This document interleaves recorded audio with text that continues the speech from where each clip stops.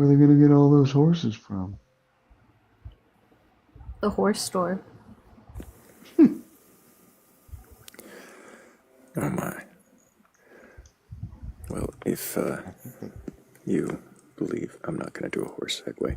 If you've got a belief in a god or gods, higher powers, or anything like that, and you're curious enough or courageous enough to question that belief, then go ahead and request on up. We're not here to debate you or argue. We are here just to see if you can question your beliefs. Nay, I will not give a horse segue. You know, it does kind of remind me of the horse Jesus thing. If horses had a god, it would look like a horse. What? Horse Jesus thing? Why is Jesus? Why? No, Why is Jesus? I don't think it was from New Lamp, but I think it was from somebody with like that same level of like weird. I disagree, though. If horses had a god, it would look like a unicorn. Why? It's just a more fancy horse. Would they regard horns as like fancier than no horns? Yeah, it seems like you're inserting yourself there. Well, Well, I mean, also, it would be some sort of better horse with more features. Well, then why wouldn't it be a horse with wings? Oh, that's a Pegasus. Mm-hmm. Yeah, but that's not a horse, that's a Pegasus. also, isn't a horse store just a brothel? No! I hate that. That was terrible. Sorry, I'll see myself out. Buzz, no. I did. Oh no. You,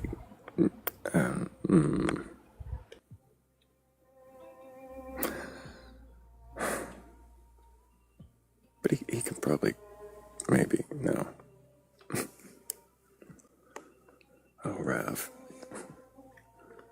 If you've got a belief in a god or gods, higher powers, or anything like that, and you're curious enough or courageous enough to question your beliefs, go ahead and request up. We are here not to debate, not to argue, not to make overtly misogynistic jokes. We are here to see if you can question whatever it is that you believe in. And if you can, then why do you believe it?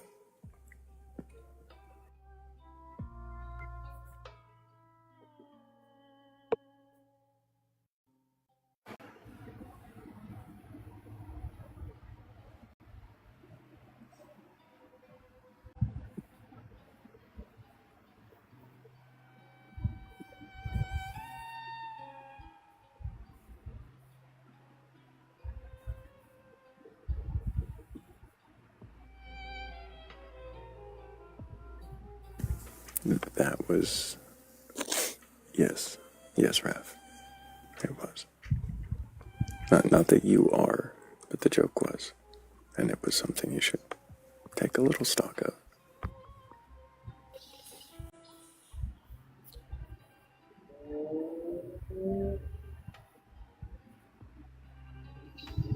I want to do a joke about a spare rib, but it came off a little extra. But, oh, that was not quite the hit you needed. That was a terrible joke.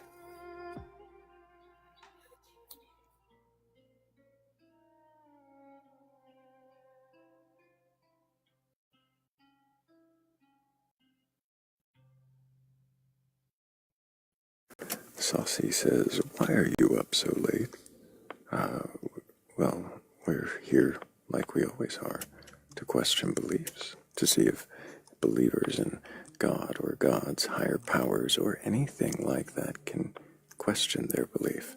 And if they can, then that's what we're here to do. See if questioning beliefs is something for you. And if it is, then hit one of those boxes and, well, we'll see if you can question. I know I keep rhyming that thing and I can't help it. And if it's not, then why is it not? Because that's terrifying, and you should absolutely be questioning your beliefs because it's just a good, healthy thing to do. Hell yeah.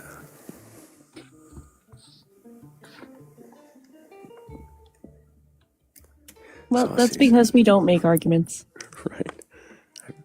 We don't make arguments. It's not a place of arguments. It even says up there, not a debate. Pretty cool, right? Yeah, what's going to be the argument for that? Go ahead. I felt terrible saying that.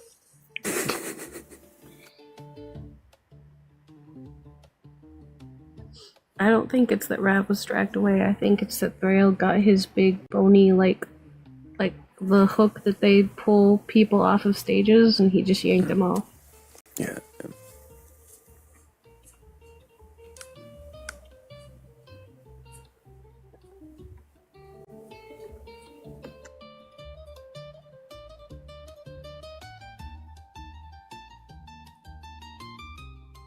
Why would a skeleton have such a deep voice? I don't know. Why wouldn't a skeleton have such a deep voice? Right? Should it be a high-pitched voice? It doesn't I mean, make sense. why would a skeleton have a voice in the first place? But, I mean... Well, why would a skeleton have hair, too? So, like... Right. Maybe it's a wig. What? Skeletons can wear wigs, can't they? Why would I wear a wig? Why are you wearing a wig? Style, fashion, self-expression, whimsy. Whimsy. That's the answer. Whimsy. Whimsy is always the answer. Whimsy is always the fucking answer. Also, what are they expecting? It's not like Thrayle can just, like, clack his bones in Morse code. I mean, he probably could.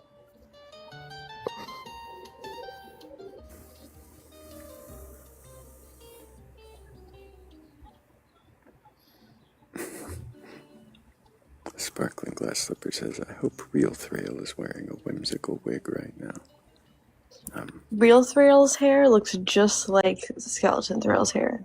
So, do with that what you will. Whether or not it's a wig is up to the imagination.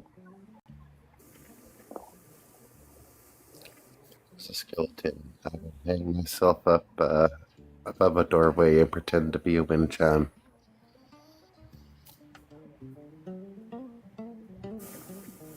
I heard something about a doorway and a wind chime. If he was a skeleton, he'd hang himself above a doorway and pretend to be a wind chime. Oh. No. I think How does one pretend to be a wind chime? Well, When you hang I yourself think it above a would doorway actually- and you have to be a skeleton.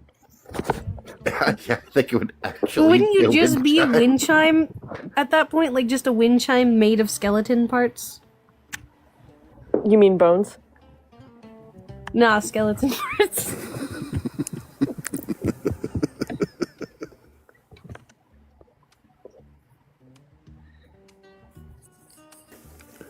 Oh no. Oh, hey. Oh, that's a good ghost question from like earlier. Hey Azure, if it were the case that you had some unfinished business, right? What would be the likelihood of you coming back as a ghost and that unfinished business being screwing with people who have Ouija boards? I think I would have to like weigh the pros and cons because it's like, okay, if that's gonna be my unfinished business, am I stuck here or can I just kind of go and come from the afterlife to the physical plane and like fuck with people? Which presupposes that the afterlife and the physical plane are two separate like places where I could be. But if I'm like, I don't know, a quantum ghost, I could probably do both at once, but I don't know if quantum ghosts are a thing. But I probably would. I probably would like to. Okay. Okay.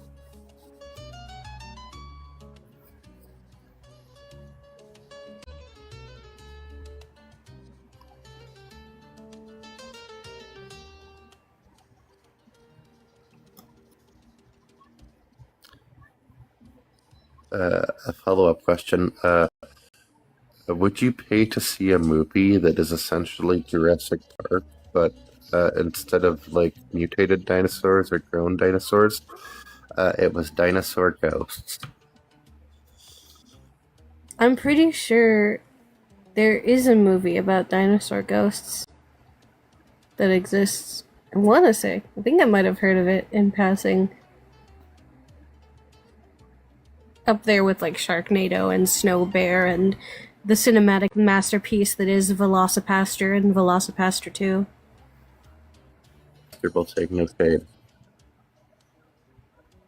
I couldn't hear you. Will that what? I said Velocipaster will take no shade. I said it was a cinematic masterpiece. Velocipaster.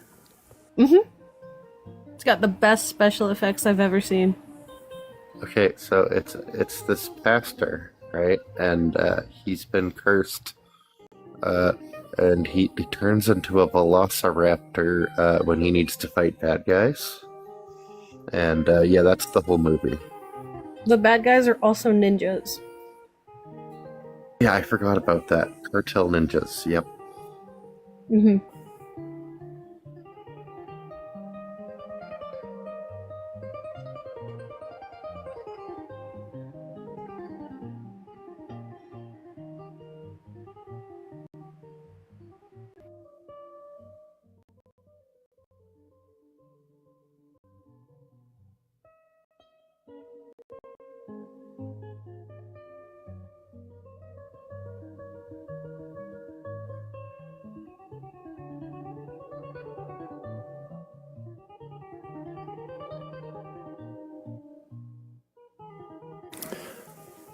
Keep getting distracted. The YouTube keeps going down. I think it might be back up temporarily. We'll see. But also, if there's anybody with a belief in a god or gods, higher powers, or anything like that, and you're curious enough or courageous enough to question your beliefs, go ahead and request up. We're not here to debate you or argue. We just want to know if you can question your belief. Then what is it you believe? And why do you believe it?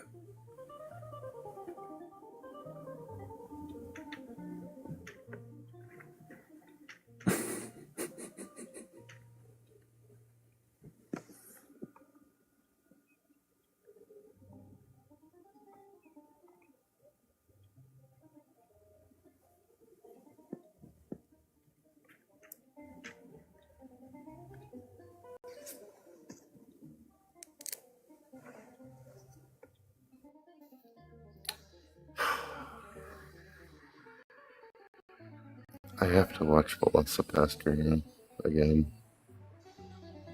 It's a good movie. Also, I have to go. My friend is calling me out in the comments because I'm doing this instead of dealing with the nightmare that is my final. But it was nice talking to you guys. Go do your final. I will. Appreciate you. Big W's to Azure Arsonist, who definitely can question their beliefs, as we've seen more than once. And ask great questions, too. And if you've got a question for the questioner and you can question your beliefs, then go ahead and request up, assuming you've been up here and questioned before. Or if you've never been up here and you would like to try, we're not here trying to debate you. We're not trying to tear you down or make you feel small. We are here just to see if you can question your beliefs. And if you can, then what is it you believe? And why do you believe it?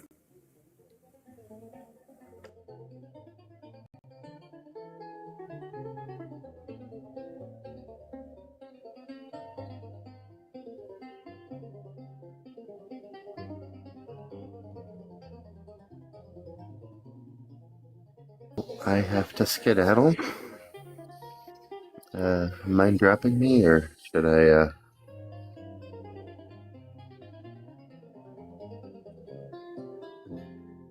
If I can get to my mute button, I got you, Will. Appreciate you so much. And big W's for Will Dot.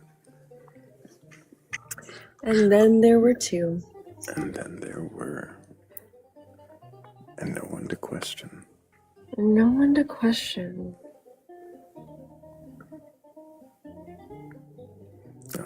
Unless there's somebody hiding in the queue with a question or two for me or for you. That was too much. Why are you all rhymey right now? What is happening? I don't know. I think I rhyme, from time to time. It's just, a bit of bad luck sometimes when I seem to get stuck. I'm gonna drop you.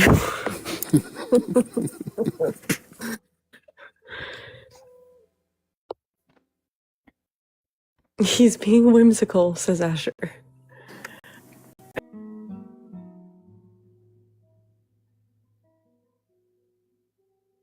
I strained and strained. I could not find a rhyme for whimsical. Whimsical. Simsicle. No. No. There's just no. It's like orange. There's nothing there.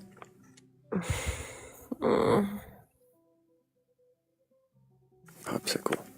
It like almost rhymes. That like it's like close to rhyming. Cylindrical. But it's not quite. Yeah. Cylindrical. It's still not. No. Yeah. It's still not quite, but it's close. It's going to be in the poem tonight. Whimsical or cylindrical? I don't know. I'm going to have to rhyme something with it. Poems don't have to rhyme. Maniacal. I like that. I know poems don't have to rhyme. Some of my favorite poems don't rhyme at all. It just sometimes can be a little easier to leave an impression.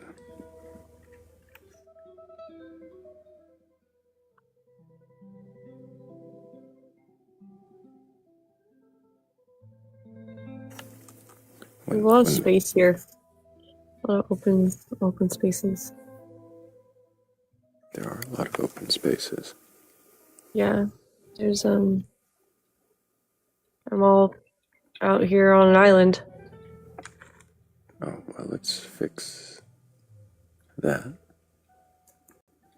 then we can probably bring up Durgan. And now That sounds none good. of us are alone. Now we're all nice and cozy. Mm-hmm. Good morning, good evening, Durgan. Just after midnight. Good evening. Good evening. Hey, Durgan. Hi, Kat. It's always a pleasure to be sitting next to you. Indeed, it is. Hey, Thrayle.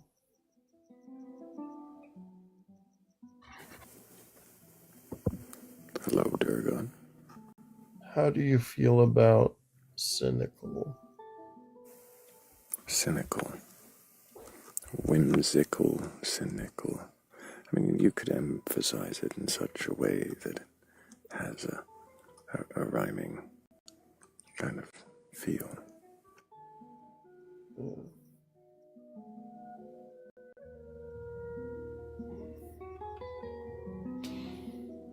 I was going to come into your live earlier, but I fell asleep. And it happened really quickly. But then I woke up in the middle of the night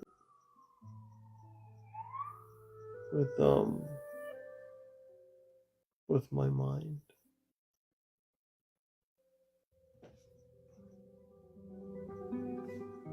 You woke up with your mind? Yeah. I don't like it. I'm sorry. Do you want to talk about it? No. Okay. I understand. That's fine. Not here. I might message you. Yeah, no, absolutely. Anytime.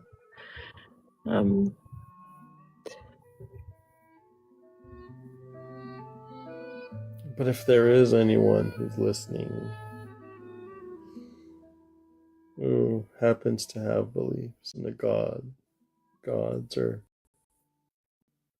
anything like that. And they're open to trying to question those beliefs. Please, feel free. That was the best segue you've ever done here, I think. Hmm.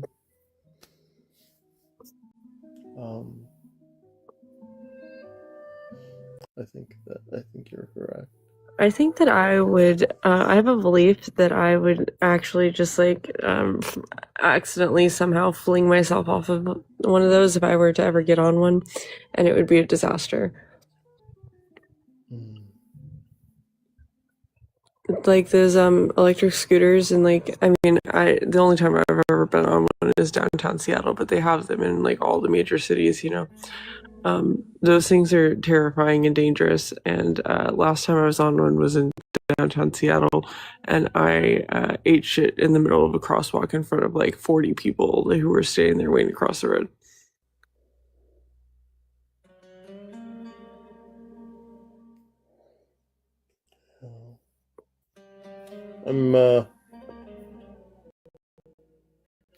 I take it you were not wounded very badly. Not terribly, no, just like some skin knees or whatever. Yeah. I was a fully grown adult. Like, I should have been able to ride a fucking scooter, but I can't. Well, there's a lot of things that grown-ass adults should be able to do, but...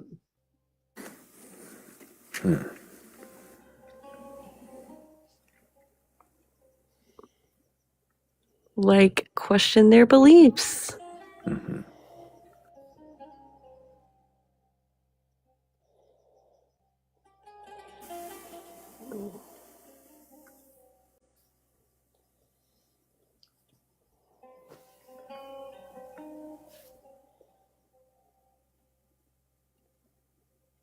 I don't think there are any beliefs left. I think they believe they can't question. Whoa, hey, that was cool. Thank you, Chantel Show. Hell yeah. What was that? It was a heart hood. A hood of hearts. Like waggly ears. What was that word you just said? Waggly. Waggly. It's like What is wiggly. There's like wiggles and waggles, and I think there's also wobbles. Those sound a little more reckless. It's like zigging, but not. Right, More without like the zagging. The zagging is sort of, I don't know, I think wiggles and waggles and ziggles and zaggles are different sorts of things. That was good.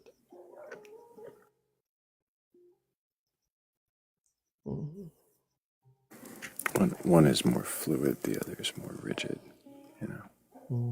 Yeah.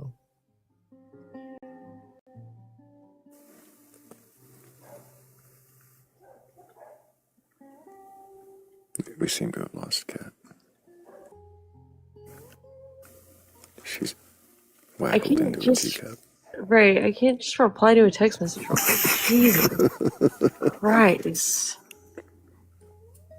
You did not lose me. I am paying attention. What? You asked what a waggle was. And I was listening to the response. I think I gave an answer. Thank you. Why is it that you could drink a drink, but you can't eat and eat, or food a food? Because you're doing it wrong. Oh. How would one do it?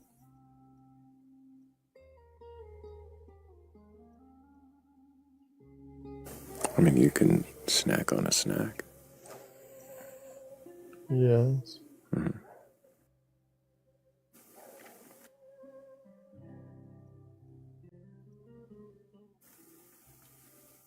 You can breakfast on breakfast. Break fast on breakfast. Yeah, that's two different things, though. One word, two words.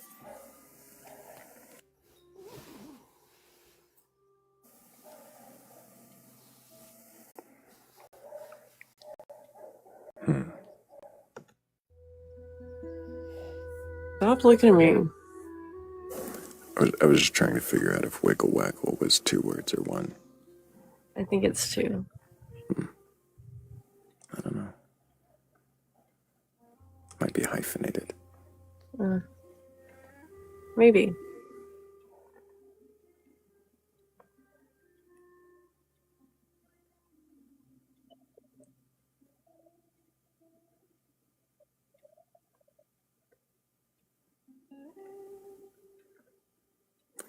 This is,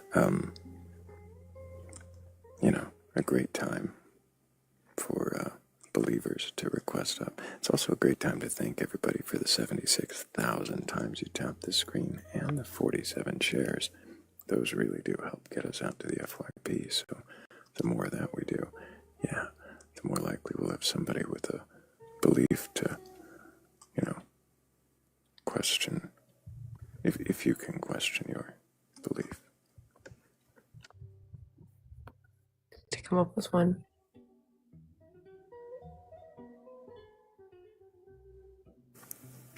Well, people could have questions for the questioner. Yeah, feel free to ask me. Yeah, Thrayle, me, Durgon.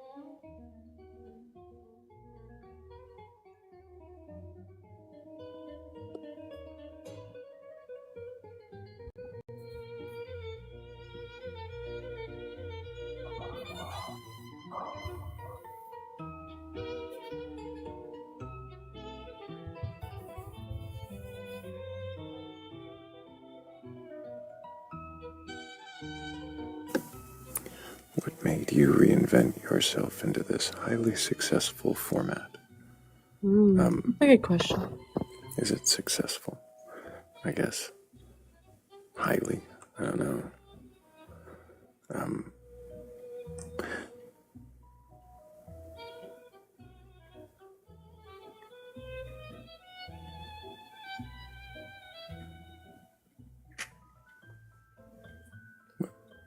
Well, Witty asks the real question. The real question about Wiggle Waggle is, are there enough ellipses? But no, Azure's question is good. I don't know. I don't know that I would call this a reinvention of a format. I've slowly figured out what works, what doesn't, what I'm looking for in a guest or in a conversation, in a live in general. I see what the audience likes. I try to make sure that we're having fun as we're probing along.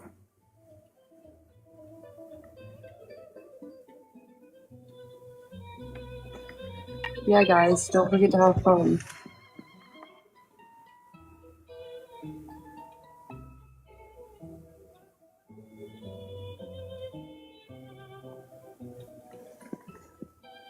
But great question, Tech Omega. Yeah, I guess I have.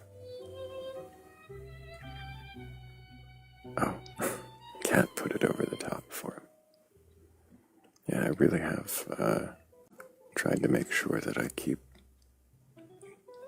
to my goals with the live, and sometimes we stray a bit here and there, but we find our way back to questioning.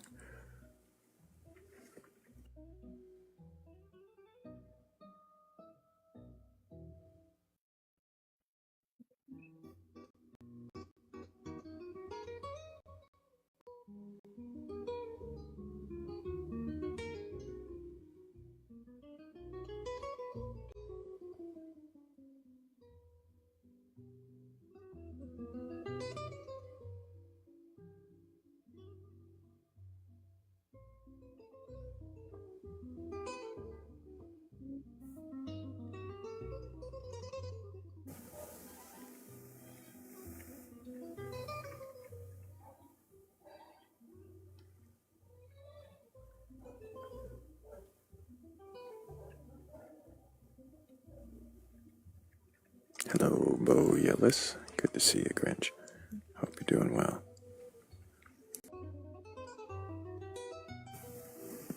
Oh, And we of course, need something. I am fucking falling out. uh-oh. You need to be Awakened. dropped down, awakened. We need something loud. Or do we need something? I mean, if you want to kick me out, I guess you can, but that's not what I was thinking. No, not what I was thinking. We need like something upbeat, Fun. fun. Cat, I could kick you out, but then I wouldn't be sitting next to you. Oh, So sweet. Well, we don't want that. No, I don't want that. You guys are all of you people are so sweet to me.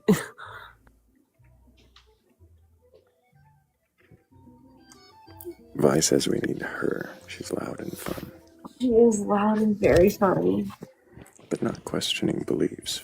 Not questioning beliefs, but she's pretty. I mean, that's not the requirement to get on the panel. No, I know it's not a requirement. I understand that. Look at I don't know you. if it's a free pass either. What do you mean, look at me? Wait a minute. Okay, I'm sorry. I'm I'm the tired. prettiest skeleton with long hair and headphones and glowing green eyes that most people have ever seen. You are that. But As long are as we stick to that category.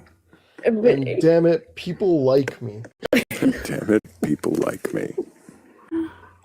do they? I'm good enough. I'm smart enough. Gosh darn it, people like me. Yes, dear. Yes. Of course. Yes. See, Hazel says Grinch. I'm pretty. Yes. Well, yes. You're so pretty. Hello, Grinch. How you doing? I'm good. I do have something that I would like to be challenged. Okay, we can. Just for my own benefit. Do you think that there's an acceleration of the need for intrinsic meaning for things that don't require it?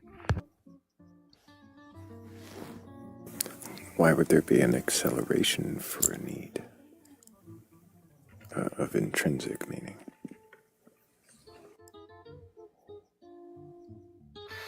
I think that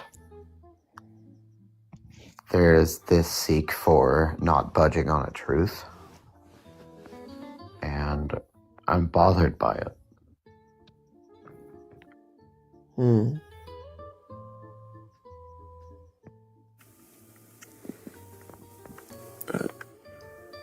A tendency for those not to question their beliefs, is what you're saying.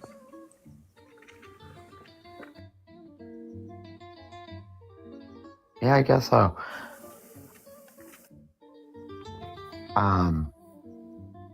I've noticed that there is this. It's multiple niches coming together.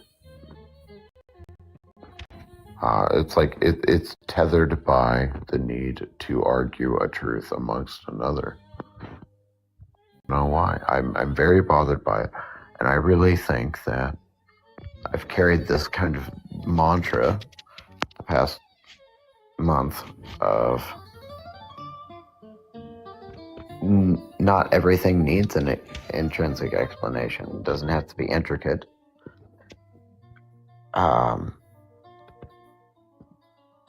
Not everything needs to be profound, but there's a need to be profound, and that I don't know why I'm bothered by that.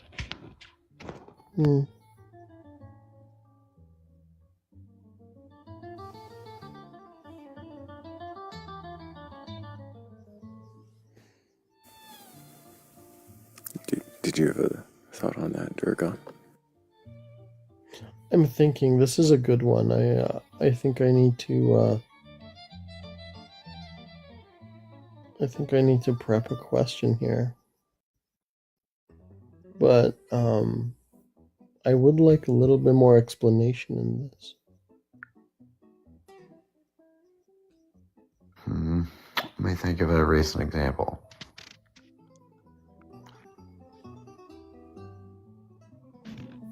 Like if somebody speaks so matter-of-factly, right? Like if you pass somebody that is just so certain that I don't want to like bring in the realm of like other topics I discuss on TikTok too much. I guess just from a bird's eye view, I guess I could explain it this way, right? And I don't really care for people's opinions on it. Right. I can see that. Yeah, but like, if you knew me, you would know my opinion on it because I'm very vocal about these things. But like, somebody brought up earlier, like this guy, this character, Chud, right?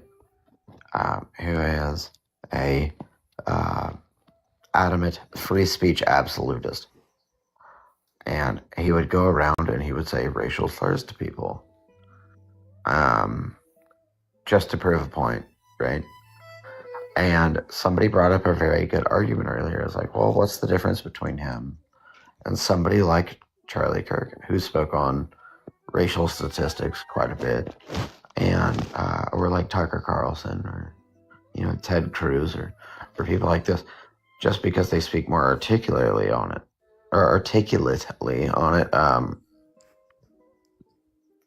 does that assign any more profound meaning to it because somebody speaks about it in such a way that makes it sound more interesting? It's less assaulting and more pleasing. Right? Yeah, right. More palatable. No, it doesn't make it any more profound. Oh, I would disagree there, Kat. I think and Kat, after I say this, maybe you might see my perspective. I expect you to disagree with me on everything all the time because that is how this usually goes. It's okay. Well, I would say this. You can have two different people say the exact same thing. And some people will get on board with one, and some people will not get on board with the other. Yeah, we see it happen all the time. Yeah. Yeah, so that kind of answers my question that not everything needs a profound explanation. Yeah. But why do people seek such a profound explanation to their truth? Because they want it to be meaningful. Yeah. Does it have to be? Does anything have to be anything? No, I don't think it. I think that. No, I don't think anything has to be meaningful, right? And really, what is meaningful, right? It's very It's all subjective. Like, nothing is inherently meaningful. It is only meaningful because, like, we assign that meaning to it or decide that it is meaningful, right? So we do assign value. Right. So like, so they want other people to think that the thing that they think is true and meaningful is, they want other people to also think that's meaningful to validate them thinking it's meaningful. Because for some reason, I don't know, it being meaningful to them isn't enough. I don't actually know. I'm just speculating. Kind of a hard question, right? Like, I don't have an answer to it. I am finding myself just repeating, and that in and of itself, I'm repeating that not anything has to have an intrinsic meaning behind it. I think that also is me reducing a lot of profound thought into that simple meaning.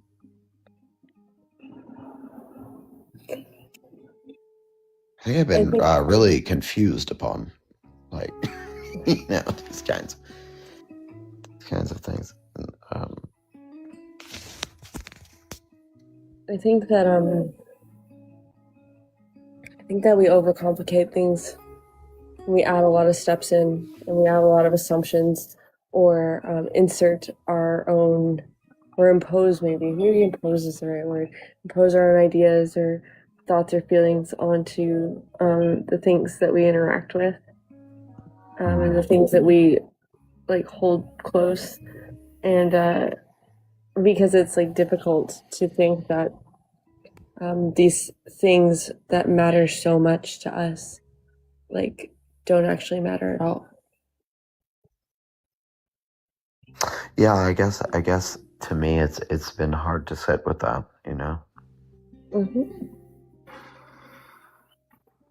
Yeah, it's really hard to think about like the fact that everything you love and everything that you are is really just ultimately like, whatever. I'm not saying, God, see, and that sounds bad saying that, right? But it's not. Save I don't me. think it's bad. No, I don't. Save you. Tell me to stop talking. Everything that you are is ultimately, Vi says, dust in the wind, as I fix it. I thought it was going to be sandwich, but I'm from Kansas. Well, I mean, I saw the dust in the wind. sandwich. Dust in the wind is sandwich. I mean, Dust. essentially, it's dust. It's sand in the wind. You're trying to make sandwich. it a word play, but that's not how sandwich can be word play, but Sandwich is wordplay. Kinda. What do you mean, kind of? Everything is a sandwich. Everything is wordplay. You're asking for it tonight. Is a sandwich just like somebody who practices like, voodoo who lives in Arizona? No, I'll help you. But sandwich is anything that is or can be described as layered. So since everything is or can be described as layered, everything's a sandwich. Yeah, an onion's a sandwich too. Yeah, I'm fine with Parfaits that. are sandwiches. Yeah, if we do the whole Shrek thing, everything layered is sandwich. Thrayle's a sandwich. You're a sandwich. I'm a sandwich. Durgon's a sandwich. Everything's a sandwich. The other night, never mind. I'm not gonna fucking talk about that. And if everything is sandwich, then the sandwich in the sandwich is all sandwiching when we sandwich and sandwich. Like the KFC Double Down. That's a sandwich too. It is technically a sandwich. Yeah.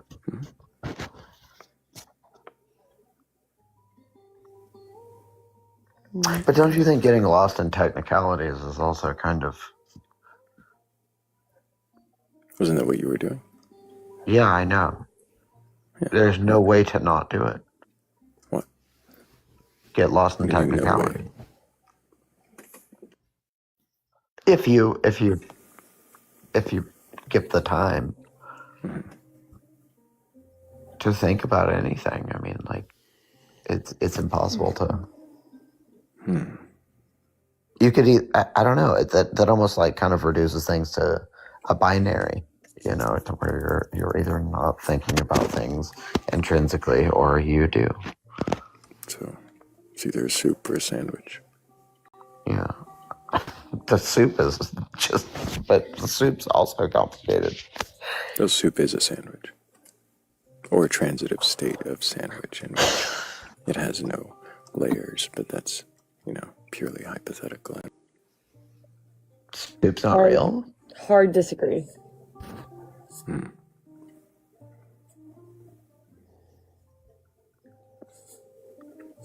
I mean, how could soup be real? Dense. Soup could be real in the fact that, like, well, I mean, if you were to give, if you were to give an analogy to where like an idea starts, right? A soup starts with cooking the aromatic parts of it. I guess if you do start that way, you can. And that would You're, be, Which is the idea. You're that would building be the on first it. layer. You're building the layer. Yeah. It's a layer. It's a layer. So In your soup is a sandwich. sandwich, right? Yeah, that might be building the fifth layer. I mean, it doesn't matter if your sandwich is a grilled cheese or a club, it's still a sandwich. Yeah. What if your sandwich is a pizza? Oh, it's definitely a sandwich. Isn't that what you and Connor were arguing about the first time? That is Mhm. where the sandwich came from, yeah. I was simply pointing out that a pizza was an open-faced sandwich. He argued with me, and eventually It is. Yeah, everything became a sandwich, because it is. Have any of you This is kind of like ever- that anecdote, right? Where there is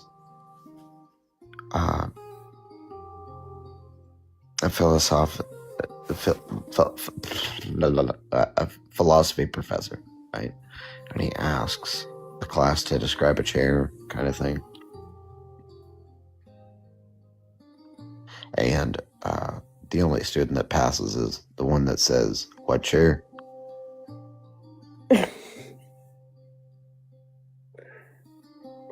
What? You ever heard that? What is a chair? It's because the philosophy teacher is asking you to describe the. It's basically like asking you to describe everything but the chair. Like, what is a chair? I hate philosophy. I do too. Well- But, well, no, you don't though. Maybe. No, I really don't. I actually really like philosophy, but I don't like that. Well, Socrates died in a gutter, but Hey, unalive. Sorry. I think because you said died, it was because you were talking It was about Socrates.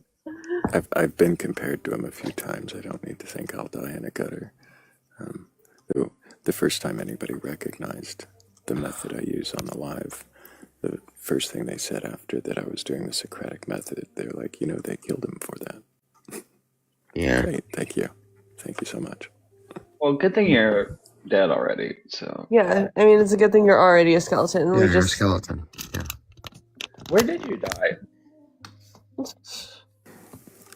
What makes you think But I did? also, that kind of implies that if anybody has a problem with that, then they'd be a moral absolutist. I think he might have passed away listening to my theology. I can no. I love you, Durgon.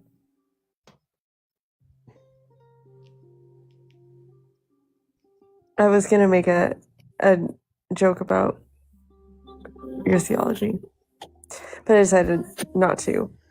Instead, It's okay. My skin is my skin is soft, but it's also thick.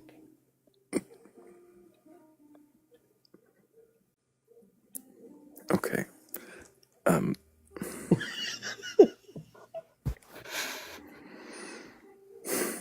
If you've got a belief in a god or gods, higher powers, or anything like that, and you're not going to talk about the softness of your skin, go ahead and request up. I just want to know if you can question your beliefs, and if you can, I've got some, relevant questions for you.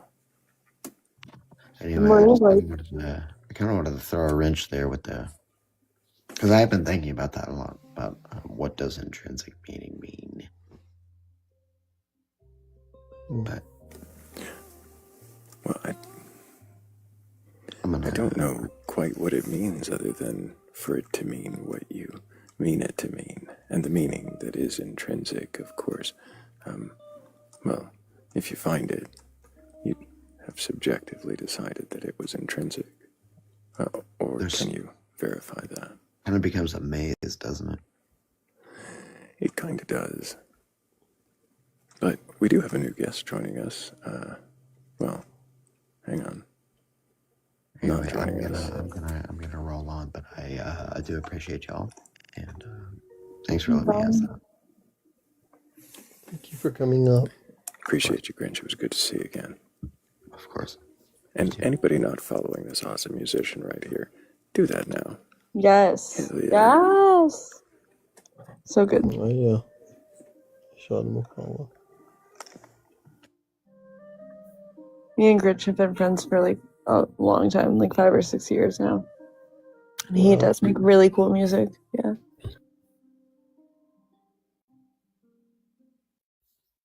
Good morning, everybody. Good morning, Blake. Good morning.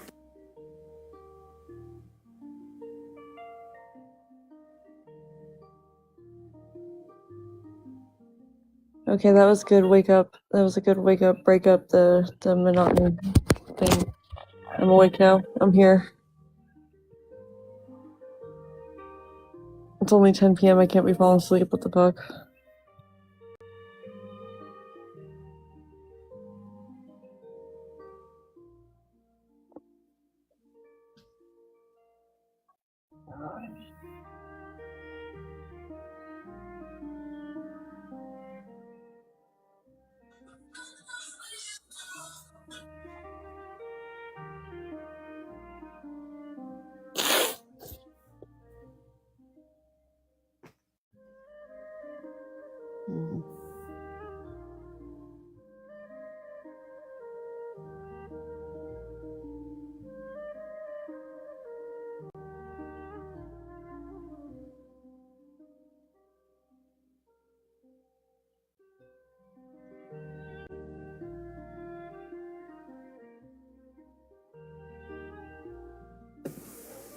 I think we've got MS Cleaning Lady. We've spoken in the past. Can you remind us your age for TikTok TOS? I am 36. 36. And do you have a belief in a god or gods, higher powers, or anything like that? I do not. I'm an atheist. But I know we spoke last week about some things that I was kind of questioning after deconstructing from Christianity. Um, and then I don't know how much you remember because I know you talk to a lot of people all the time. But I've lost my son recently in the last 3 weeks, and it just really made me question um, why things happen, I guess. Because I know before I used to kind of hold on to religion, for that meaning or understanding. But as an atheist, it's made me question a lot of things, why things happen and um, I guess the purpose of things, when horrible things happen. So you guys had asked me some very great questions last week about, I guess, if I thought that it was because of something I did, or if it was because I thought maybe I deserved something good, or, um, and I've been thinking about it all week, and I think maybe it might be because of the unknown that I'm struggling to accept or grapple with in some way mentally. So I was kind of curious if maybe you had some thoughts or further questions that might kind of help me understand that or wrap my head around that more, maybe.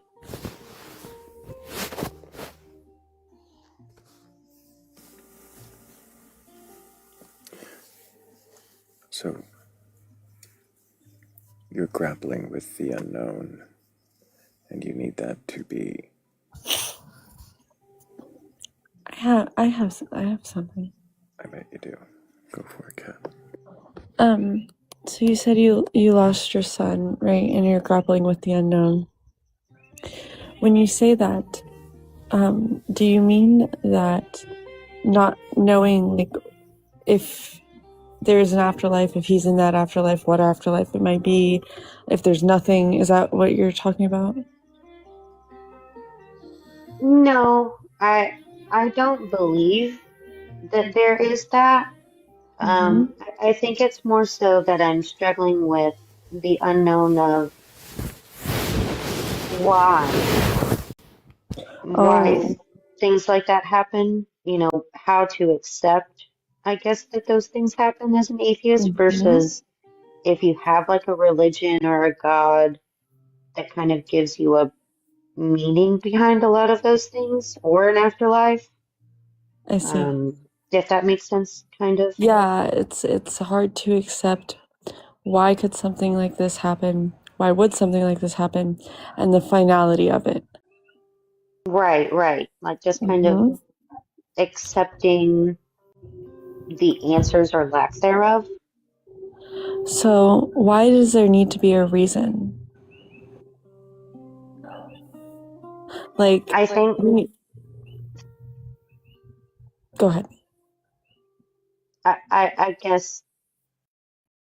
guess to me, when you lose a child, you just want there to be an understanding, at least, something that you can understand, that you can kind of reason with somehow. But I know that may not always be possible. So I'm trying to kind of still be pragmatic, but it's hard Was to kind of wrap my head around it. was this like an accidental or sudden thing? Yes, it was very sudden. I was 9 months Mm-hmm. and 2 weeks along, and everything was fine. And then all of a sudden, he stopped moving, and there's no I see. explanation. I see. Um, hmm. So, um,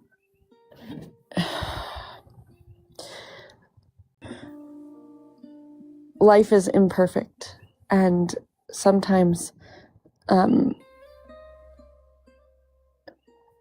sometimes the imperfections cause these types of things to happen.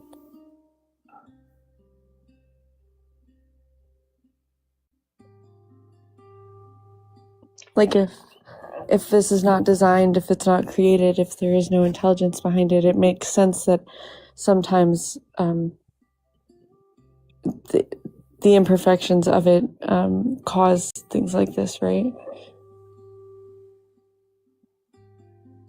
I almost kind of feel like my answer is twofold to that because I feel like part of that question would imply that there's less meaning to my son's existence in a way No, because it not at didn't all. come to fruition in a way. No, that's not. Does that make it less meaningful to you? Yeah, it of course it does. Of course it does. Hmm. But I mean, at the same time, it also kind of makes me think that, you know, maybe I should, um, how do I say it? Look What at is it? things. Sorry, go ahead. Why does it make it less meaningful just because it never came to fruition? Because he was my child. He was Right, a person. right. So how does it make it less meaningful that that his, as you said, his existence never came to fruition? Um, How? I don't even know how to answer that without being insensitive. I let me try. And before I do, I just want to say I'm really sorry for your loss. Thank you. So I have 3 daughters, and there was a point where, when we found out that we were going to have our third child, in my mind, I was thinking about if it was a boy, what I would name it, what my life would look like. And when I found out that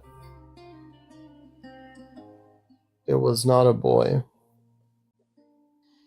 I had to mourn an idea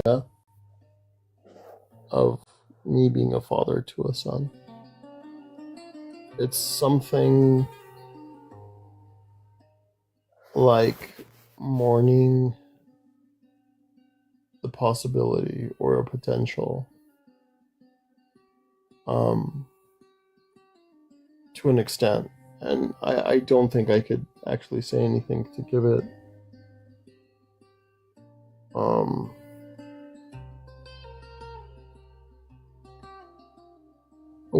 what actually needs to be said about it, maybe. But I think something along those lines. If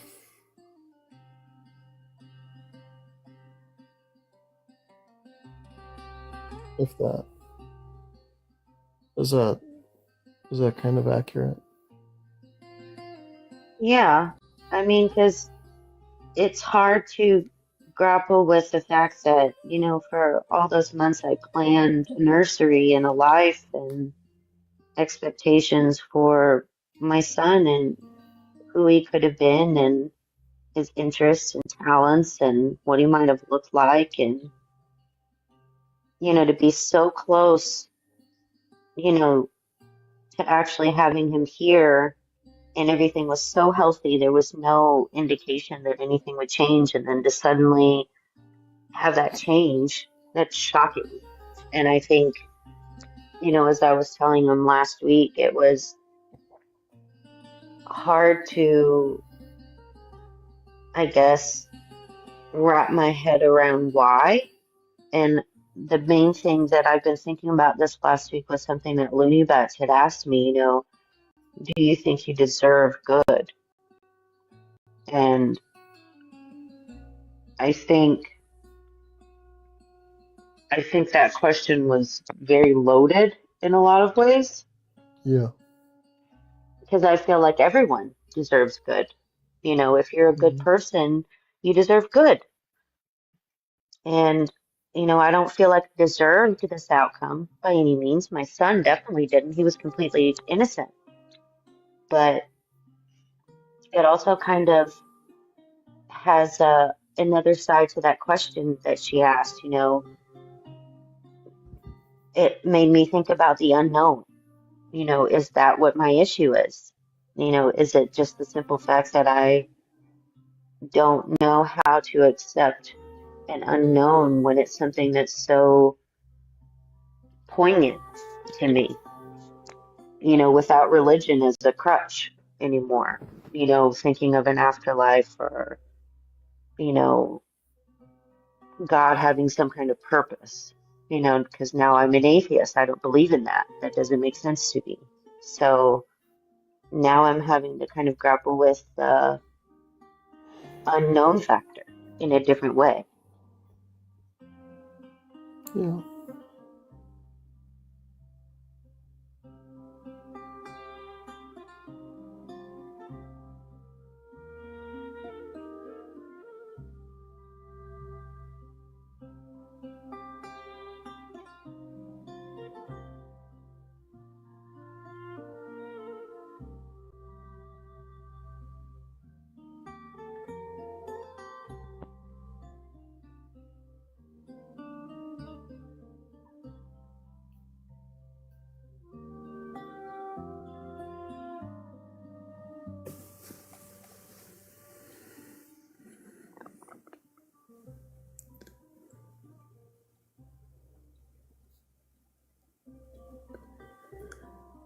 Are you struggling with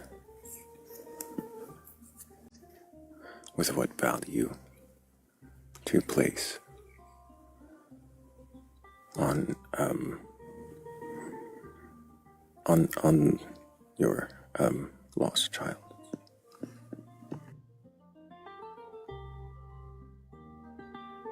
Is there a way you could rephrase your question?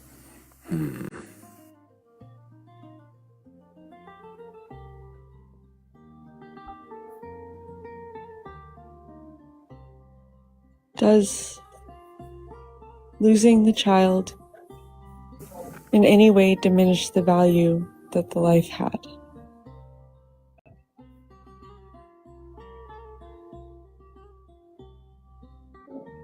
I would say yes, because he's not here. So yes, it does.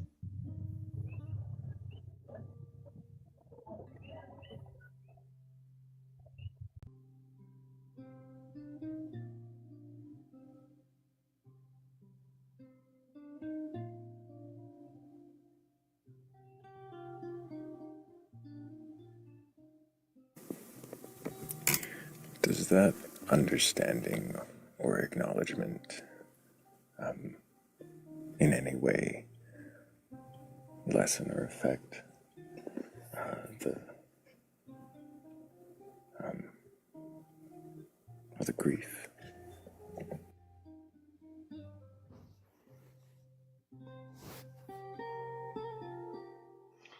You mean if I look at it as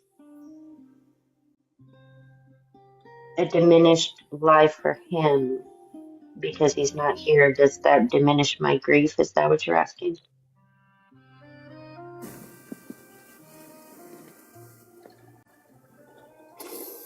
Yes, yes.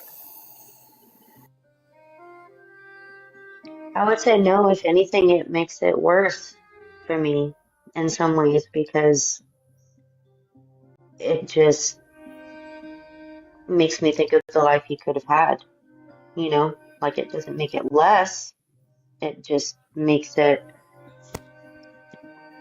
harder because he could have had a wonderful life for all I know.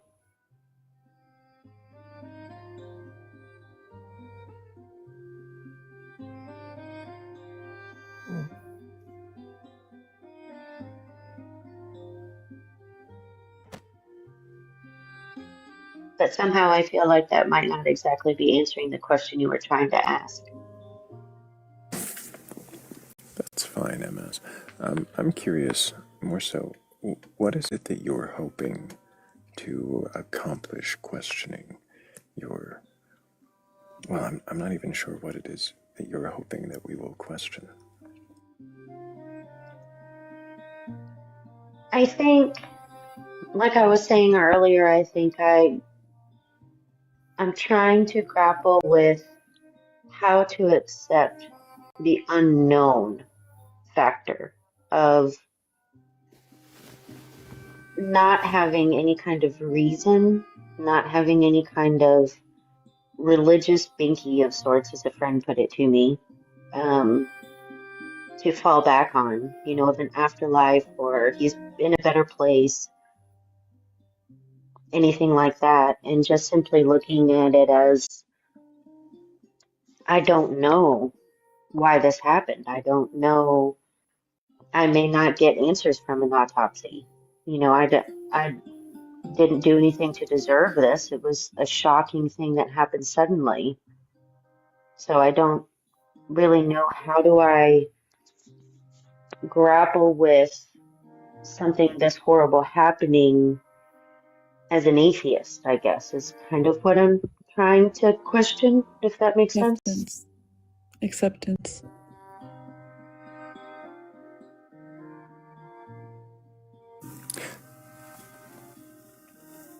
You said that you don't think it was anything you did, and I'm not trying to imply that. But if that's the case, then what would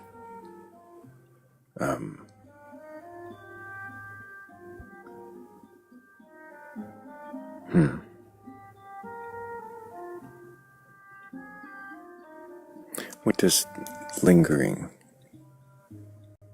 accomplish?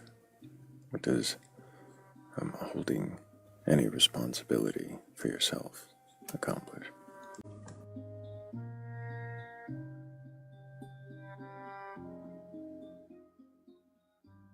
That's a good question. I mean, and I'm not saying I do blame myself because I don't. I do understand your question, I think. I I think if anything, it would just make things harder for me as a mother in grieving it would make both of those things worse. And then on top of that, I think if my son had any way of looking at me after the fact and seeing my blaming myself, I don't think that he would be happy about that. I think he would not want me to suffer more than I already am.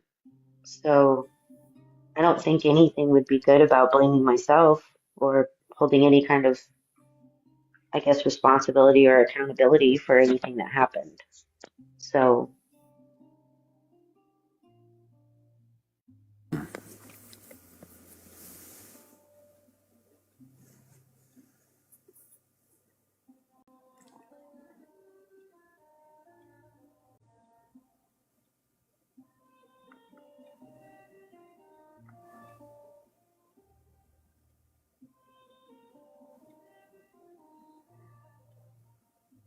Kat, did you want to say more on acceptance?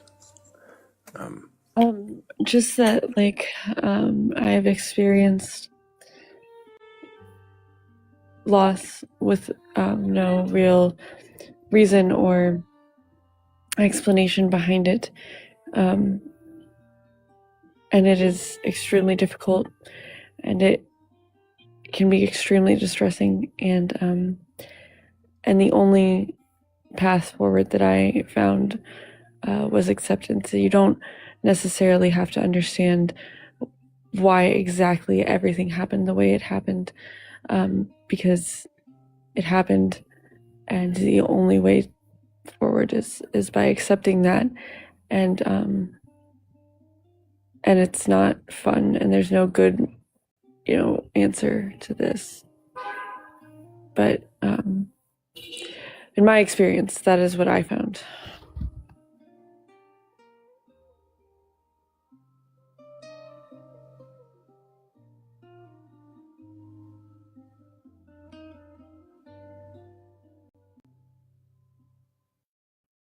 I mean, I will say I know that my situation is difficult between the grief and not being a theist for this panel, but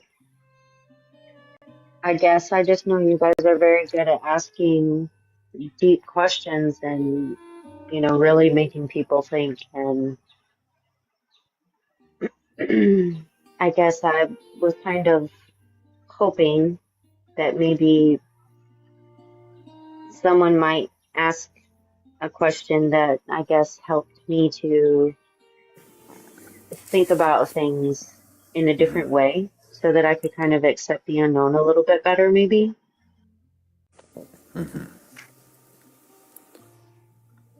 What does well, you're even saying so that you can accept the unknown a bit better. What is it that gives you pause in acceptance of the unknown?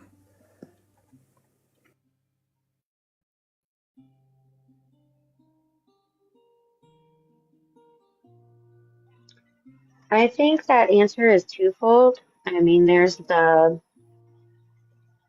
realistic side of it that, I may not get answers from the autopsy. I may not. And, you know, with us wanting to have more children in the future, that means that I'll have to accept being scared that this may happen again, but, and not knowing if, it will happen all over again or, maybe it will turn out perfectly fine, you know, but there's also the other side of it where accepting the unknown is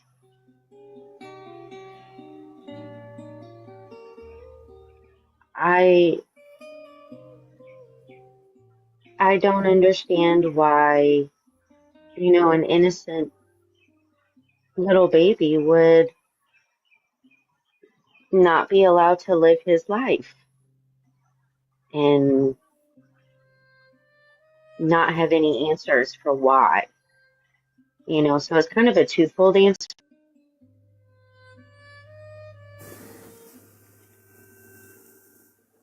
Hmm.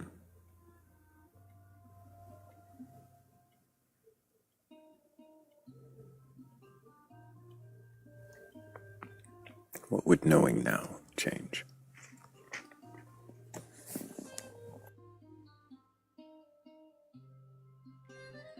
I think if I knew what caused this to happen, would give me some peace of mind and some closure for what happened with Nathan. And I think it would also give me some peace of mind for future pregnancies on what to look out for. You know what I mean?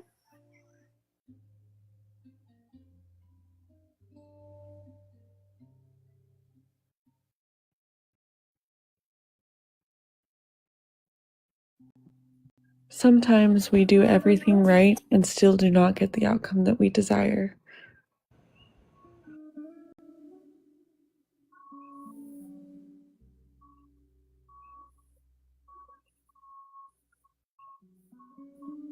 What I mean by that is you it sounds like it seems like you believe that, and I have no reason not to believe that you did everything right and the outcome still was wrong. And that's not really anybody's fault, and there's not necessarily a reason.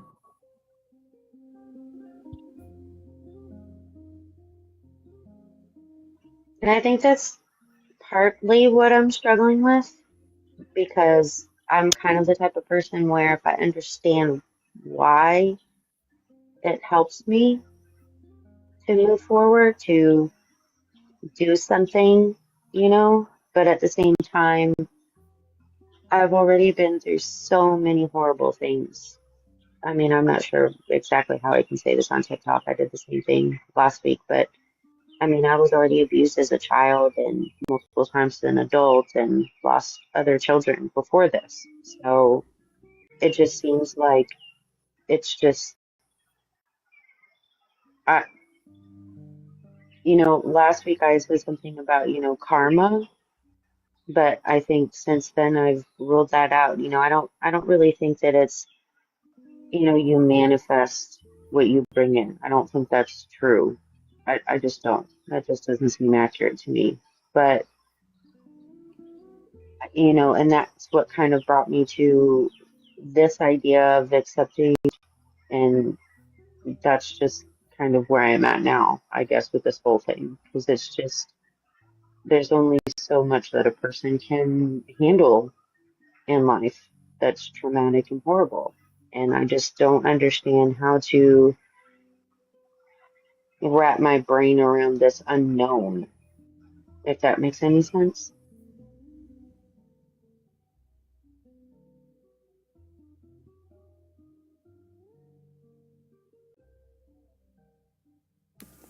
Why do you have to wrap your brain around it?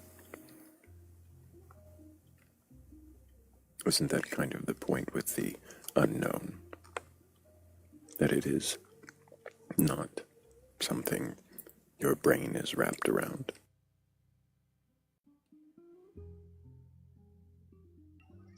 That's a good point.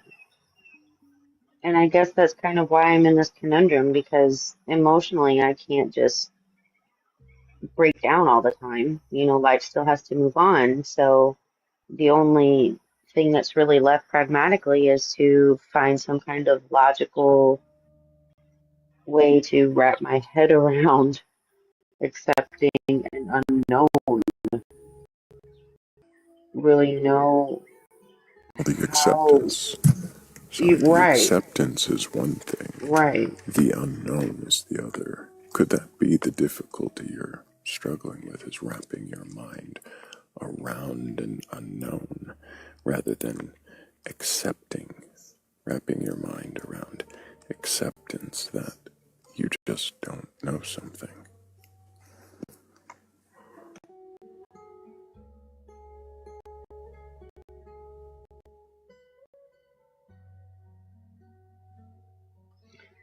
I mean,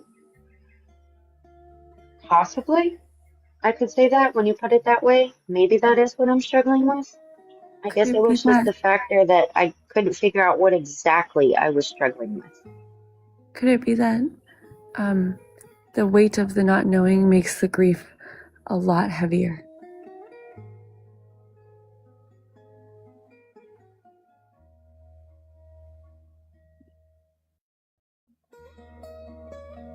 I guess there's that too.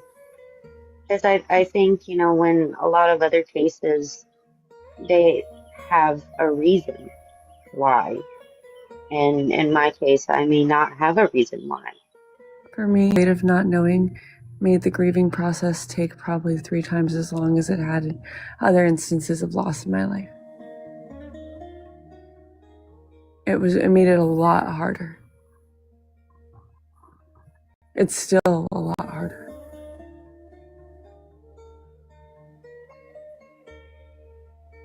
But I don't know that there's a solution to not know it, to that, other than the only way out is through.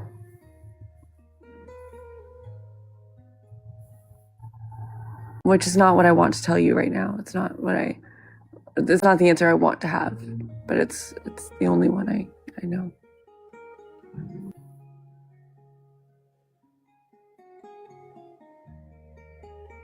Yeah, I mean,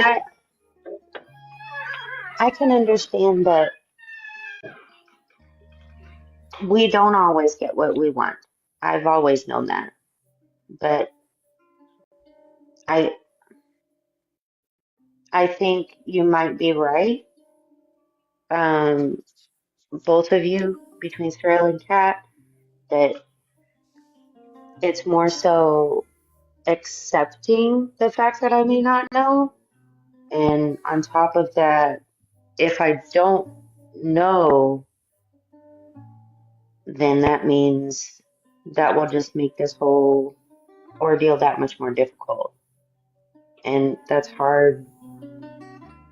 That's just hard. It's just hard. It is. It's really hard, and I really empathize with this. I really, really, really do. I understand the feelings, and it is really, really hard. And it's not, like I said, it's not the thing I wanted to tell you, but it's the honest thing.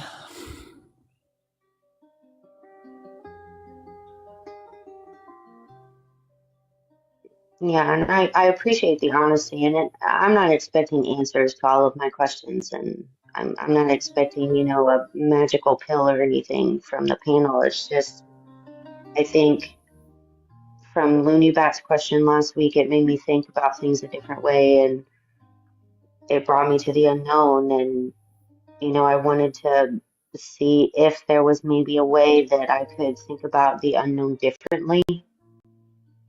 And I mean, kind of, maybe, after this conversation, but I think maybe it's more so kind of what Thrayle said, that it's more so just an acceptance of that unknown. Mm-hmm. Now that I know that's what it is, maybe. So I try to always to have this like radical acceptance for unknowable things, because if not, they'll drive you crazy, or they'll weigh on you, or they'll like cause you undue stress, right? But I also, some unknowable things are a lot harder to have that acceptance for, and navigating that is incredibly difficult, and I don't know that there's any one good or right or better way to do so.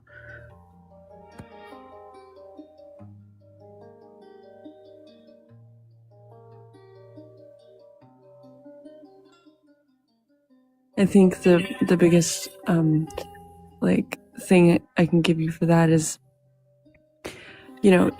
as somebody who, I think you said you deconstructed, so you were a theist, now you're an atheist, right?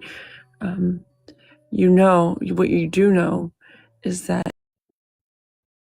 or you are not holding on to truths that are not actually truths, or knowledge that is not actually knowledge, just to give you comfort. You have done the work to know the truest things you can. And so in that way, you have a lot more knowns.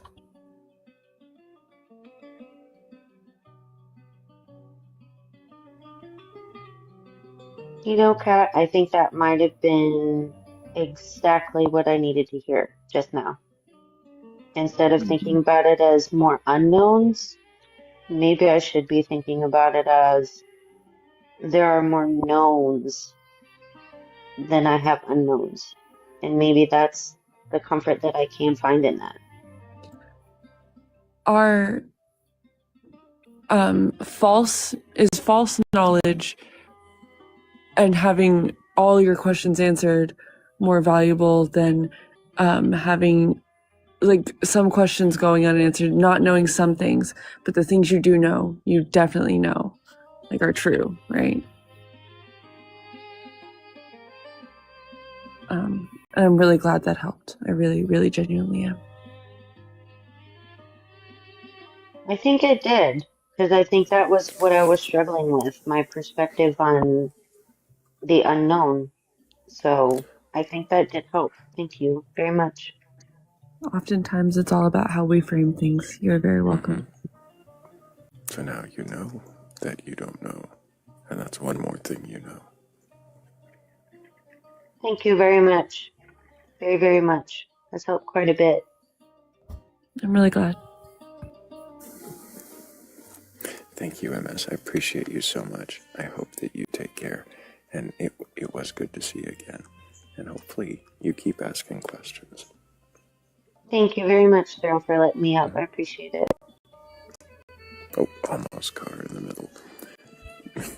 Big W's, MS. And great questions, Kat. Thank you. Yeah, my condolences. Thank you for joining us. That's a rough situation.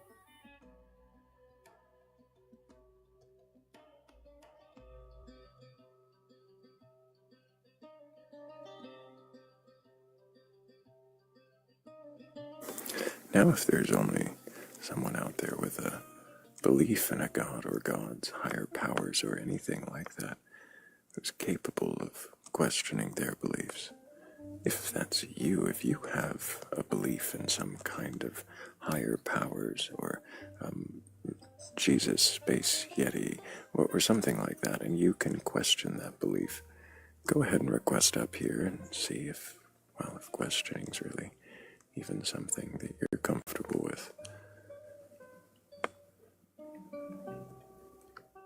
Oh, Kat, and did thank you you guys for the, oh, everybody at once. Thank everybody for the 96,000. Sorry, go ahead. Kat, did you know that I have the only way out is through on my arm? No, but I like that.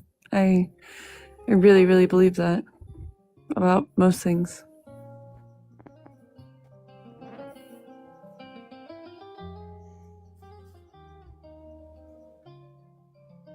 Yeah, I have it on my left forearm. My left forearm is full of Friday the 13th doodly tattoos. I love it. Love it.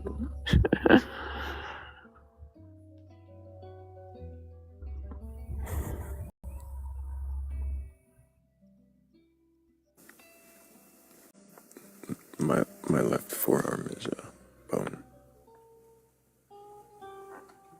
Yes. Thanks for sharing, Thrayle. We really appreciate you doing Thank that. you. Yeah, I'm glad I could help. I'm so happy. My left forearm has a mole on it. See? Blake contributed too.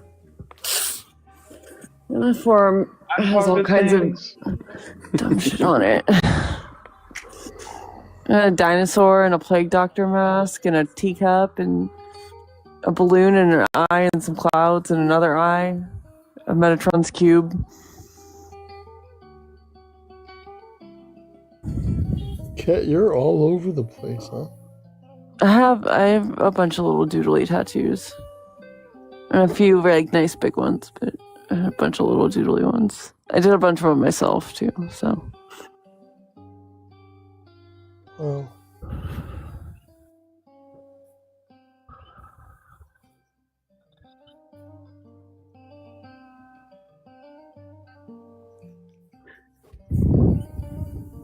started to count witty, and then I realized that was a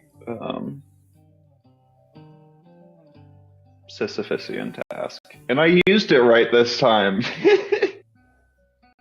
Yep, Sisyphus and Theseus. Or is it Theseus? I feel like I'm pronouncing it wrong. No, I think that's right. The ship of Theseus. Yeah, Theseus. That's right. Yes. Yeah, Sisyphus's ship is the Sisyphus doesn't have a ship. Fitzcarraldo, where they tried to move the ship over the mountain.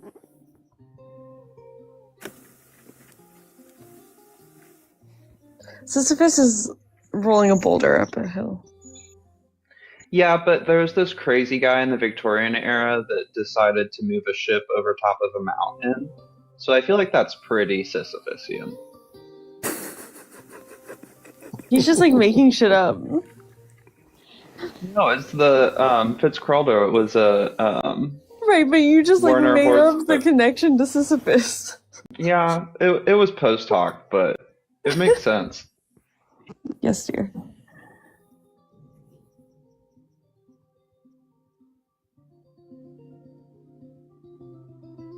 I like it when the green screen only like halfway picks up the skeleton and it looks like it's a ghost.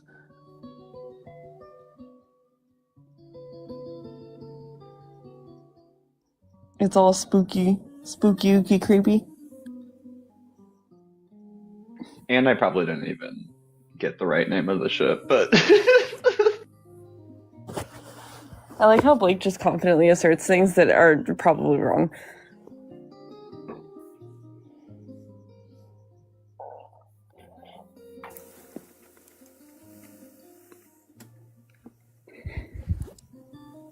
it's I can't stay phased halfway in or out.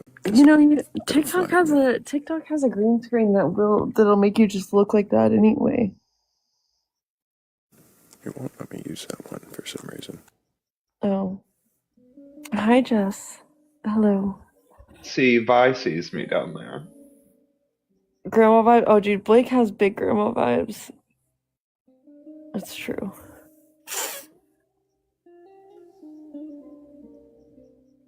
Jake in the Discord, which you can find in the link on both the Batcolyte and Thrayle's bio. And then now we're in a European city of some sort. Okay, we're back. And Okay, never mind. Look how fun that is. Jake was like, I don't want to offend you, but would it be appropriate to like describe you as like a grandpa? I was like, yes, no, I came out of the womb a 76-year-old man. Like, I just feel seen by you saying that, Jake. He thought I was going to be so offended. Well, that's because Thrayle gets offended when we call him a grandpa.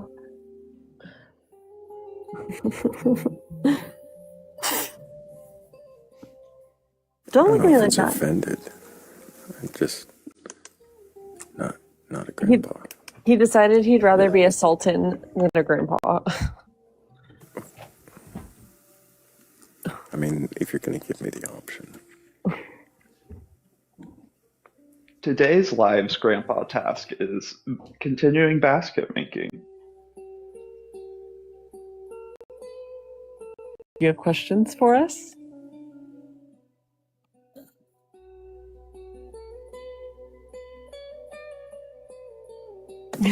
Of course she does. I love it. I don't know how I'm liking the ghostly look yet. I think it's fun. Hello, Kat. Hello, Thrayle. Hello, everyone. How are you? Doing pretty good. Hello. How are you? I'm good. I have so many questions. I've always had so many questions. Feel called out. Wow, where do I begin? Is it for just Thrayle or for everyone? You could ask other people questions too, but you can ask me.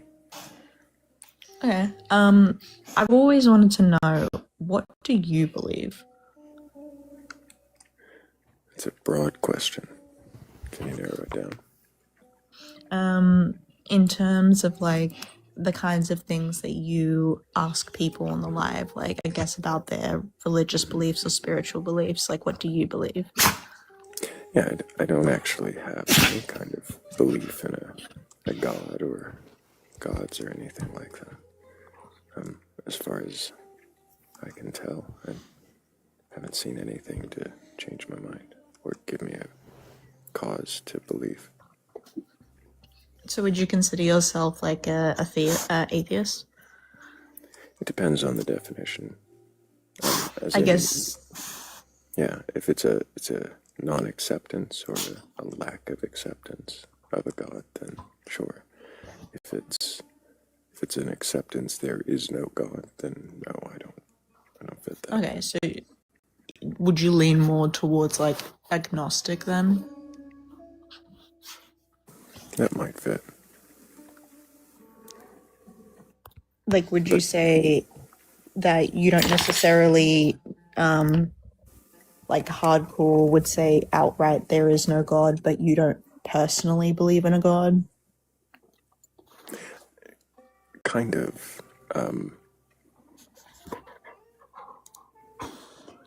I think there are some gods I've heard of that I see no reason to believe exist. I'm not saying they necessarily don't, but it seems much less likely.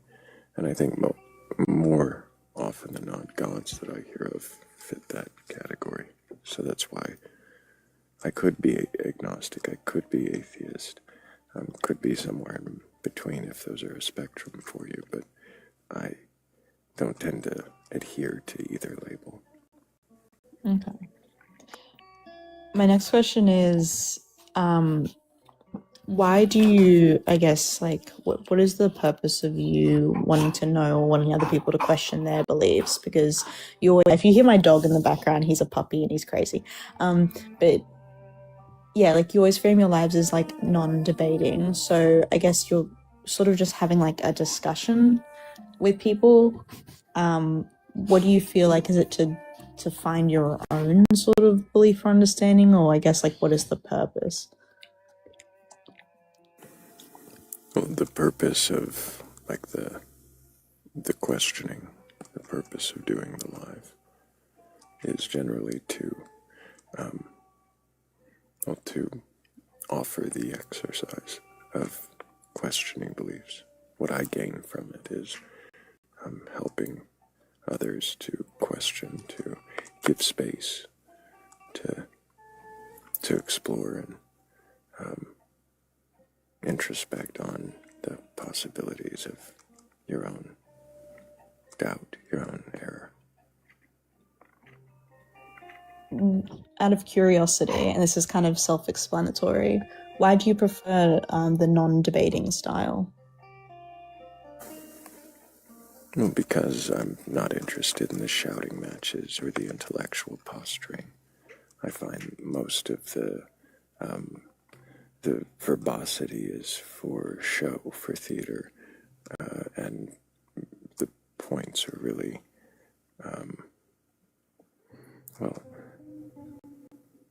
tired, repeated over and over, and simply just browbeaten into each other until what?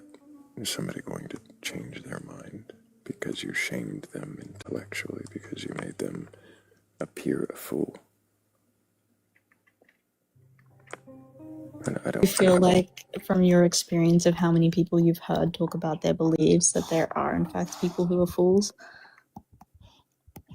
We're all fools, aren't we? That is true. Yeah. I think that Do you? I think that empathy and vulnerability often go a lot farther with helping people really examine themselves and their stances and beliefs than shame will. Yeah, I do get that a lot. I feel like I understand both sides of like the shouting matches thing, and also like I feel like for me personally, I have a balance of like there's no purpose to shouting matches and just the arguments and stuff, because you're never going to actually have a constructive conversation with somebody in that manner. But I do also, and this is a personal thing, I guess, I do also struggle listening to certain people provide information and suggest beliefs which either A, are astronomically difficult for my brain to wrap my head around how you come to that, or just fundamentally are, in my worldview, morally wrong, if that makes sense.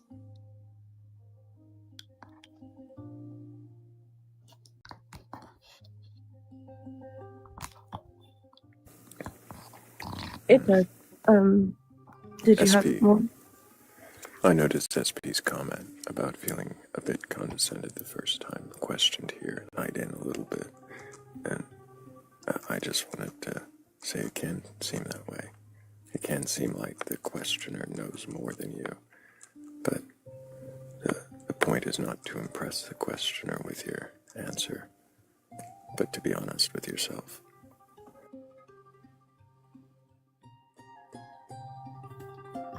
I think my final thing probably would be, what are your limitations? How do I put this in a way that makes sense? What are your limitations when it comes to the dialogue you have with people in your lives? Because I feel the sort of like vibes are very much like, I have to be very careful, otherwise Thrayle will be like, that's a no, you can't be like that. So I'm just curious because every time I come up, I'm like, oh my god, this is so scary. I mean, there are certain things that I tend to just kind of shove someone out the door for, or, drop them off stage.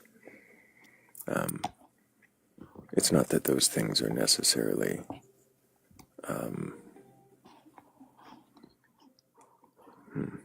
it's not that, well, it's generally that the behaviors are intolerable in the space, and I expect usually from the behavior no change or no desire to even engage. But generally, if it's something, minimal, or something from someone who's been here before and they say something questionable, we're going to try to question it, try to approach it, address what it is, or else just move on and let them know that that's not acceptable here. And those things just tend to be those very offensive, those very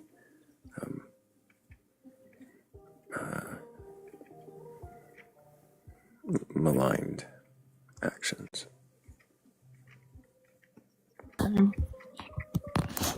Okay. I feel like I actually know there's one final thing. What the fuck's up with the skull? Let's go. The camera. I mean, Yeah. oh, it is a little ghostly, right? We were trying a thing.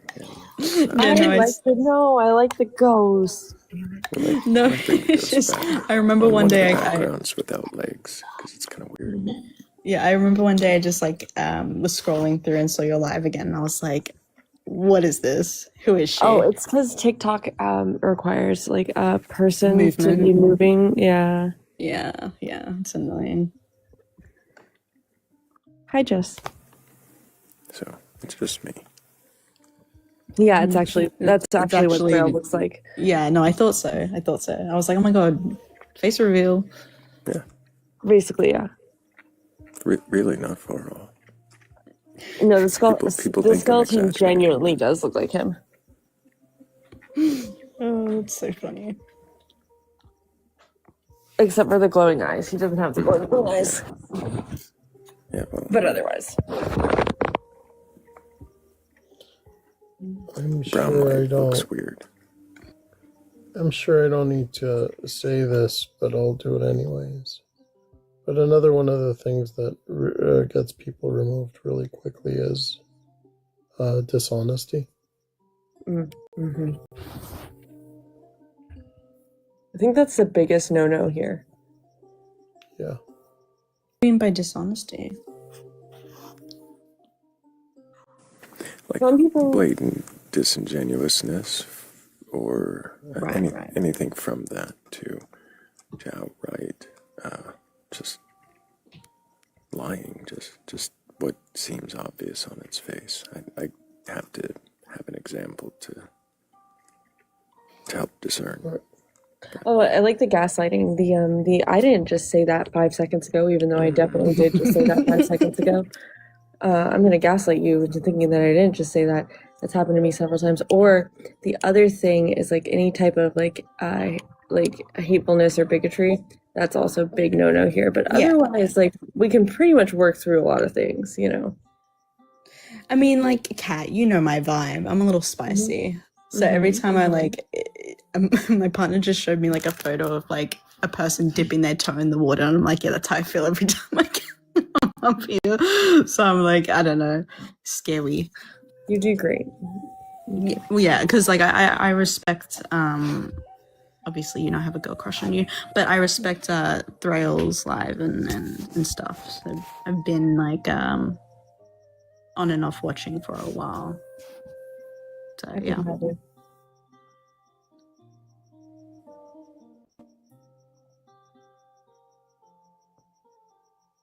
What, Skelly? Yeah, exactly. I feel like you understand what I'm saying. I do. Will you hold my hand though, Kat? Mm-hmm. Okay, I feel safe now. That's the real reason I'm here, is because I bring the warm cozies. I believe that, yeah, for sure.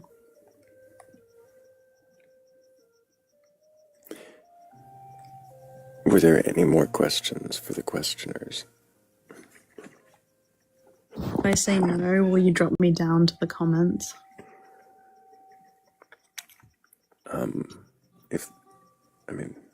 I guess if you're out of questions and no one else has questions for you, you can do that.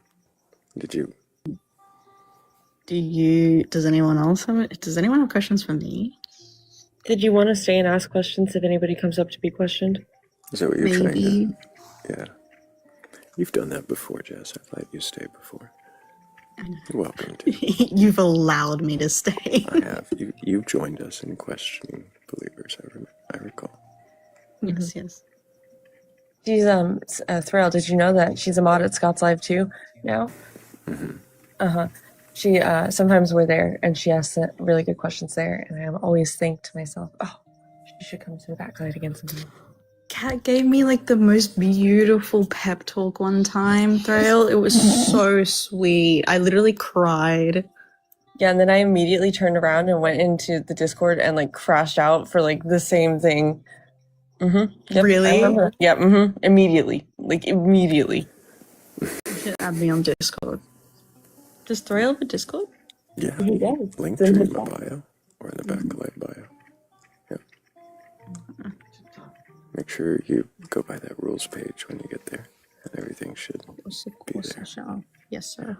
You remember that, Thrayle? Because when I was crashing out, part of what I said was, and I just gave Jess this beautiful pep talk that was really helpful to her, and now here I am. Yep. Did you actually say that? That's funny.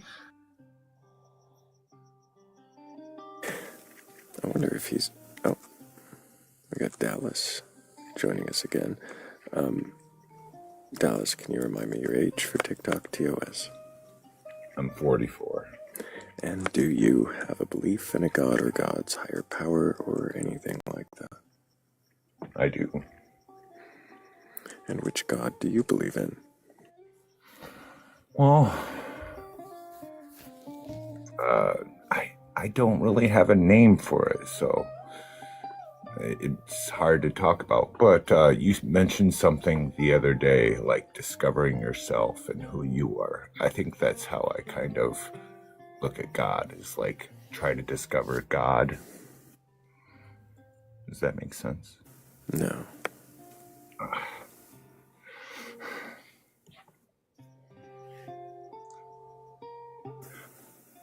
I keep using this word divine. I see the face of God in miracles or things that happen that are good or kismet or just seem to unfold.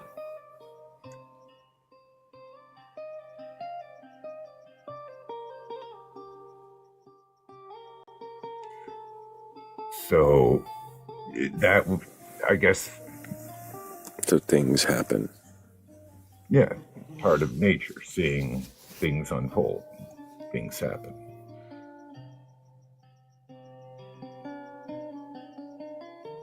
You've ever seen something that was unlikely and it was like just filled you with awe?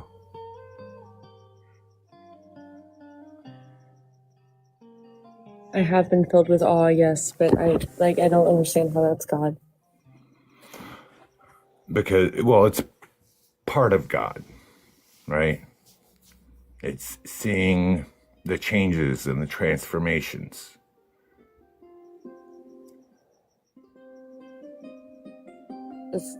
So it's just watching nature behave in a way that nature does.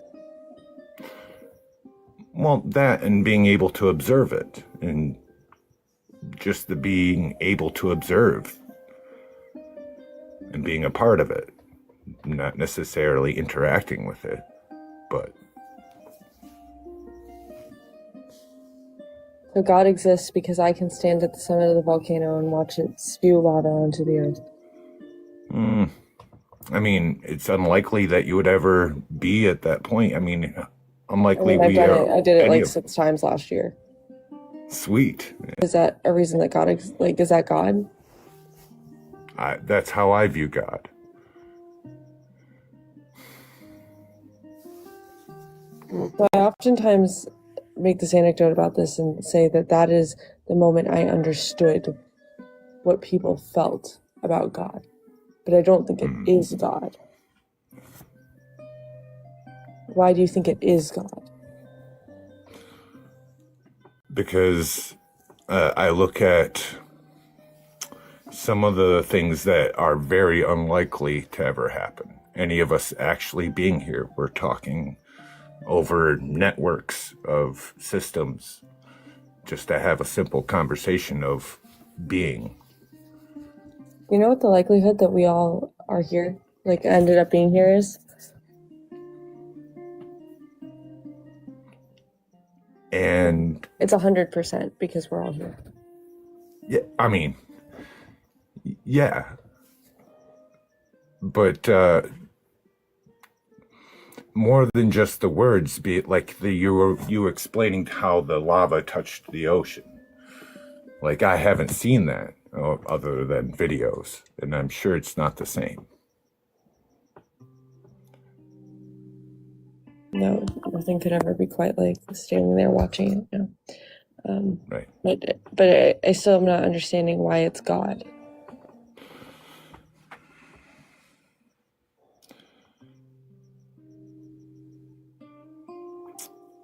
I mean, it's kind of like what's the difference between technology and magic?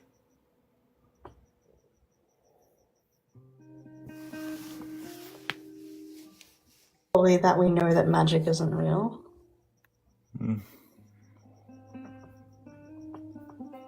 But if you were to take any of this technology and show it to someone that they would call it magic. I think the difference between technology and magic is explainability. But just like the lava touching the ocean, can we explain how the technology we're using right now between the microphones and the speakers and the currents that go over the network? Can I explain it? No, but can we as a whole? Yes. But then we get back to the same idea, is like the difference between hearing the story of the lava touching the ocean and being there and watching it happen. I have a question. Why do you feel like it needs to be a god? I don't feel like it needs to be a god. I feel like it's a force, a nature, is touching on the old stories a little bit. So you don't feel like it needs to be a god, but you feel like it is God. I believe. So when you say God, what does God mean to you? How would you define if somebody were to ask you, like, what is God?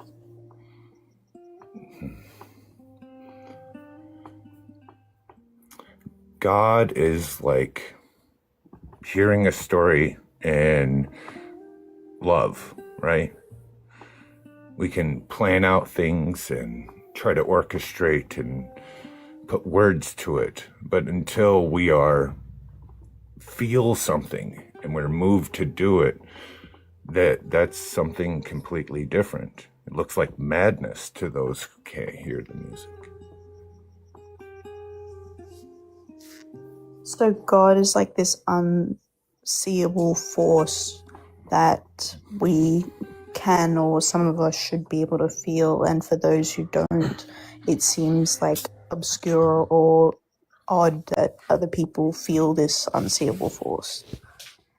I look at God as both the masculine and the logic, not logic is just masculine, but and feminine and the emotion. And when they're meet, that's when action happens. And it's the same idea of understanding the universe and ourselves. We understand our character and we get in touch with where we stand and why we do what we do. It's the same idea of God. Elvis, a little bit earlier you said something about divinity. What is divine, and how does that tie into this idea of God?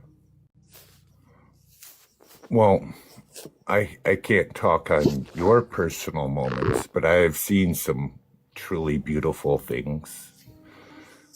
People rise up to challenges or been through some hardships myself. I didn't know tomorrow was going to be ever the same, right? Back to a unquote normal.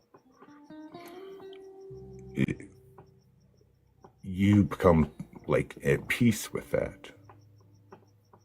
And it's upsetting and you go through the emotions, right?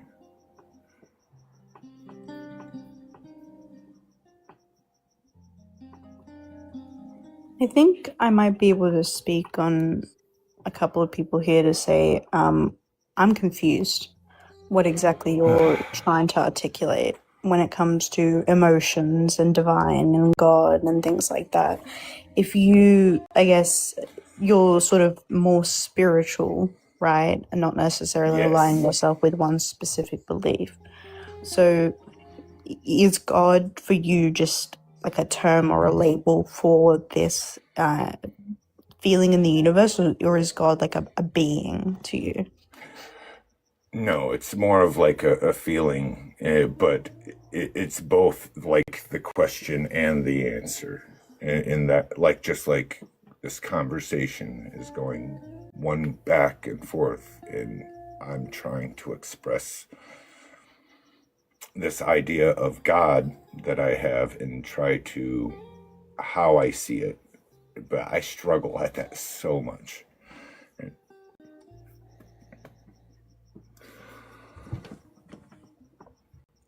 And thank you. I appreciate this space, by the way. Every time I'm glad you guys are here.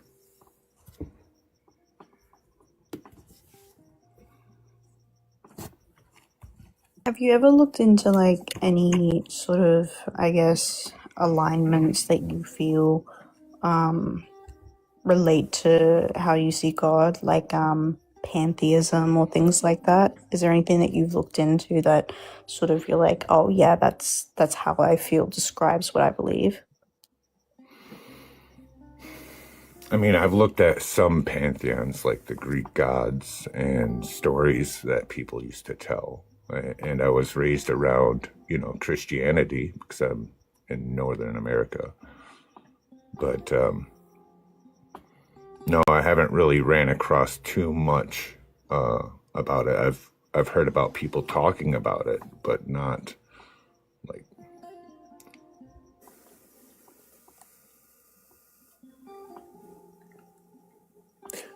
really quickly, I gotta make sure I thank everyone for the 106,000 times you tapped the screen. But make sure we keep on tapping, because that's how we'll get out to the FYP of somebody who believes in a god or gods or something like that. And also, good night, Cat. I can't. Good night. Good night.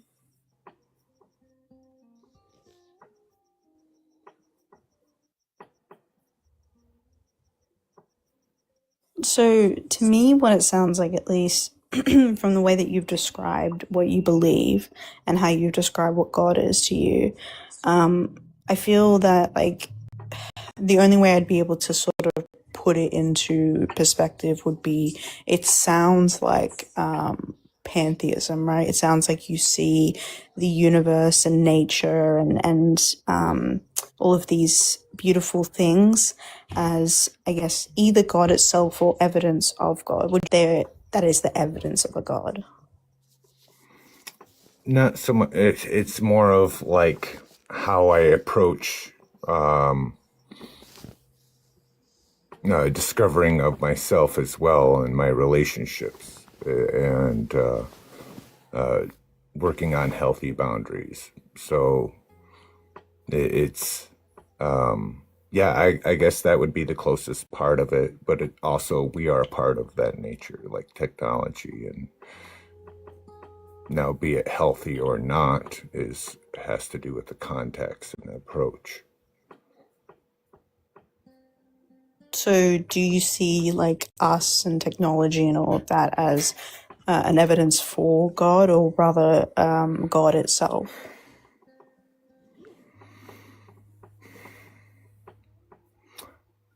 I do. I don't know. I'm pretty fascinated by quantum mechanics and stuff like that. Some of that is pretty wild. I don't know if I would say that it's evidence of God, other than evidence of more mysteries that we can't prove, and along those lines. I guess I'm really stuck on, like, I don't like putting a name on God. So, because it contains it sometimes, just like any word.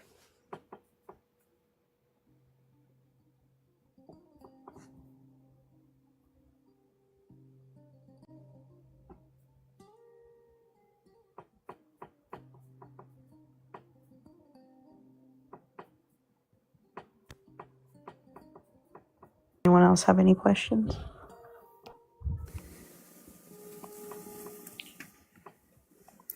Duragon, you still awake? I am. Any questions on this god?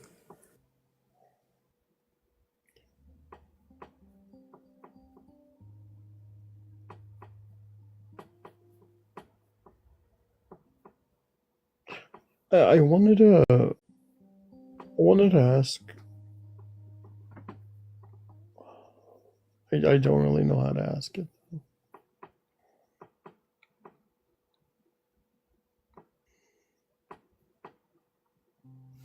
Dallas, has this idea gone through like a process of like evolution in your mind of this god that you kind of hold to? Yes. Yeah, it has changed.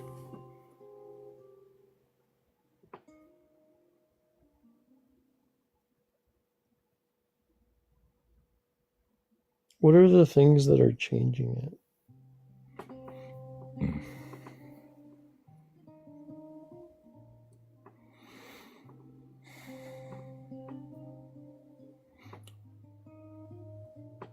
I would have to say my values and my understanding.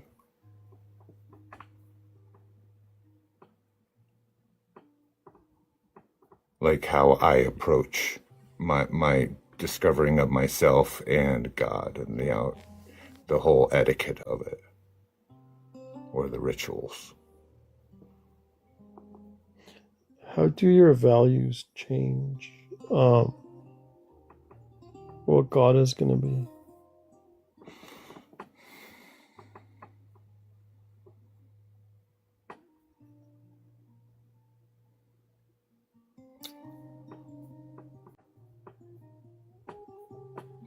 I feel like the same idea as approaching belief is like how you use that belief is just like the placebos and the anti-placebos. And I hope I'm not. As we choose to believe and not believe in certain things, it naturally changes. Do you mind if I ask? Oh, my bad. I'll try to make it quick. Shoot, I completely lost my train of thought. What are the mechanisms of you being able to choose or not choose?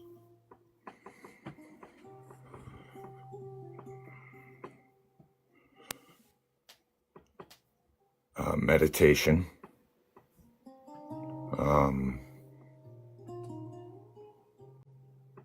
Your relationship with it and your people, and yourself and around you.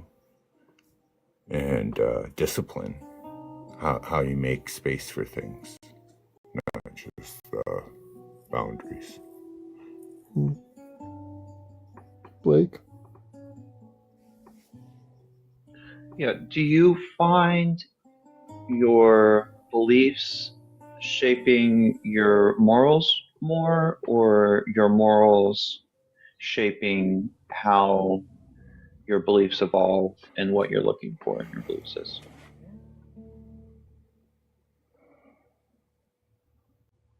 I think it's more of a stop fighting myself on certain things, and it's doing that. The closest is shadow work, or just going through, the things that make you feel uncomfortable, and really understanding yourself, I guess,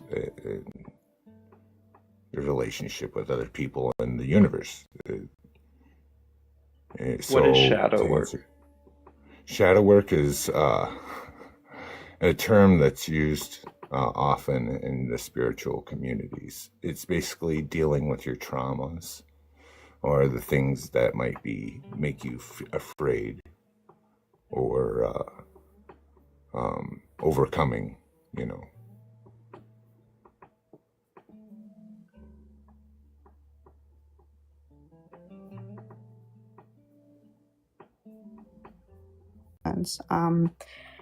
Do you use God as like a placeholder for things that you can't effectively explain?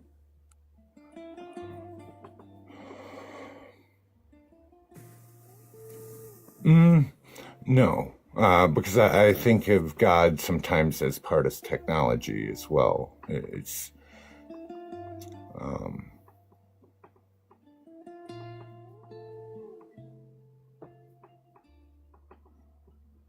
because words used to be magic, right? Certain names, and they're really just squiggly shapes that represent sound, right? It's the meaning behind them.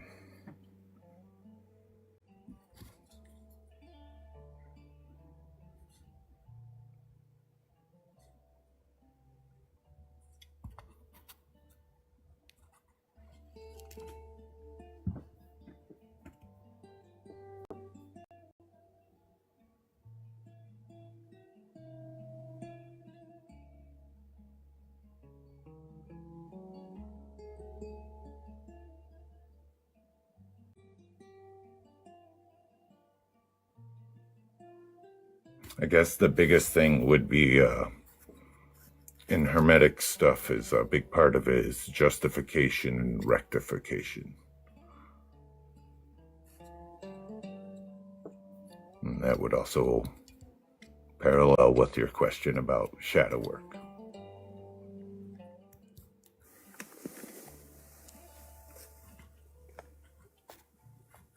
How much does the truth of your beliefs matter to you? Truth is a very big symbol, and part of my beliefs is so. How much does it matter? I would say considerably. But truth is masculine, supposedly.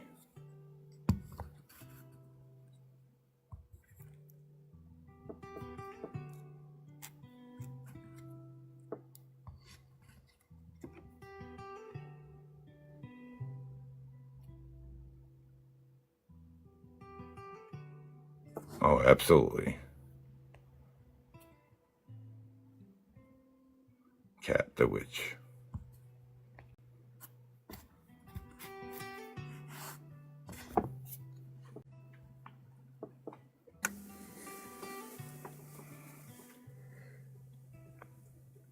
Does anyone else have any more questions for Dallas? No. What would you say, Dallas, is the best critique of your own worldview, your own belief? The best critique?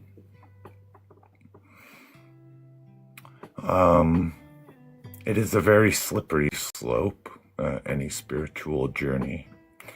Be careful of falling into your own echo chambers, because it's, and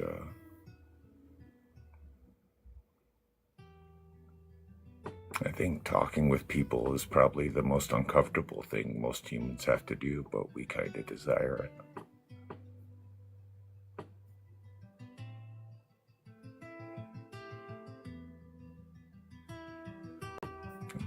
I hope that answers your question.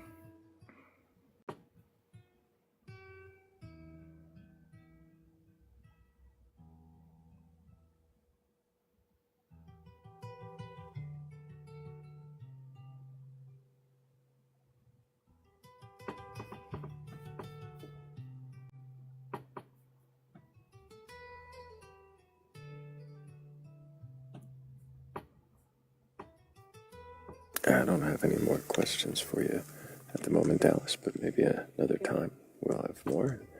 I appreciate you coming up. Thank you. You have a wonderful day. Oh, caught him in the middle. I think that was Dallas's best turn on the panel.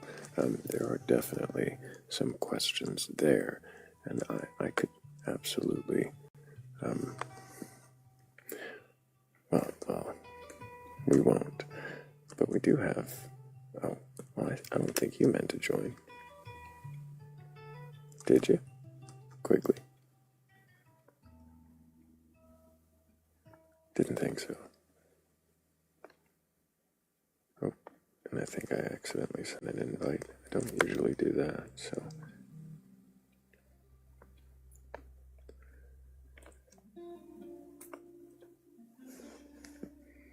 We have SP requesting again. I'm gonna bet your questions were for the previous guest, weren't they? Hello. Yes, they were, but I don't mind asking questions for someone else if I can stay.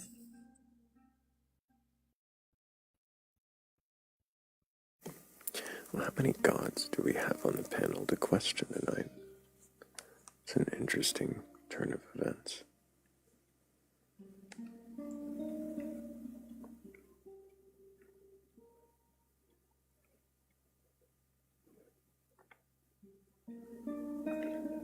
I think I did ask him your question, SP, about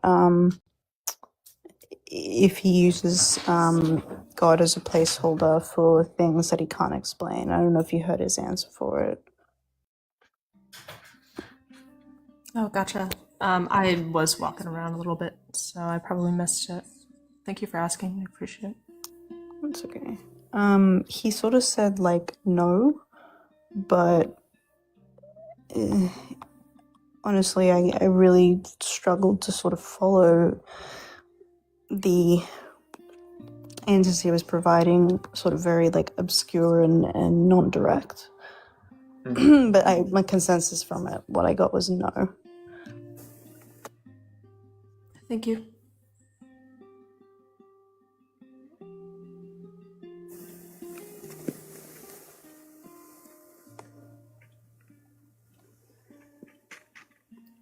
I wonder if there are any believers with beliefs in a god or gods, higher power, or something like that, who can question their beliefs and would request on up. I also wonder, well, how many gods are on the panel? I asked that earlier. Duragon, are you awake? I am. So there's one. Blake, have you found a god recently? Not that I'm not using as just a meditative practice. Meditative practice. Interesting. But that's also not recent, so. SP, I asked you earlier about your god. Do you mind reminding everyone? Yes. I think the easiest way to put it is that in humanity.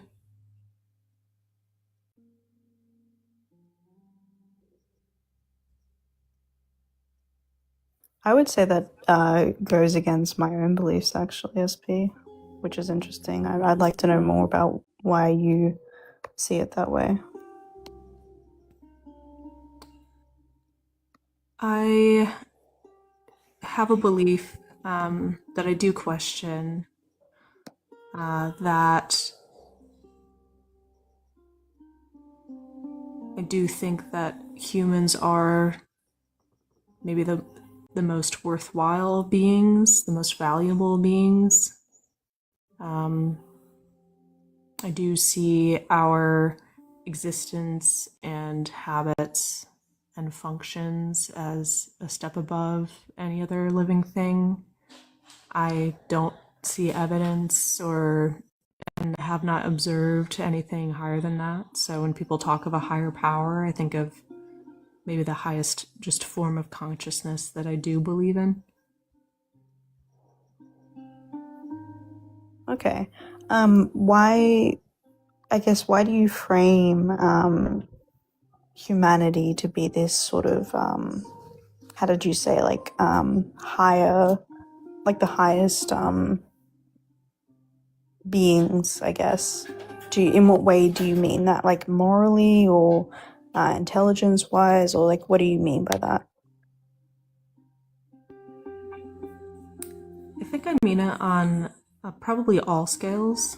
I would say yes to your question for intelligence and for morality, or I should say maybe capability for morality.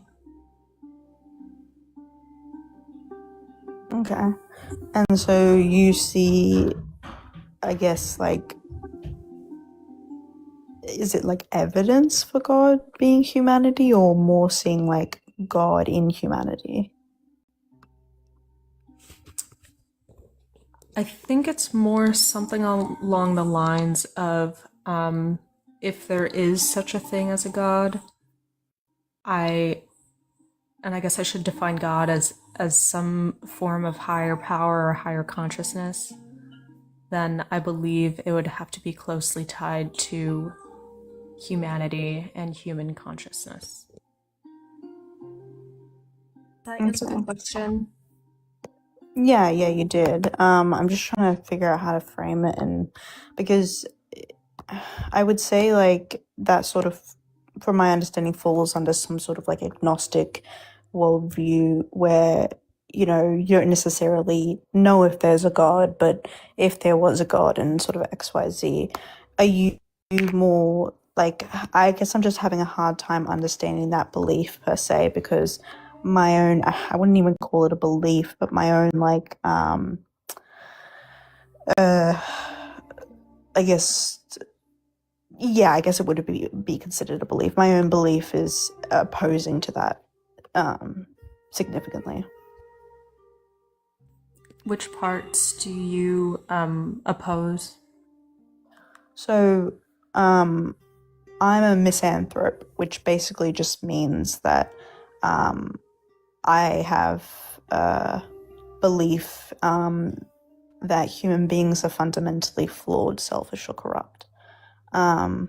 So a general contempt for like humankind and human nature, which is sort of the opposite of what you would say in terms of like morally speaking or like intelligence speaking and things like that. It's like an antonym to it. So I guess I'm just trying to have. I personally would say if there was a God, that we would find it more in animals and nature and the world outside of humanity, because I think there's more intelligence in the design of things rather than human conscious. Do you carry that misanthropic view in that humans are inclined towards corruption, morality, and corrupt morality and selfishness, or do you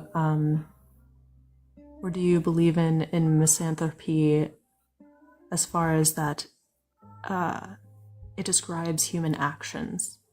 Because I believe that they aren't necessarily the same or congruent. Mm-hmm. Yeah, I would say that it's more like a combination. I think that as somebody who studies history, particularly ancient and modern history, I think humans are definitely more inclined, because we have such a capability of complex moral thought, and our consciousness is, to a level where we're able to, say, have a dialogue like you and I. We're more inclined to corruption, and I guess the morally flawed aspect. But it also just is that what was like the second thing that you said as well? It's like a combination of those, but I definitely think it comes from the inclination or the more inclined to do the wrong thing and just have a history of doing the wrong thing, a pattern of repeated behavior, if you will. I see what you're saying. And then to refresh what I said, that was the second thing was specifically regarding human actions towards corruption. So if you observed somebody who maybe their first inclination was to steal money from an old man, if they chose not to steal the money, do you still see that person as morally corrupt? I would say it's more of like that's the exception, not the rule. So when we talk about like God and beliefs and this higher being or power,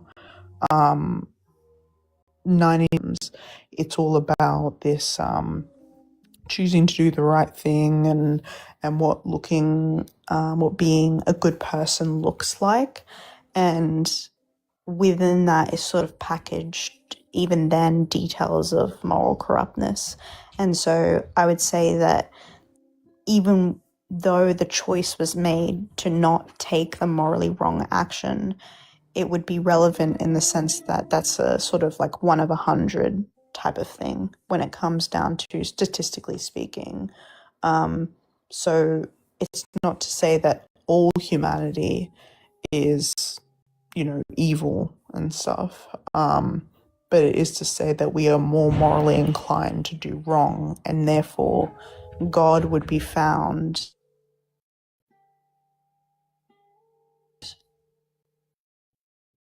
if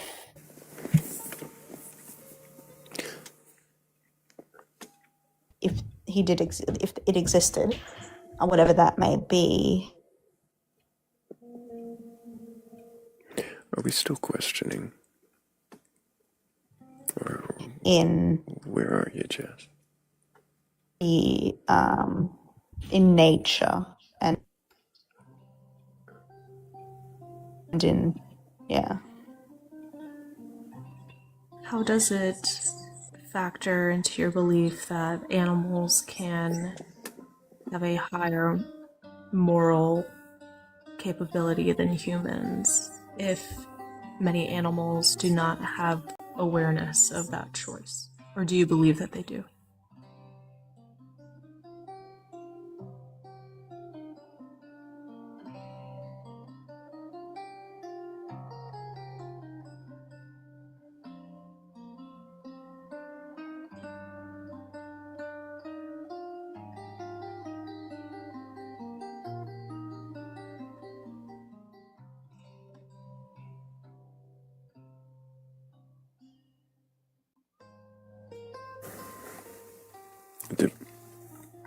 Is it my lag, or are we just...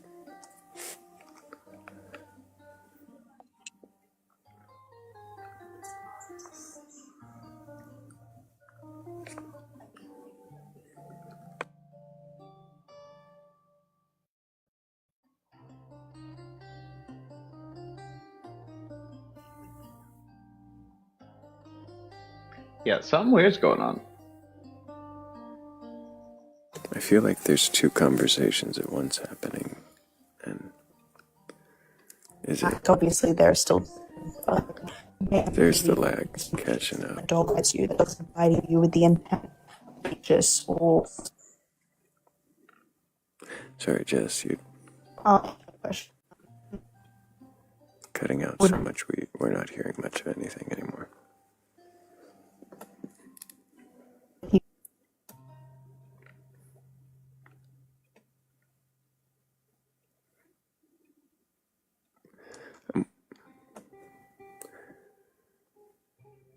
I'm wondering how we're at the morality of animals at this point.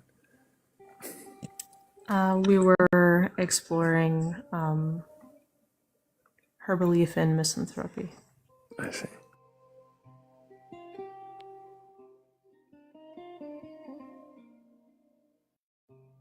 Yeah, it was weird. It was like y'all couldn't hear each other because they were questioning their beliefs, but you couldn't hear them, and then just couldn't hear it better now? you. You still got some bars. Yeah, it's a little lagged there, Jess. Yeah, there was... I don't know where the lag was, but it was bouncing for a moment there. I think it's still there because I see her bars. Mm-hmm.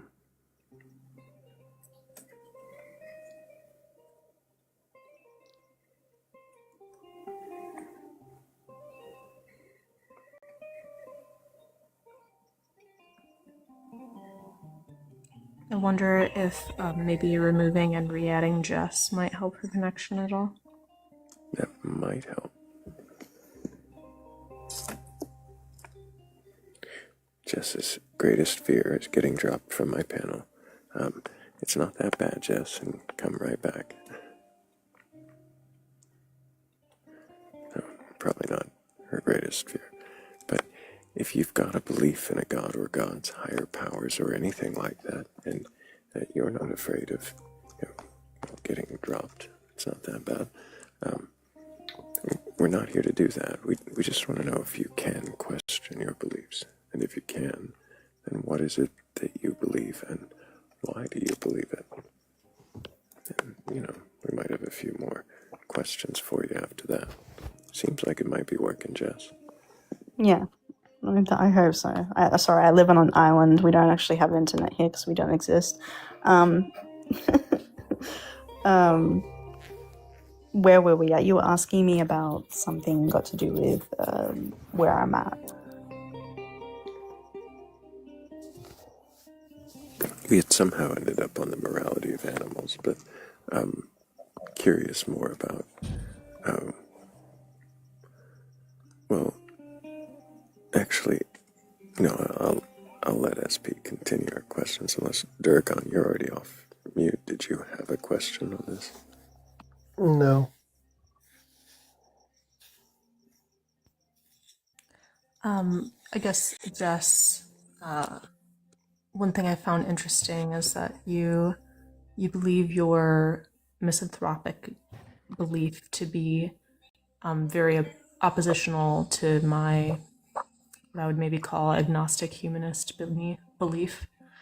We have a common ground where I also believe that humans are inclined towards corruption and selfishness, but I think that the form of higher consciousness that I see in the world is when humans go against that initial inclination and act in opposition to that urge and inclination.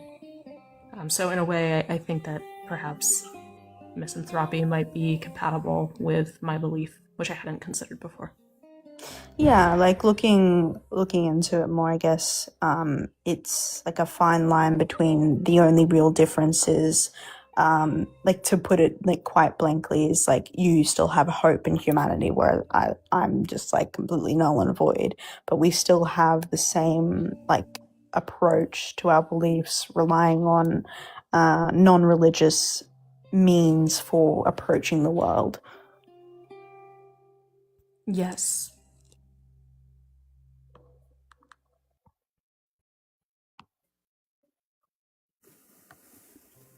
What was the question that you had before, Thrayle? I don't know. That was a very interesting conclusion to that conversation. I quite enjoyed it.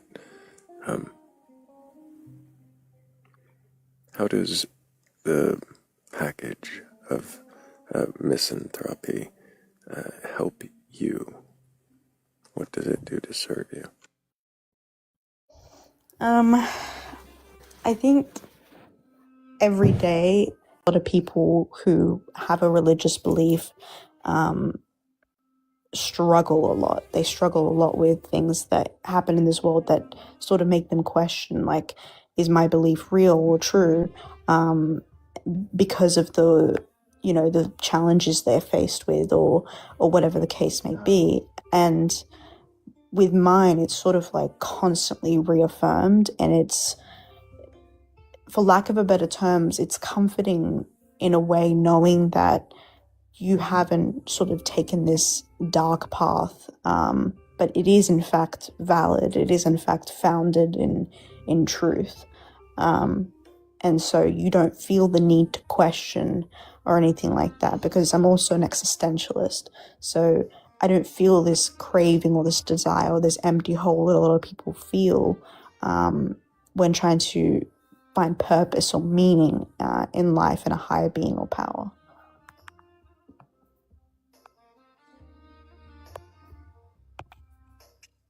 Jess,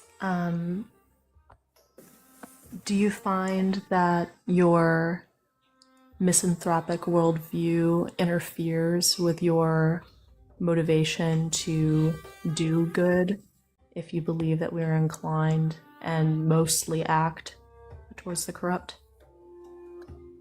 Funnily enough, no. And I think that's because by nature, I find it very hard to be selfish or unempathetic. It's a gift and a curse. So I would say that in many ways, for beings that I see deserving of that goodness, who are, amoral beings, that are brought into the world by means of not of their own, that they deserve that goodness still, if that makes sense. I see. Isn't it true that no one asks to be born? Yeah, exactly. But it's what we do with it rather than what we don't do. So there's a point in every, at least human animal's life, where they are conscious enough to understand the difference between right and wrong. And once that happens, it's sort of like morally ambiguous or whether or not they are worth the energy or the effort to put into them, really. but all other beings on this earth don't have. They're all amoral, right? So our environment, animals, and all of that, they're all amoral beings. Therefore, I find it much easier to engage in like compassion and care for those things, and then also other amoral beings of the human animal kind. In your misanthropic view, do you find value in humanity's attempt to be less morally corrupt or to be moral? I would say, from my worldview, humanity's attempt is more like I punched you in the face and then I said sorry, therefore I've not done anything wrong, is kind of how I see it. So I see that, the majority significantly outweigh the minority. So until there is a consistent pattern of change, then I think that no, it doesn't outweigh that. Does your framing of moral corruption and its opposite still include humanity's actions towards other humans?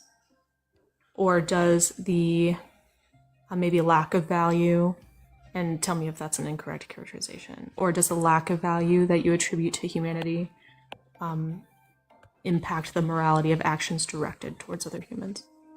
That's a great question. That's a great question, actually. It depends, because it sort of goes into murky waters now when discussing, because a lot of religious people will ask me, where do I ground my morality? So I fine-tooth comb each situation in its context, but I would say I have a lesser tolerance for what would be considered morally wrong to other humans that have already done morally wrong. Not forgiving by nature, if you will. I see. And do you feel that forgiveness is part of fighting moral corruption? I would say that it's definitely a way that people have attempted to fight it, and it hasn't produced any fruitful results. And then it's sort of just like the term of fighting fire with fire. Because I would say 9 times out of 10, granting somebody forgiveness will only won't always end well, but the 1 time out of 10 that you do it will. So it's really up to you if you want to take that risk, because you're putting yourself on the line and other people, depending on the situation. Going back a little bit to your thoughts on how you frame your morality, would you say that the receivers or the victims of immoral action are part of that definition? And do you extend those victims to all living things, just humans, or something else? Do you mean when you say victims of that immorality, do you mean the victims of people who have had immoral things done to them, and then do I hold them to a higher moral regard in that sense? No, a little bit more simply, I guess I want to dig into the way you define moral corruption and what your process is for determining if moral corruption has occurred. Mhm. I would say the unnecessary harm of any amoral being or any being without the capacity for defense of oneself within the jurisdiction of not having previously taken somebody else's like purpose away from them, if that makes sense. So when it comes to if you have treated someone what would be considered inhumanely, then the treatment upon you is sort of reciprocated. It's really just a nice cherry on top way of saying an eye for an eye, really, is what it is. So when you say eye for an eye, you see practicing eye for an eye as moral corruption, or the opposite? It's so like nuanced, and this is why a lot of people rely on like religion, because really it's just context based. There is no rule book in which, say, I would have to follow like a Bible or whatever. So it would just depend on the situation. It's subjective to whether I think an eye for an eye is just. But generally speaking, if a being that doesn't have any agency over oneself or is amoral has an injustice done to them, then I would consider that immoral.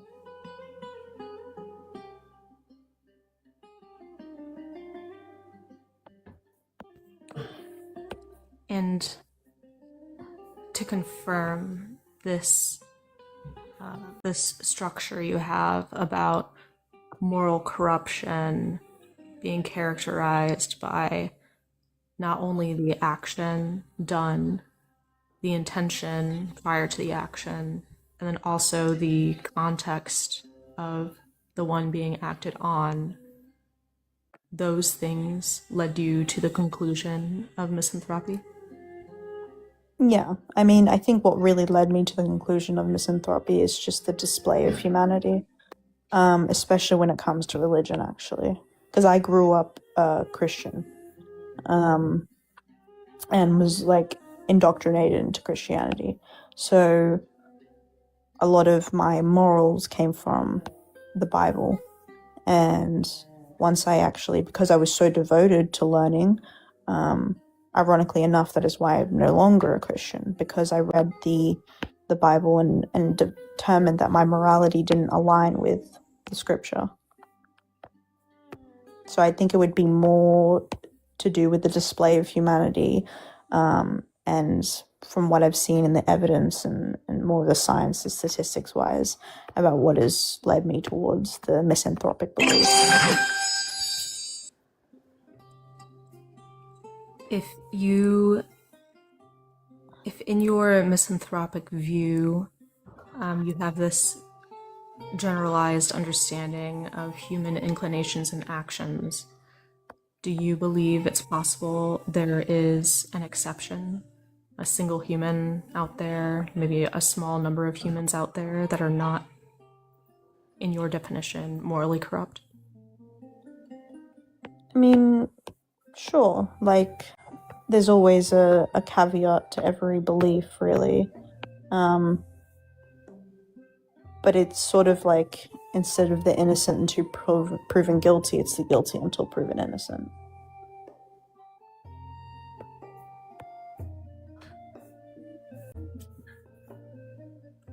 Do exceptions to the rule of moral corruption interfere with your misanthropic worldview?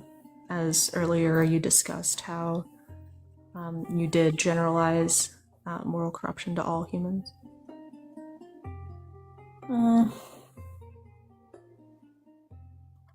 It would be like if you had a bad experience with a dog on multiple occasions, it like attacked you or whatever, you're always going to have the inherent distrust. Even if you see a dog that's friendly, there's always going to be that instinctual distrust of that dog.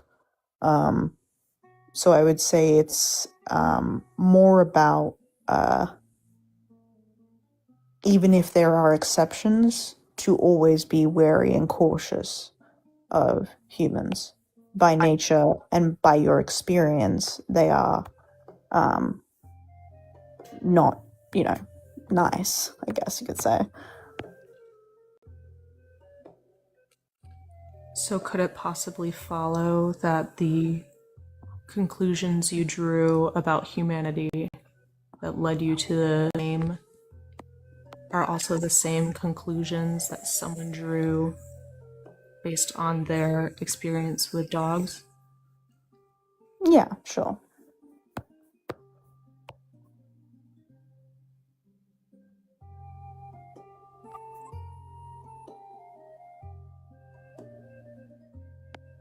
So in essence, you do assign moral corruption to the whole based off of the actions of a few that you have interacted with?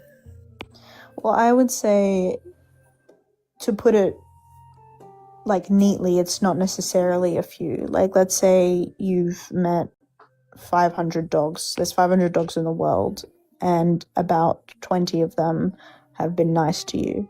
I think most of the time, if you see, that dogs are out to attack you, you would still be wary regardless. Even if, you yourself are comfortable being around, certain friendly dogs or whatever, you're still going to have that innate cautionary nature. So it's not that there isn't any exceptions per se. It's that you should be wary of, the greater, because it is the majority, not the minority. It sounds like your worldview may have a root in your inclination to protect yourself. Would you say that's accurate? Yeah, I would. Yeah, 100%. I would also say it's like my inclination to protect other beings as well, especially when it comes to, talking about beliefs. A lot of people's beliefs are harmful to other beings that I hold value in. So I would say by nature I'm protective of other beings over myself first, and then myself secondarily. But I would say inherently my worldview comes from a lens of protection. How do you determine who deserves protection and who does not? I feel like it would be quite common to how most people would view it. I think most people would view, a young child to be deserving of protection. Most people would view a person with the inability to speak or to move for themselves deserving of protection. An animal, anything like that. It pretty much follows in the same suit. It's not very different from what most people commonly accept. But I would say my range sort of goes broader than that, especially in terms of the earth and non-human animals. I would say that it comes to a broader range. Oh my god, I can't speak English. That strikes me as very humanist with additional considerations. Maybe.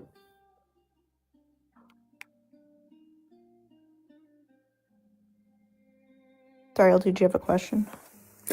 No, I was just about to say that if I wanted to wrestle the show back from this meandering into misanthropic morality, we're going to need a believer in a god or God's higher powers or something like that.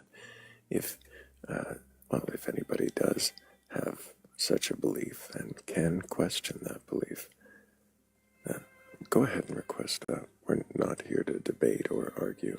No one's here to tear you down or burgle your God or destroy your faith.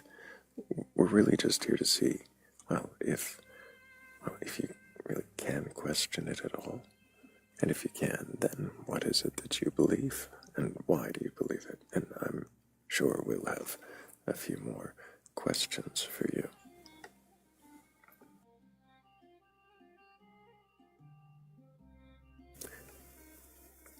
That was it.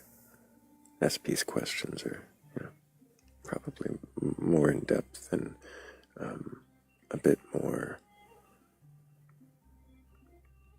well, dare I say, Socratic than even I might have asked in this case. But why the focus on the morality? I think morality inherently comes alongside religion, alongside beliefs, because a lot of people believe in, good versus evil. A lot of people believe in, right versus wrong. And a lot of people gain their moral compass from their religion. So I feel like they go hand in hand most of the time. I believe it also factors into the conversation of a god, because I guess the common ground for Jess and I is that we possibly use higher consciousness and God as interchangeable terms, and we both factor morality into what constitutes a higher consciousness. So I think that's where a lot of that discussion followed from. What is higher consciousness?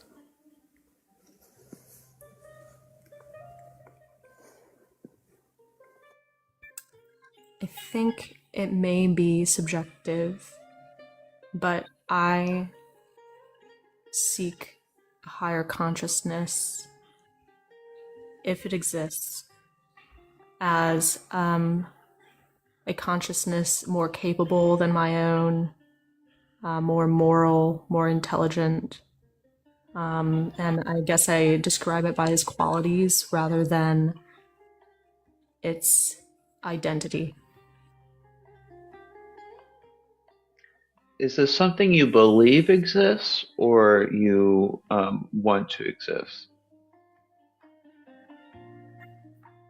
Good question.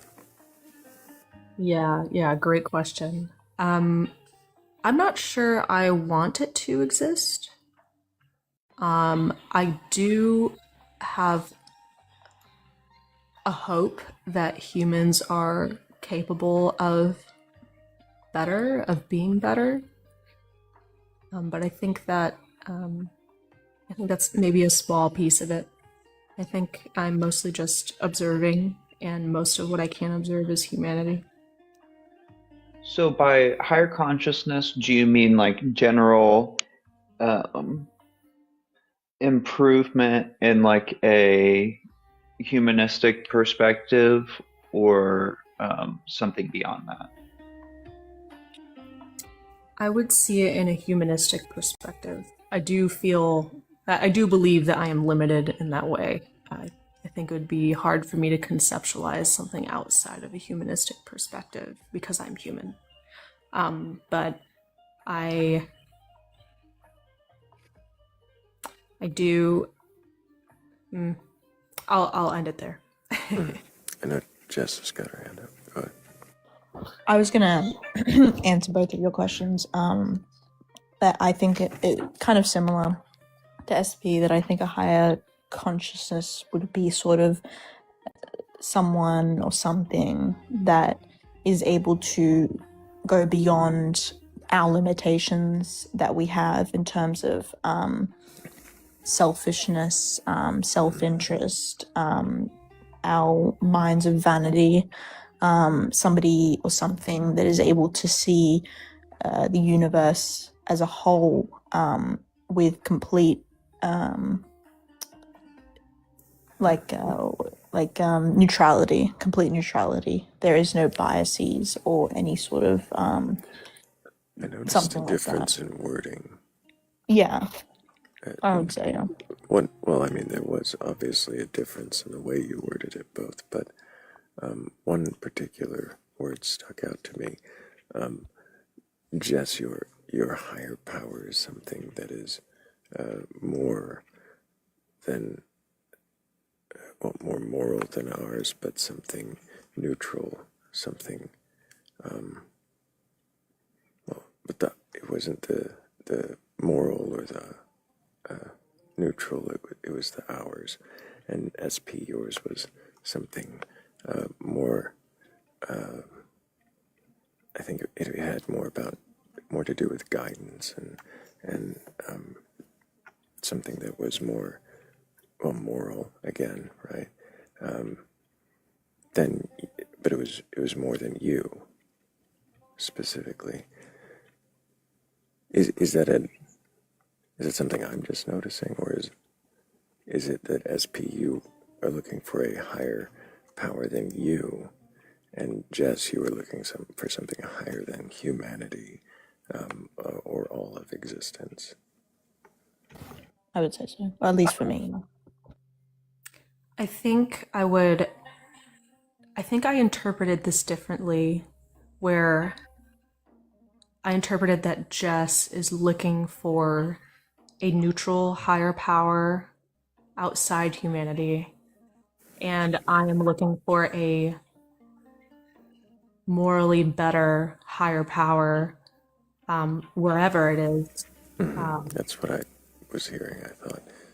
So even your higher power could be a human. Yes, I think so. Interesting. So I wanted to answer Blake's question about I can't remember how you defined oh yeah, you said that do you want there to be something? I think for me personally, I don't believe there is, but what I would like there to be would at the very least something spiritual in terms of like the afterlife. I think one of the greatest struggles about non-belief is when you go through the processes of, say, grief, it is hard to conceptualize the idea of nothingness. And I think to a lot of people, that is what drives them towards certain beliefs, is to have this comfort knowing that once you pass on, you still have that connection with your loved ones or part of your life. So I would say preferably there is, sorry, I just got a phone call, my bad. Preferably is something nice be beyond, but I am inclined to say that there isn't. I think in my experience, there is a common fear of death that pushes people in that direction. I see that point, but I also think that in my worldview, it is foolish to fear the inevitable. And when I think about death, I think that it's not the death that I fear, but it's the unpredictability of it. And it's not really the nothingness that I fear, but it's the impact to my life of experiencing loss.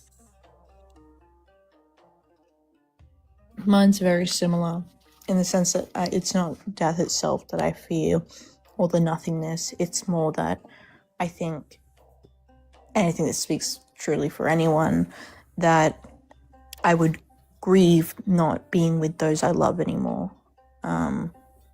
I think that's why a lot of people are comforted by the idea of an afterlife, because it means that they can still be with those they love. It means that they are still with them presently or something like that. But I think there's something that somebody said to me that's really comforting about how, from an atheist worldview, when it comes to science, atoms that are created cannot be destroyed, and so that anything that does, die, is still present in the universe, which I still think is pretty beautiful in of itself.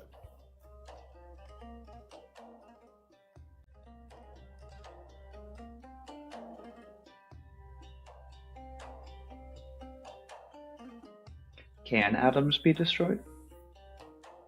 Don't ruin my hopes and dreams, Blake. I don't know. I hope not. I don't think so. I think it requires a great amount of force, but I'd have to double check. I'm not a physicist myself. I'm more into biology and ecology.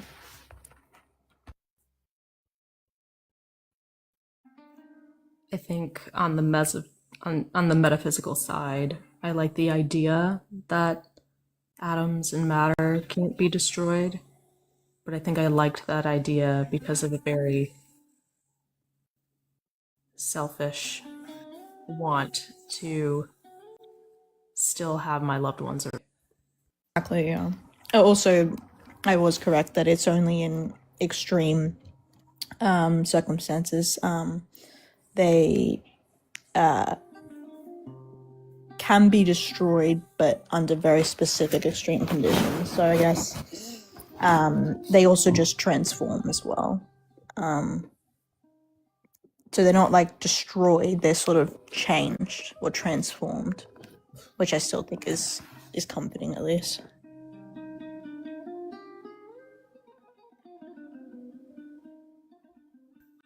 Like people who do commit to religions, do we also look at explanations like these for comfort?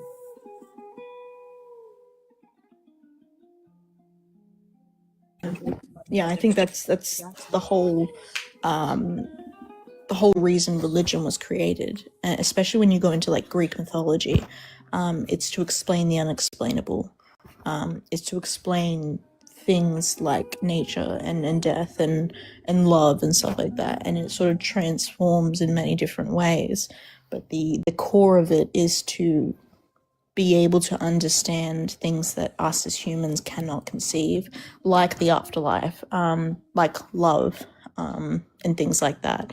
So while science can explain, volcanoes and storms, it cannot tell us what is beyond when we pass away. So I think that amongst control and power is like the fundamental core beliefs in religion.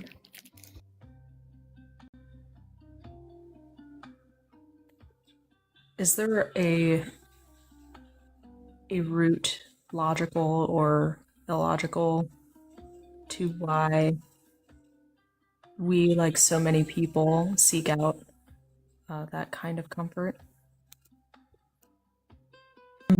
Evolutionarily speaking, because humans fear death, but also because we are such social beings and have evolved to be that way, that comfort in seeking connection with others, and then also we are designed to be afraid of unknown because survival depended on knowing your enemy to fight against, and that's why most people are psychologically scared of the dark. That's just a sort of evolutionary reason for that.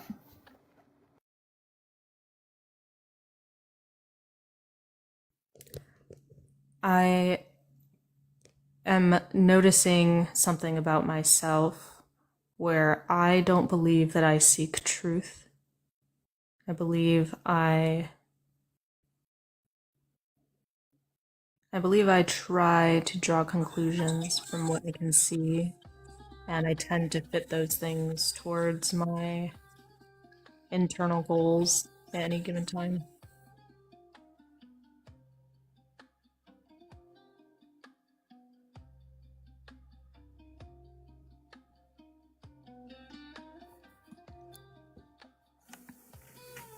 Interesting.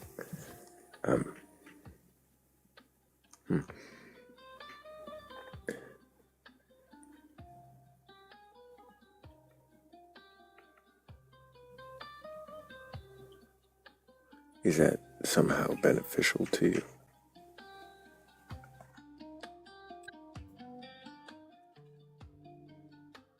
I suppose for things that we cannot easily prove or disprove through observation, I don't see as much value in the hypothesizing and theorizing as I do the value in managing the way people treat each other on a day-to-day basis. So I probably just focus a little bit more on what I can practically apply.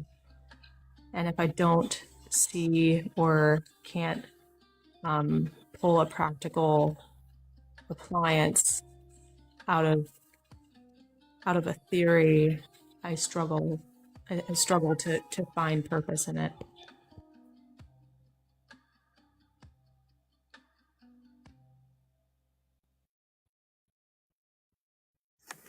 What is purpose?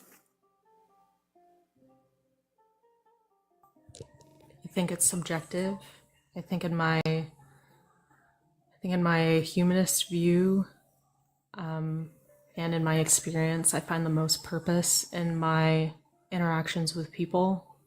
I try to form my purposes around benefiting people, even in maybe very difficult or morally gray areas.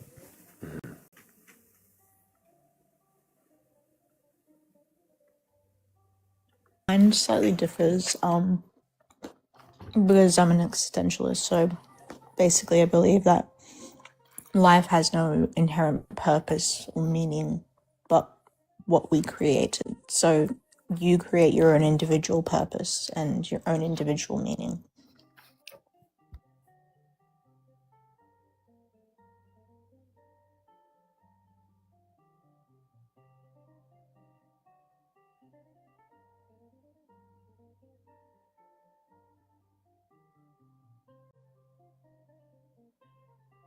What do you find purpose in, Thrayle?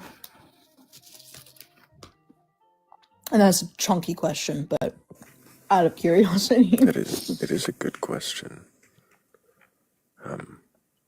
Depending upon what we're defining purpose as.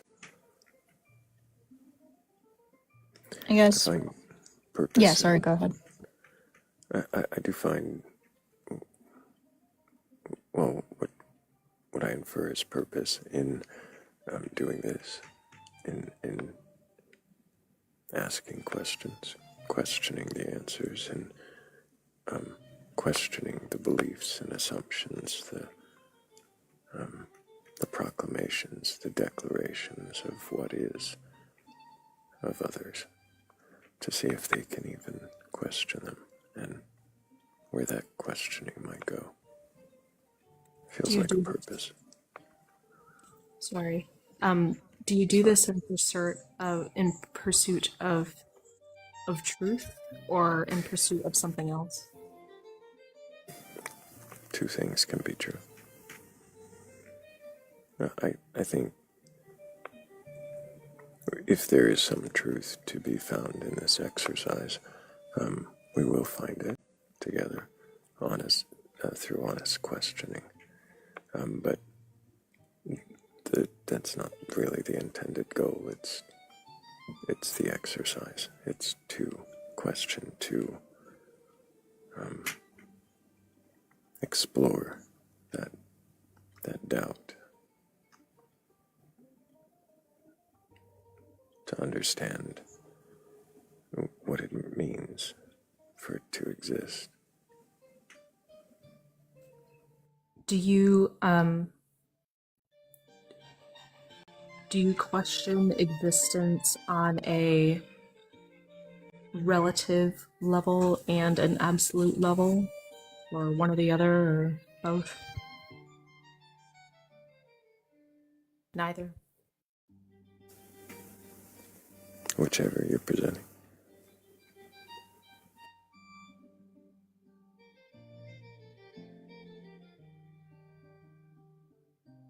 Mostly it's the absolutes I'm concerned about, though. Those are the ones that I will question the most. Are you looking for a specific answer? No. This is a very broad question, but like, what are you looking for? I don't know. I don't know that I am looking for something.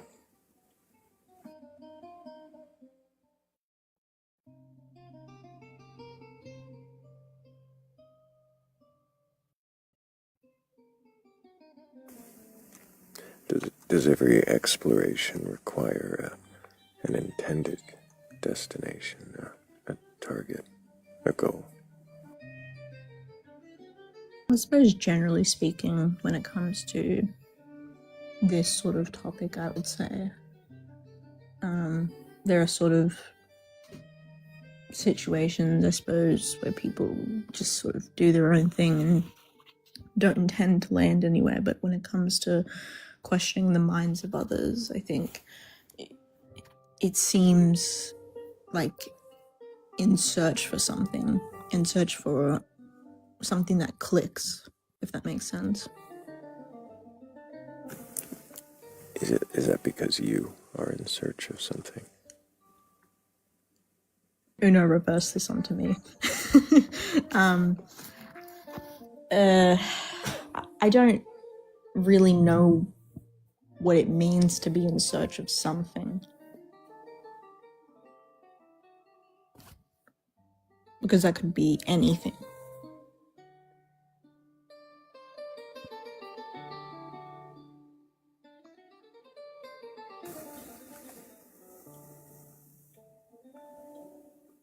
I think I searched for a god.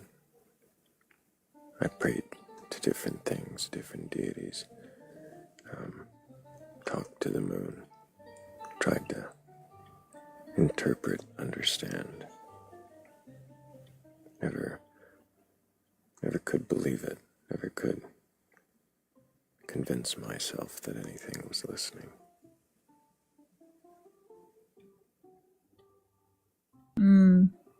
I was kind of sort of asking leading questions to sort of figure out that. Is there, because I know and again, this might be too personal, I don't know, but there's a lot of reasons why people are in search of something like that. Many people want to understand why like bad things happen to people they care about or to the world. People want to understand why things happen to them, or just in general an explanation for experiences of their life. Do you feel like that relates to your search?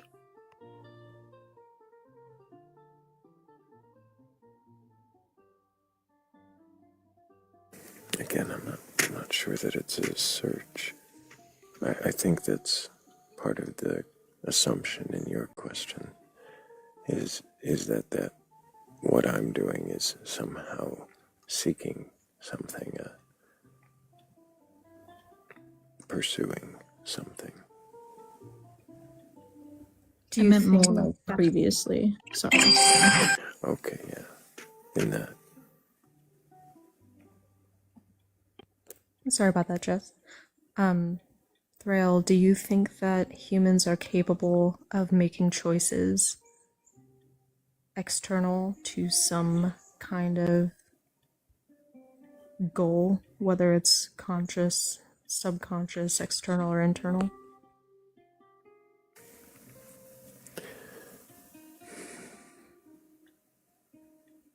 I know the Sturgon's in a teacup. The word choice. Internal, external, I'm not sure what that means. To even make a choice, I'm not 100% sure I'm certain that we do that. But if choice is what we do, then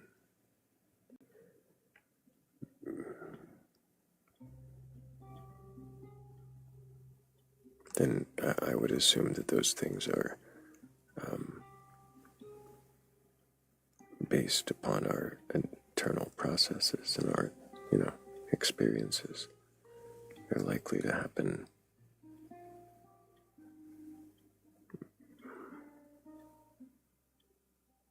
more from our understandings than from some outside or random will or whim. If that was your question. It's definitely on the same vein. Um, maybe a simpler question in that line is, if we do make choices and you choose to spend time questioning people and having those people question you, do you make that choice independent of an expected outcome, wherever that outcome derives from?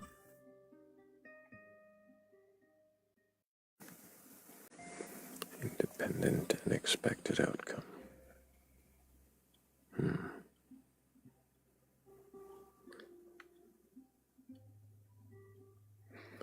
I mean, I suppose there are some expected outcomes, but I think so, for the most part. The choice to do the live, to question beliefs, if that is a choice, is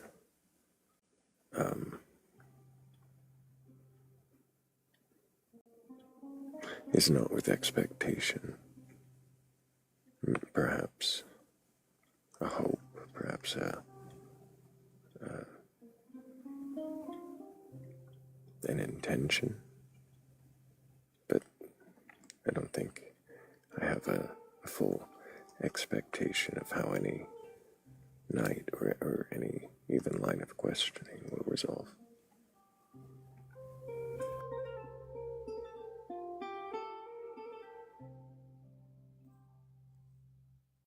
Do you think that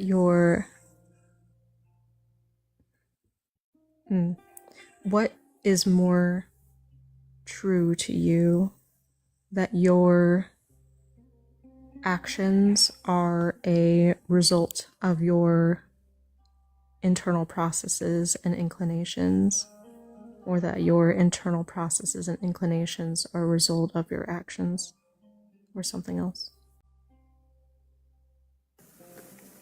I think both of those can be true, but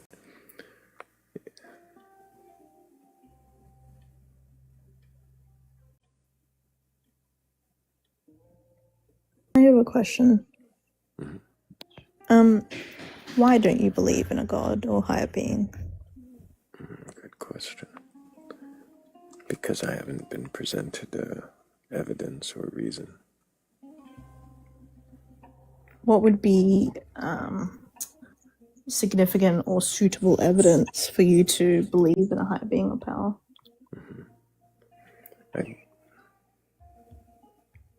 I almost always say God only knows.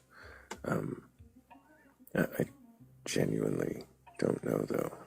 I have no idea what might convince me. I can only assume that if a God existed, it would know. And that it would show me that it would provide that.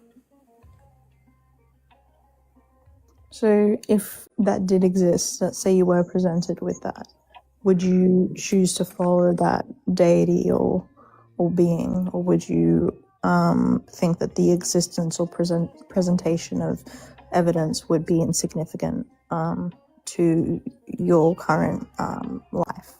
These questions sound familiar. What do you mean?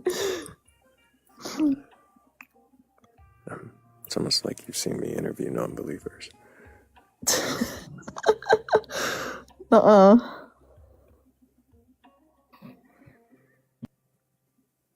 It's a good question. I think the following of a deity of any kind is going to require probably just a little bit more than, yes, it exists. Because an evil thing that is not worth following and potentially even worth rebelling against could exist, and again, might be better to rebel. Maybe even that would be the purpose, its intended purpose, to present itself in such a way that it would inspire our rebellion. How do we know? Well, I love that answer. I also feel, you want to be rebellion besties because that's how I feel. Like that the presentation of a higher being or power would be insignificant to my life because I feel already fulfilled and sustained in everything that I need or want or can grant. So, especially if something of the Abrahamic faith, I think it would be, like you said, a more rebellious type of instinct than it would be to follow.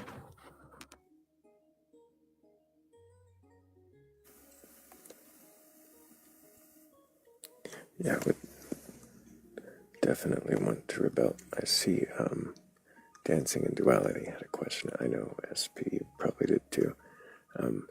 But Dancing asks, are bat goddesses worthy of worship and veneration? And of course, the question being of the celestial skeletal bat goddess who unfurls her wings in accordance with the Lambda CDM model of physics, otherwise known as the Big Bang, in which our universe is just one membrane between her bony appendages, expanding to this day.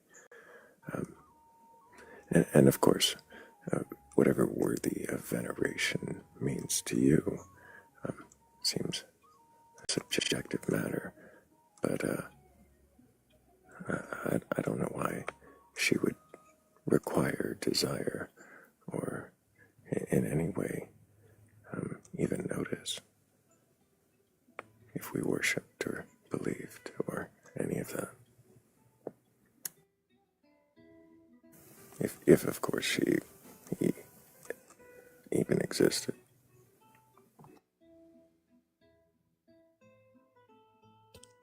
Jess, I was wondering if it is possible that you are not as fulfilled or complete as you explained that you feel.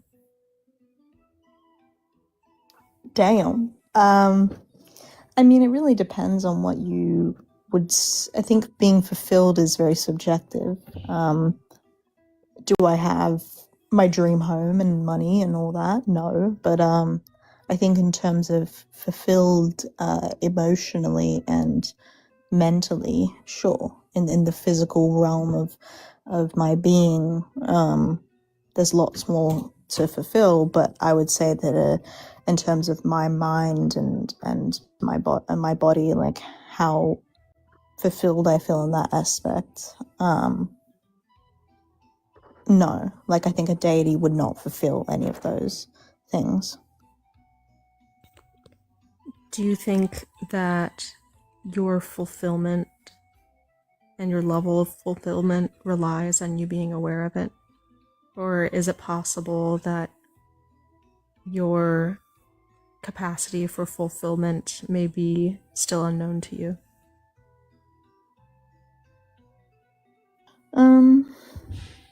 I mean, I think there's always room for fulfillment when it comes to things and being aware of that.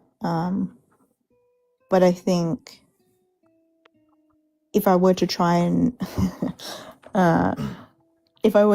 fill every hole in my life, it would be an endless game of pouring into a cup with an empty bottom, or at least a hole in the bottom, because there is no true perfect existence that is achievable within this world. That we all want things that we cannot have conceivably, or we all desire things that are not within this existence. Like, I mean, I want a unicorn, doesn't mean I'm going to get one. So I'm just talking about the extreme example. But when it comes to the fundamentals of life, about love, about support, about sort of care and compassion within arm's reach, I think then I would say there is significant fulfillment to the most achievable that there can be.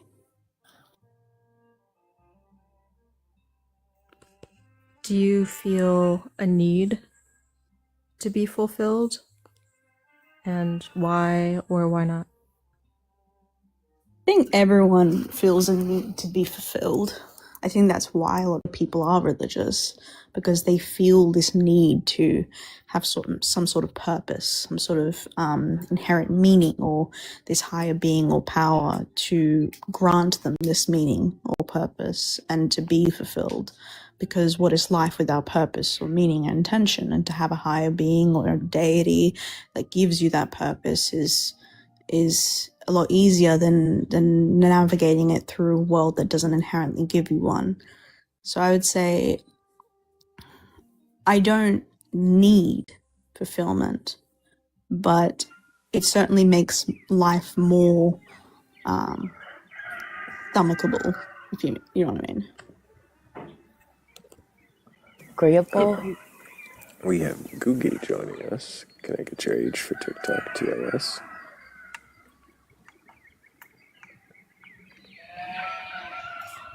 Okay, whatever that was about.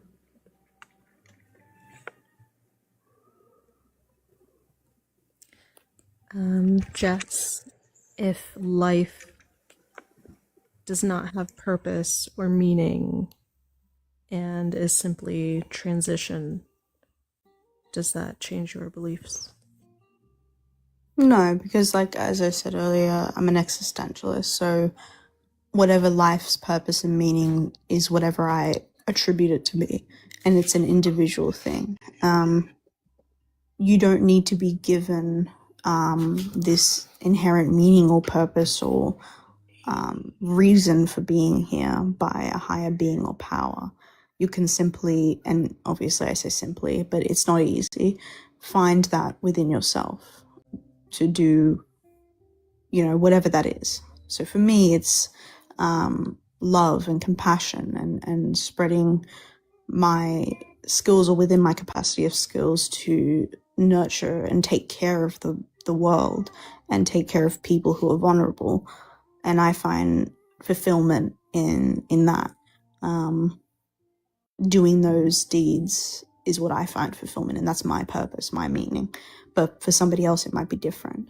And I think finding the balance between accepting lack of inherent meaning and overcoming the obstacle that presents, and then finding what your meaning is something that takes a lot more strength than, say, to fall to the whims of somebody that hands it to you.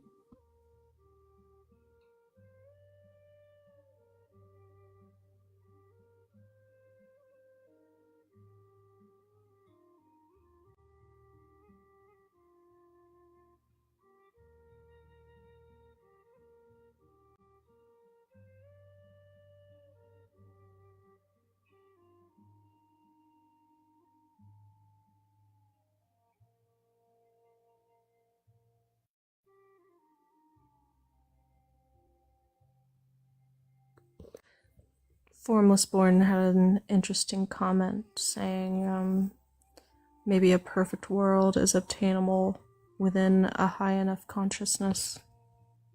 Of Formless, I'm curious if humans are maybe the most powerful force to make a perfect world. Do you think we are capable of a higher consciousness than what we have now? What would perfect even mean? I was going to ask as well. Me too. Agree.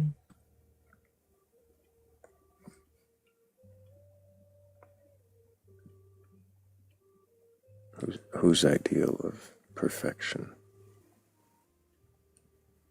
Is there some objective perfect?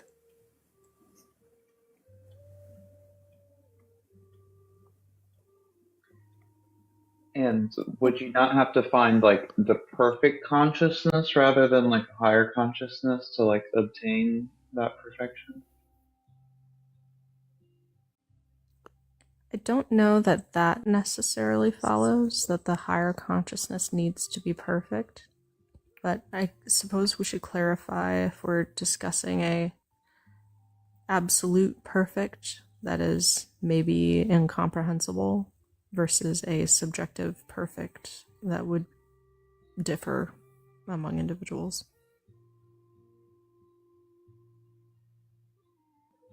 But which do you mean? Suppose I'd pose that to Formless, to be honest.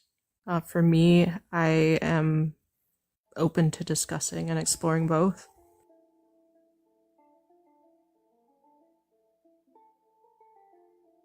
Okay, gotcha. Yeah, I forgot we started that from the comments. No worries.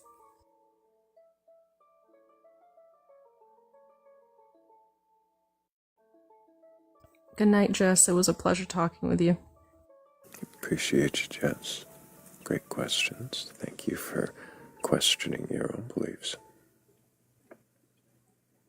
If you have a belief in a formless higher consciousness, gods, mermaids, Loa, anything like that, request on it.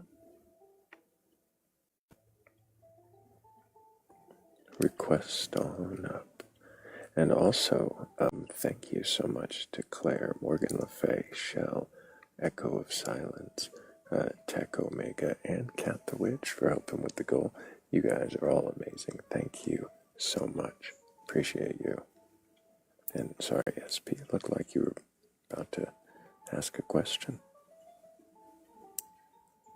No worries. I noticed that Formless Born, it looks like you said mind repeating your question. He's, okay, yeah, go for it if you like. Sure. Well, I was gonna say, I kind of forgot how I phrased it, to be honest. It was something along the lines of, if Formless wanted to discuss a perfect world in absolute terms or in subjective terms that would rely on shared mental reality. Mm-hmm.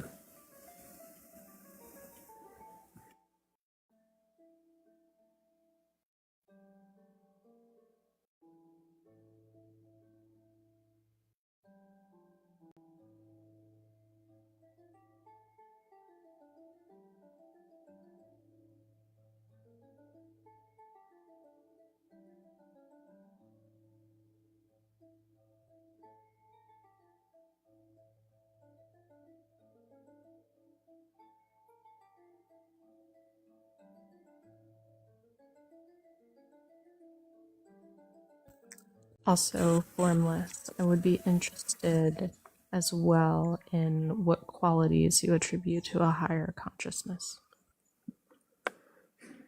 Yeah, that can be a, well, we've questioned Formless before, and who knows, he'll maybe be ready to question again soon. I'm curious, SP, your higher consciousness, your higher power, you said earlier that it could be, well, anything, right? Not necessarily some transcendental creator being. Yes.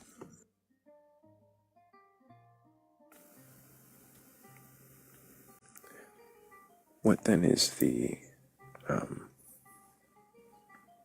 purpose of finding this higher power?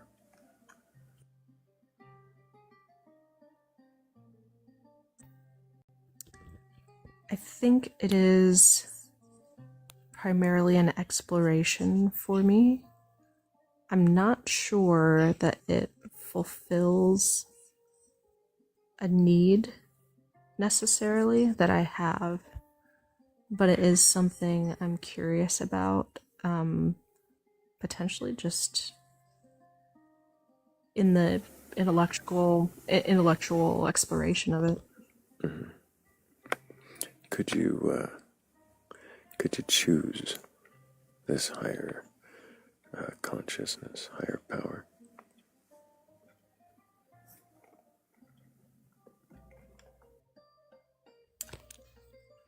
For the purpose of exploring a line of thinking Yes. And I think I do, actually. I think when I put it in practice, I do pick something that I either find interesting or have seen I wouldn't say evidence, but maybe indicators for, so that I can explore the possibility.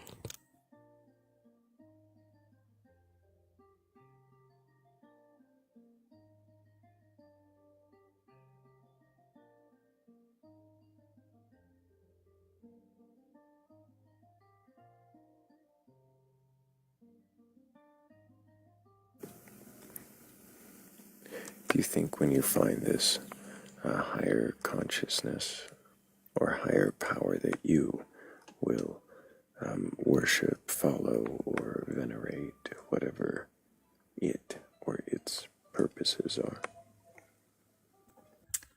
No, I think I will seek to learn from it primarily. It would be hard for me to believe that I would find something worth venerating or worshipping, but I am always looking to learn from any other consciousness that I interact with.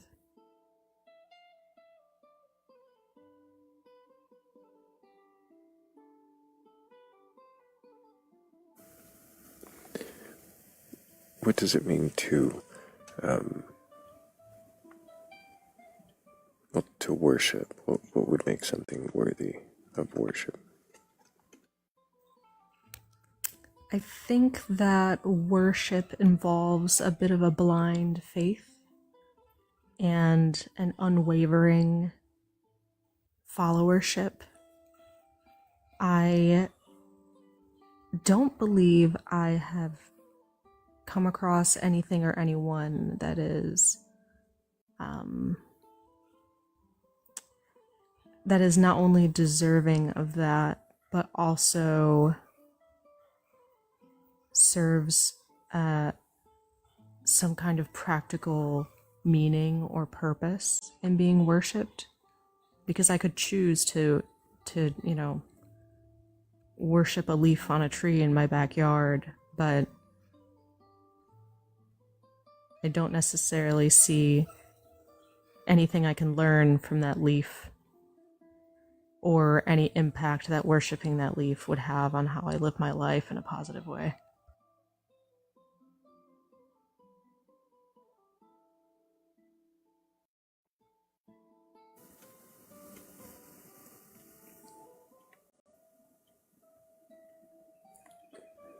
What lessons do you hope to learn, or types of lessons do you hope to participate in finding a higher power or higher consciousness? I think it's primarily self-improvement. Very strongly, actually.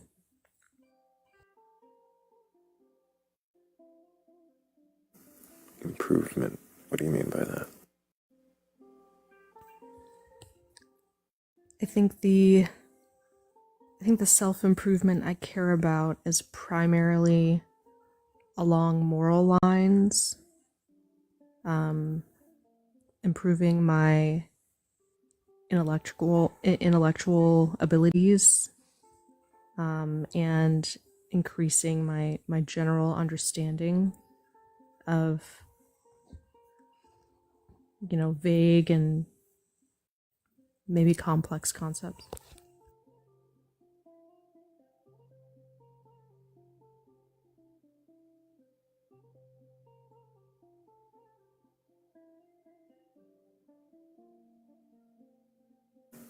How will you know if the lessons yield correct information, correct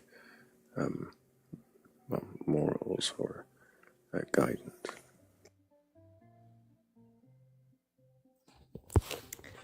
I don't think I'm capable of knowing for sure. But in the meantime, I come toward that learning with my previously established humanist views and assess what I learn along those lines. And I think that if I had a capability to learn absolute good along absolute morals, I would want to learn that from a higher consciousness, or I would consider the entity that has that to be a higher consciousness than mine.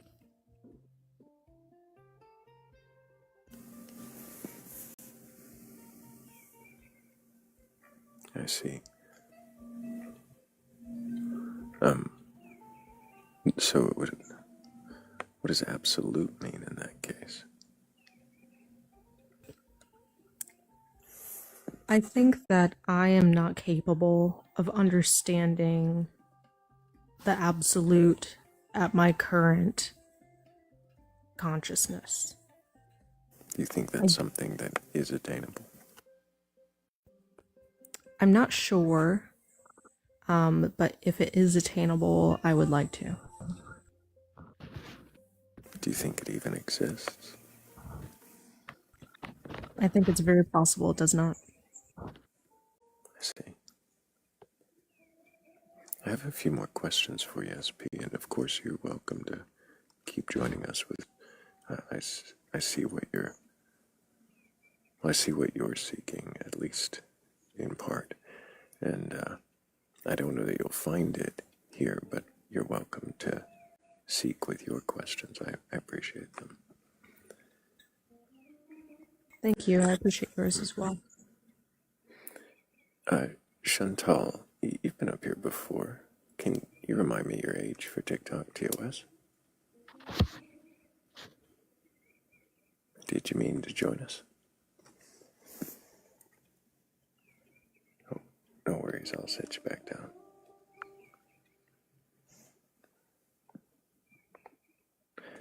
Blake, did you have any questions for SP?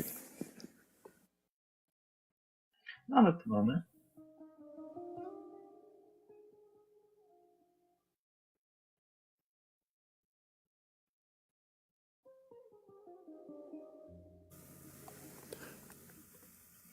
Does it unsettle you that you may never find quite what you are seeking?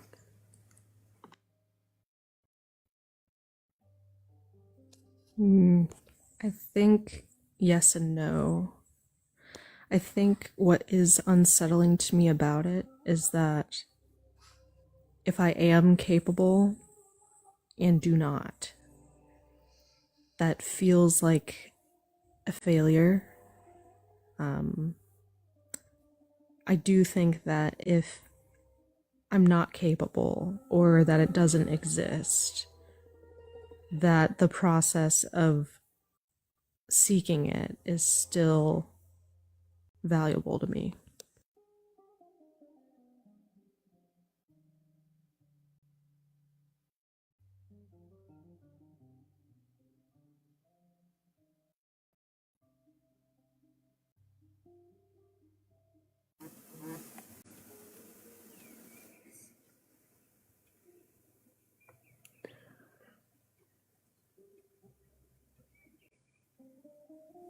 So for you, it's more about the journey than the destination.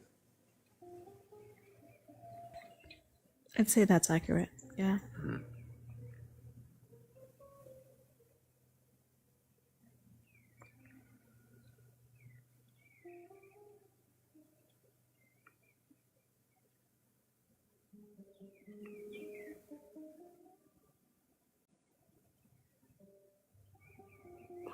Why should there be a higher consciousness than the one that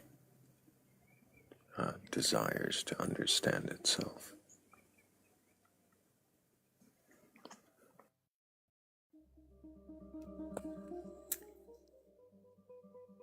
Are you asking me,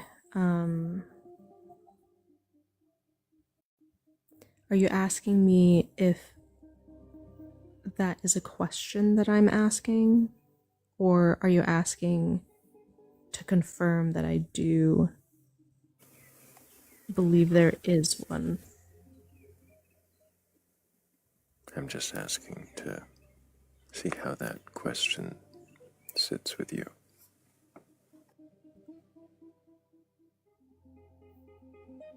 I would say that I don't think that there should be a higher consciousness.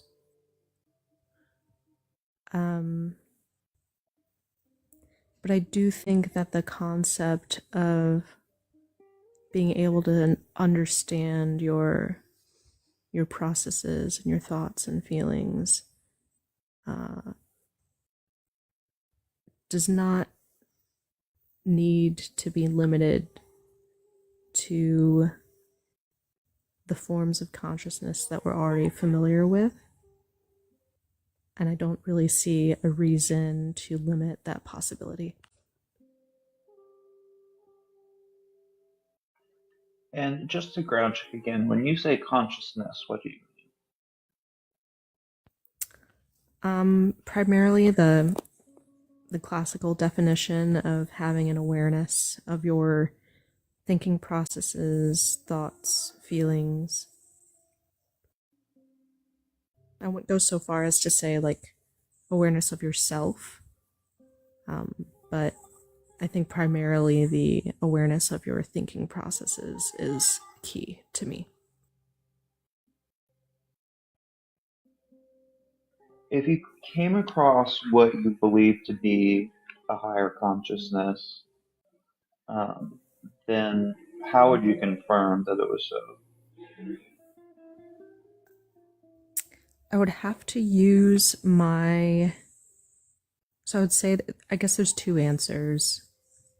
I would have to either experience some form of, I guess I'll call it enlightenment through my interaction with that higher consciousness that gives me an understanding along those lines, or I would have to approach what I can learn from that higher consciousness within the bounds of my previously established beliefs in humanism.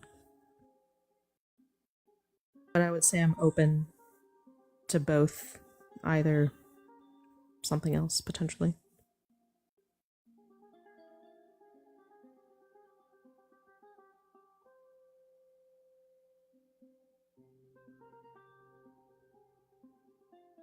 I also want to maybe define, at least for myself subjectively, that the word higher and higher consciousness for me is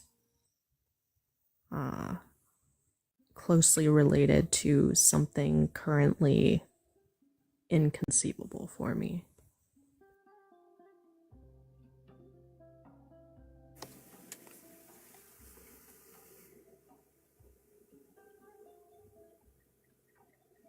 Something inconceivable.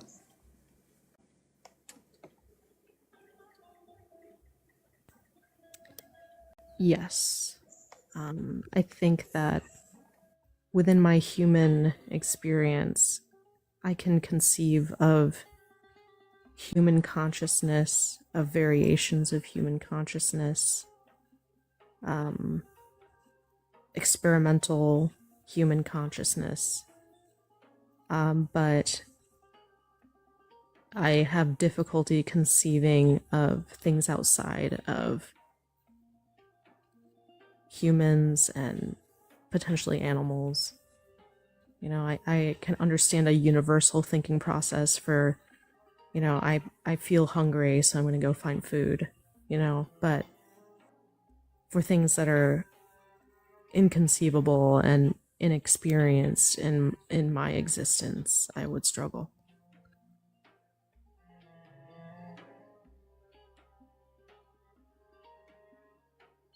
I guess I'm struggling to understand a little bit what you're getting, like, what would enlightenment from this being look like versus, like, your continued journey of like self-improvement, is it that it would be like instantaneous, or like what does that like enlightenment look like? I think the innate quality of that enlightenment is that it would be completely new to my current understanding.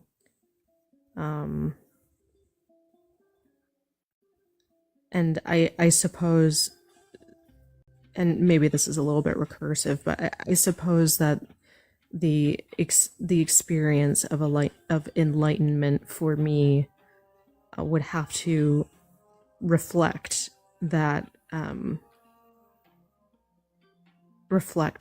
I am now knowing what has previously been unknown, not only to me but to human experience. So like when somebody steps on the moon for the first time and is like the only human to have like ever experienced that, and they've reached beyond like what any other human has understood before in that regard, like is that enlightenment? No, because within our human thinking processes, we were capable of conceiving of it. Even to the point where we took action and made it happen.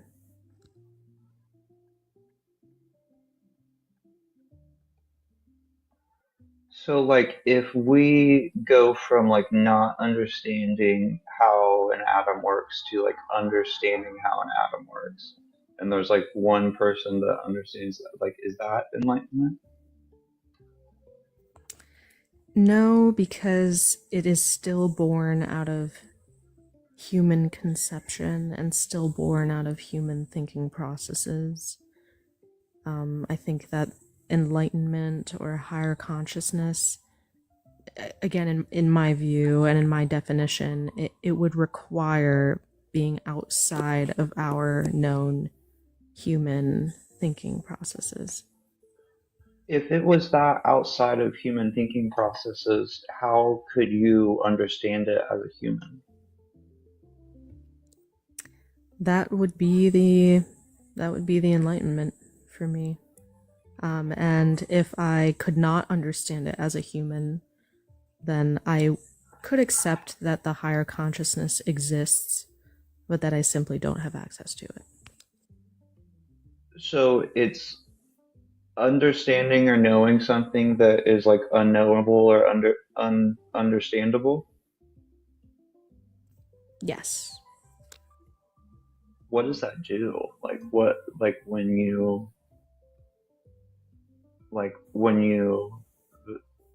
know the unknowable and you, I forget the other thing I said, but you know what I mean. What is that? Because like like it sounds good, but it kind of also just sounds like a deepity, no? Like it would allow me to like see the unseen, like all, but like what if there is no enlightenment? Like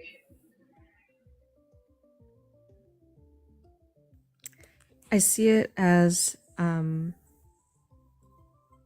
a possibility for self-improvement, and if it does not exist, then my capacity for self-improvement is simply limited. If it does exist, then maybe there is less of a limit or no limit to my self-improvement, of my thinking processes and understanding. Does that answer that?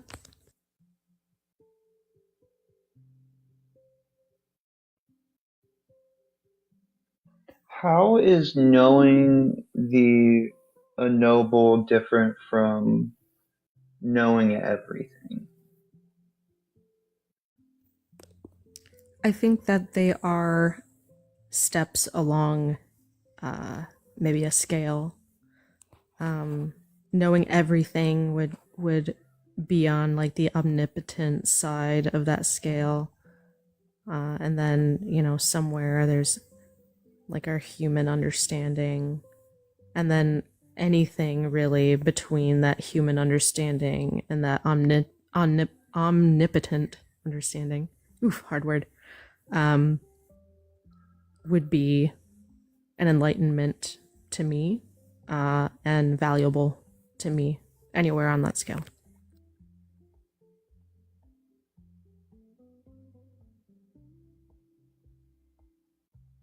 Wait, can you say that one more time? I don't think I understood. Sure. So you talked about on all knowing, right? And you asked me what's the difference between all knowing and I guess the enlightenment that I was talking about. Am I understanding that right? Yeah, like knowing, like what is the difference between,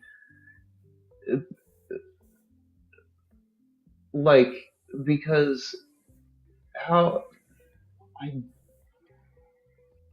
like how is something, is it even possible for something to be unknowable? So that's something I've thought about because I think it is possible for something to be unknowable, but that is also born out of my consciousness and my human thinking process. And So if I that's see things where in my thinking I process, see then it as it's like, within. Then oh, it's my bad. within. Oh, good. And if I seek a higher consciousness, then what I am seeking is still within my human thinking process and my current consciousness. This is where I don't hear it being anything different than learning and like like getting beyond what is the like knowledge and wisdom of what we have as like what we consider humans now. Like I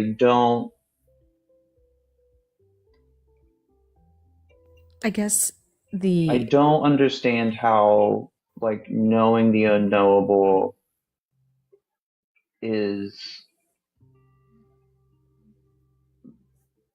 anything different than like learning something new. I think that you are conceptualizing knowing the unknowable at a point in time versus knowing the unknowable in an absolute sense. So, Like what a could make something caveman. unknowable? Like I Well, so don't. Yeah, that's yeah. why we Sorry, I can't keep conceive of interrupting it. you. I got some lag. Oh, all good, all good. So a caveman at that point in time can't conceive of an iPhone, right? But throughout time, irrespective of time, humans did eventually become capable of understanding an iPhone. So therefore, understanding an iPhone is not unknowable, right? Unknowable to me would be something that we, on an absolute level, do not have capacity to understand. While understanding an iPhone for a caveman is something that is unknowable on a relative scale because it relies on a point in time and space.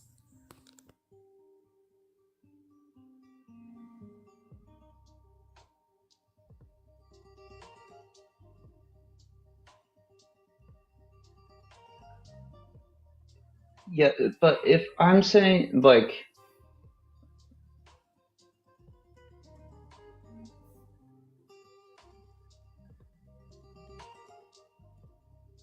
I can see the unseeable, I could explain that, like, I am getting non-visual information and it is being encoded as an image, and therefore, like, I can see it. So, like, what is, like, the equivalent for, like, knowing the unknowable? Like, how do you encode the unknowable into the knowable? I think that the way you defined unseeable in that example makes it not embodying the qualities of an unseeable notion because you can conceive of it, right? And I think that what's difficult about the unknowable is that it is a null set. And by definition, those null sets in episteme are things that we cannot conceptualize the same way we can't conceptualize nothing. So for instance, if a consciousness told me that they could they could enlighten me to conceive of nothingness, then I would consider that an enlightenment, since I don't believe we can conceive of that. Or I could be wrong, and maybe down the line we'll be able to conceive of nothingness, and then enlightenment would be something else. And learning about nothingness would just be learning.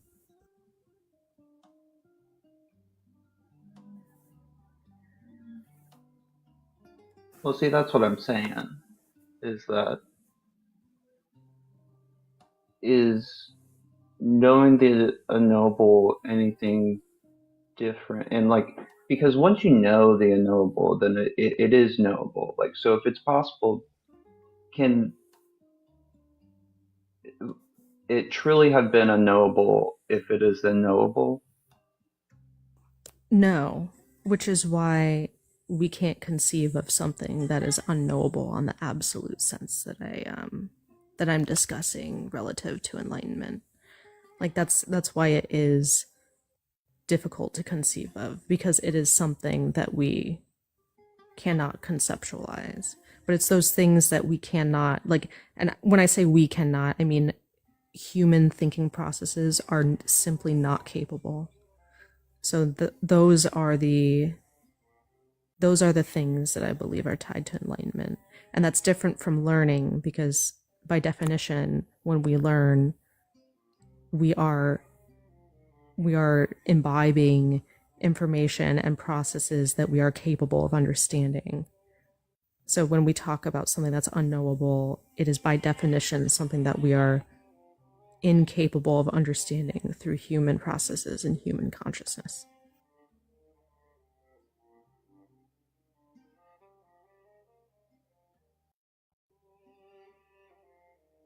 On a scale from 0 to 100, how sure are you that noble thing, or I mean, not noble, unknowable things exist?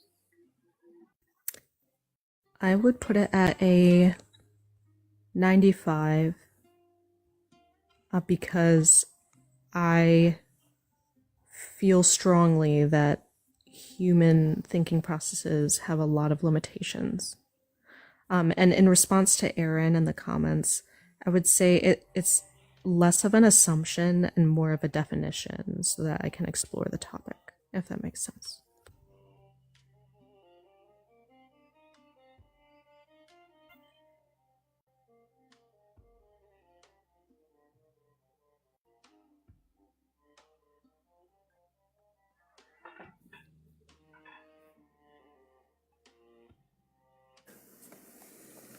I guess also I'm getting confused because you keep saying, like, unknowable by human standards, but, like, is the like, knowable by human standards not evolving with time and changing, like, temporally as well? So this is where we get back to the relative or subjective versus the absolute.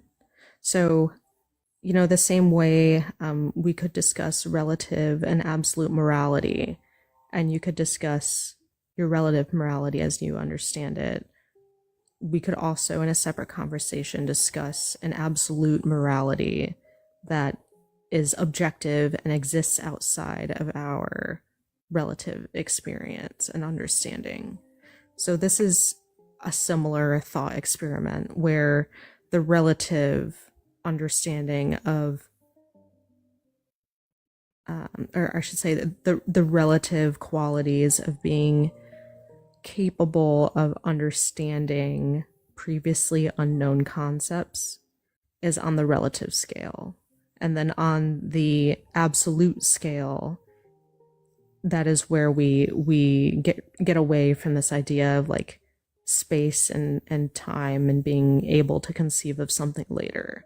That's where we get into the true unknowable, the null set, the unknowable that as humans we are truly incapable of conceptualizing, which is why this is confusing, I'm sure.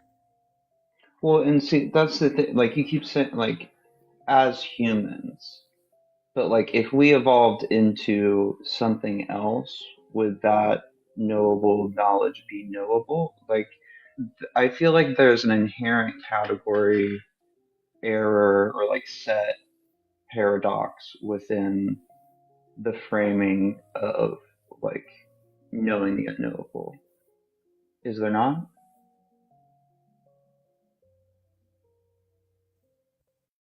I'm not sure that I follow how this is different from discussing the relative unknowable versus the absolute unknowable. Relative unknowable is ultimately just learning, in my view, and that's where your examples come in as the relative unknowable.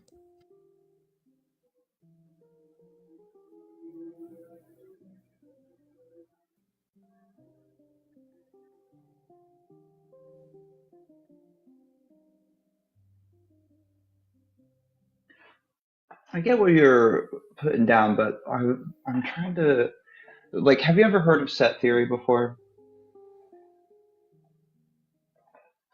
I'm not familiar. Set theory is like the mathematical and logical theory of like categorization. And one of the main paradoxes in set theory is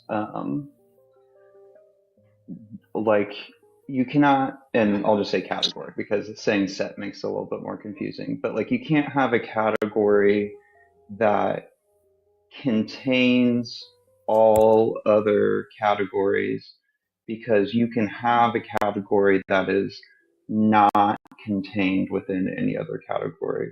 So a category that contains all other categories is impossible. And like this is a way that like we determine like the illogicalness of different like categorizations of like a lot of different things.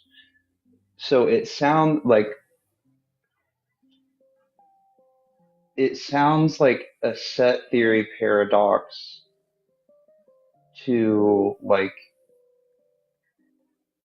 make something or like to make something like Ouroboros-ly. See, that's why I like don't even know how to explain this.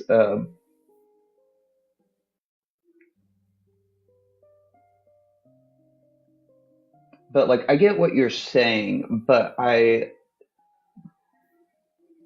does it does this all not hinge on the assumption that the unknowable exists in the way that you're framing it? All philosophy and episteme relies on assumptions and decisions on the assumptions that you choose to include as you explore philosophy are defined in many ways. In this thought experiment, I guess I would ask you on a scale of Is this a 0 thought to experiment or your belief? well, on a scale of 0 to 1, I would say it's maybe a bit of both, maybe semantic. But I would ask you on a scale of 0 to 100, how likely is it that unlimited capability?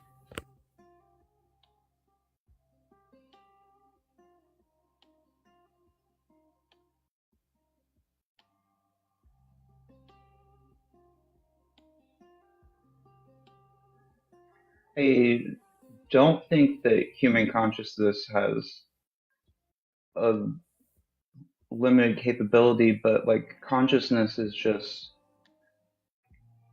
like the awareness, and that's where I'm saying that like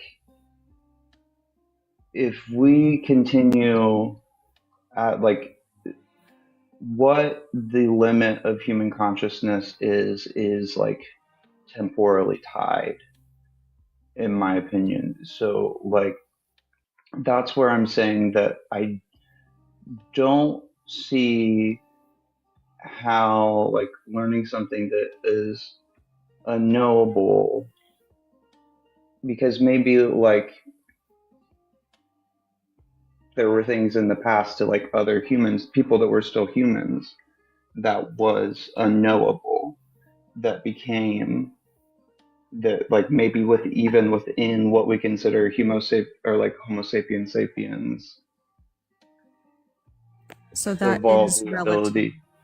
unknowable, right? That's relative unknowable, which is why you characterize it as learning. But the absolute unknowable is what we are not capable of conceiving. Is So that you have even to possible? accept. Well, I don't know, right? I mean, because that's the point. So I'm saying if you believe that it's just learning, then it seems you would also believe that humans are capable of learning everything through our thinking processes. I personally find that Maybe not unlikely. currently, but like through time, as we grow and evolve as like a species, as like the human species, maybe that's where I think that like, and if you already said like I don't know, maybe, so I'm not like pressing you that hard about it, but just kind of understand how much of this is like exploring like philosophy versus like your belief. And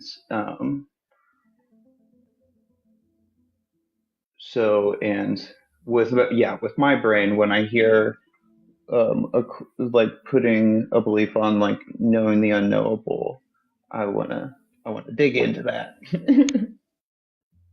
Yeah, totally understandable. I do think probably the fundamental belief side of it is that I do believe that human cognition and human consciousness is limited.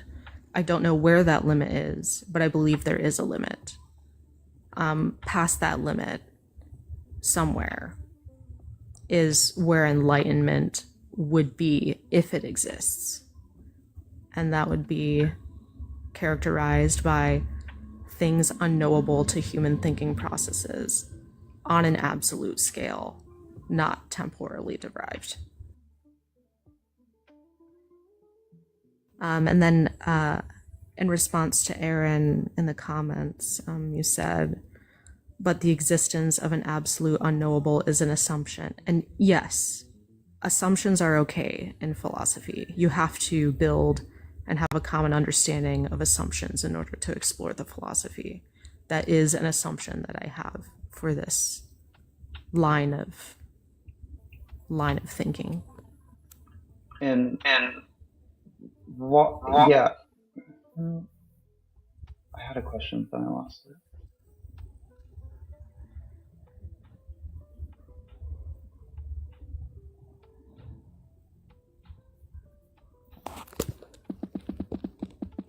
Yeah, I guess I still just don't see it as anything different than learning because even the process of enlightenment would be like a temporal event.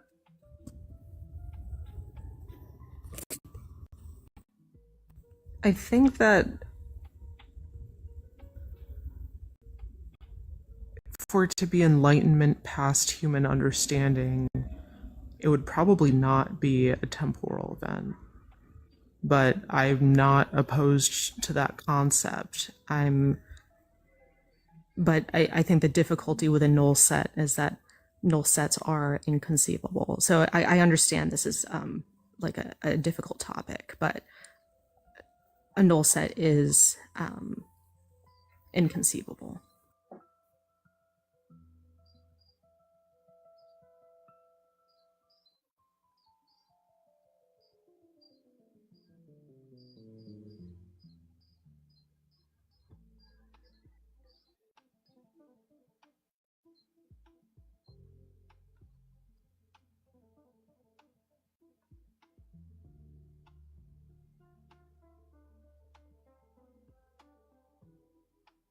In this context, when you say a null set, what do you mean?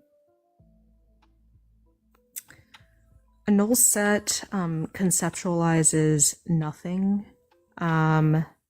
So I believe that philosophy borrows it from the mathematical realm. Yeah, because to me, a null set is just a set that contains nothing. Right. So it's along those same lines.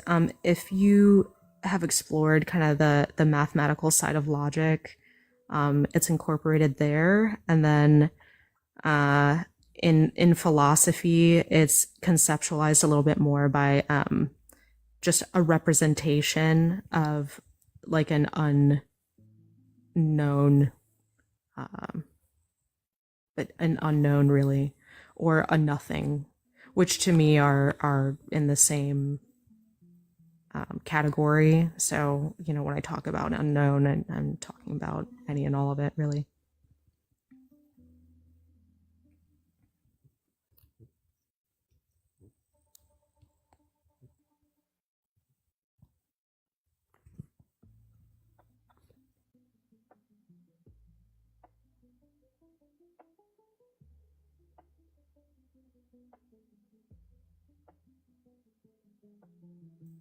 Are you opposed to the idea of an absolute unknown for humans and human consciousness?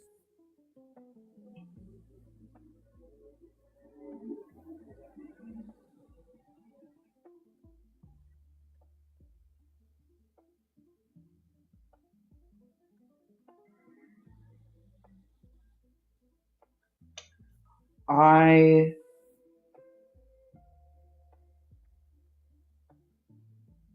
understand it in like concept, but I think it is temporally tied. Like I don't know if there's anything within the universe that like a consciousness is not capable of. And like what you keep switching back and forth between like is there anything that is unknowable versus is there anything that is like limited to like human consciousness and like human awareness. And that's where there's like a big difference. Because like, is there something that is incomprehensible to a human being? Yes, absolutely. Is there something that is unknowable? That's where I think that there is like a big assumption, if that makes sense. Yeah, and I see where you're coming from. Um, I would urge you to consider that you seem very attached to this temporal alignment, but human consciousness has already conceived of things that are not temporally aligned, and we have, you know, areas of quantum mechanics and electrodynamics that are all not temporally aligned as well. So we are capable of conceiving of things that are not temporally aligned. And then I guess not Yes. temporally aligned. But like learning about and it was learning. yes, and that's why that's learning and not enlightenment. Host the I should say temporally aligned just means something where time is a factor, and that is what I consider the relative argument and the relative concept versus the absolute argument and the absolute concept. But I use that that language just because the other questioner was using it as well. So you believe there's something that exists where time is not a factor? I think that I can conceive of it, but I can't characterize it. And I would say that we do have some. We do already have some areas of like physics that are not tied to time. Would you call that a belief or an opening to possibility? I think I would call it both. I think the core of the belief that I do hold strongly is that our human consciousness has a limitation somewhere. And then a lot of the rest of it is exploration and maybe attempting to apply a practical use to explanation in terms of my own self-improvement. Why would you believe in something you can't understand beyond a very elementary concept? Why not just leave it on this I don't know? Why would you believe in it?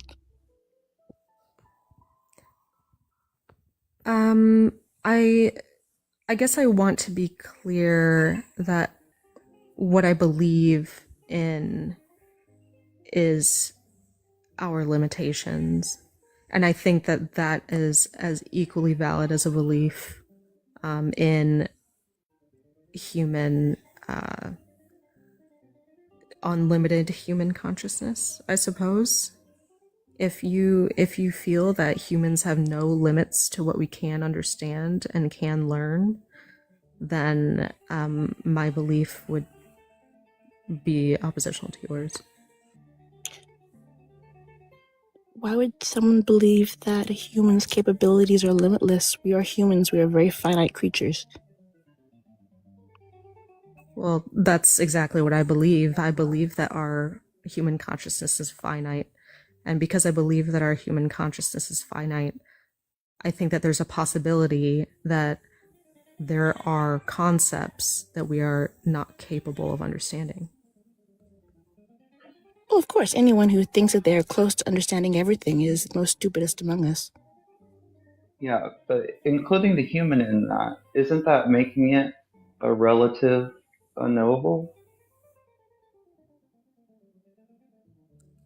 I think the fact that I can conceive of the idea of it, that piece is relative, which I did try to explain before. I may not have used the right words, but what I cannot conceive of is the actual qualities of the unknown, the actual qualities of the nothing.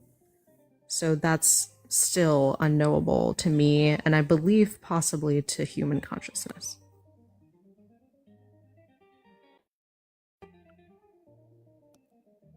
Thrayle?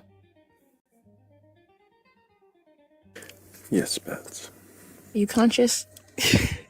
Yeah, oh yeah, I'm conscious. I mean, Okay. wait, what the fuck is consciousness?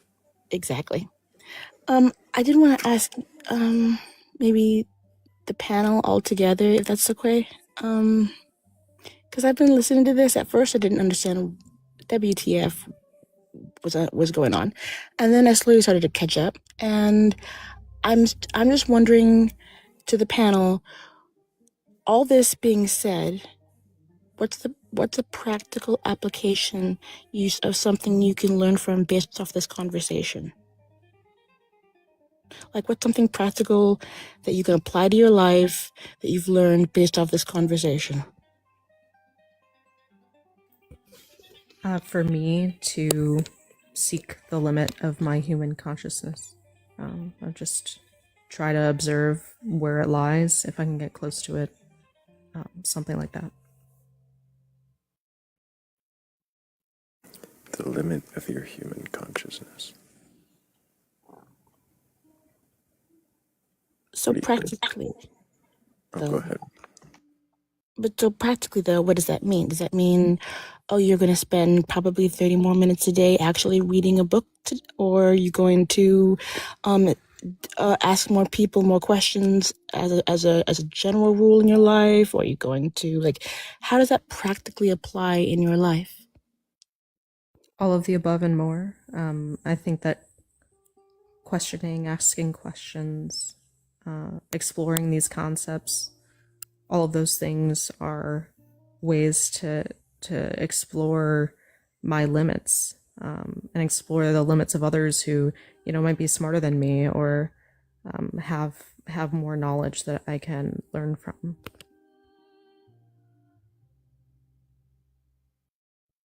And that's not to say that you have to share this belief in order to do that. It is just one application for me. That's all.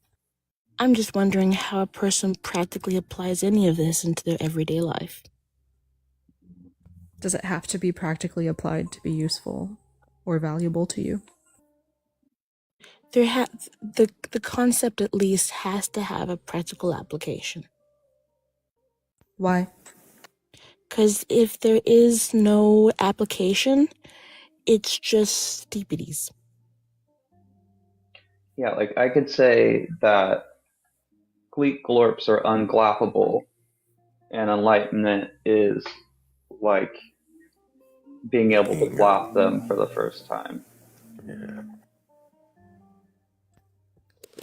Is it innately not practical for you to explore that? Even if you explore that and decide that it's not relevant to you, is that not still exploring it?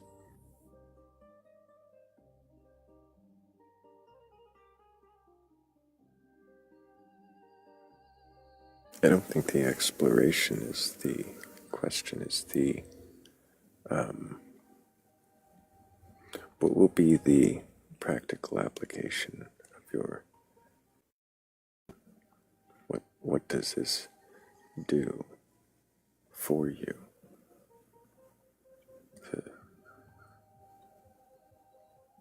I think it's a piece of my personal journey towards self-improvement, to explore my limits intellectually, and my human consciousness has that intellectual piece and the human thinking process piece, that I can explore.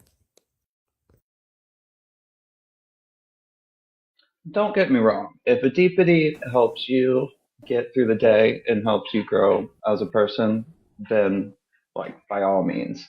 I got ones that speak to me and are completely illogical. But yeah, just wanted But to say that. even I have a DPD that I hold on to. Like, there's a little sign that I used to have that said, "Together we may not have it all, but all together we have what something like how did it go? We may not have it all, but together we." I'll forgive it and tell you later. I'm sorry. Together we're all we have, or something like that. Something like that, yeah. I'll think of it later, and I trailed off and then had nowhere to go. Sorry about that. But Blake, how would do you have a practical application at all for this? No, no, I think that it is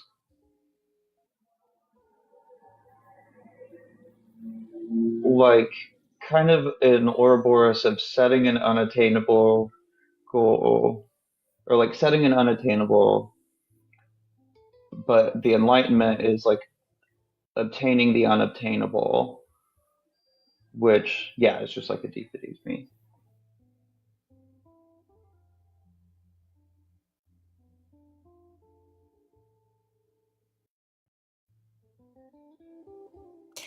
I, I, but you thrilled. Is there anything I can practically apply?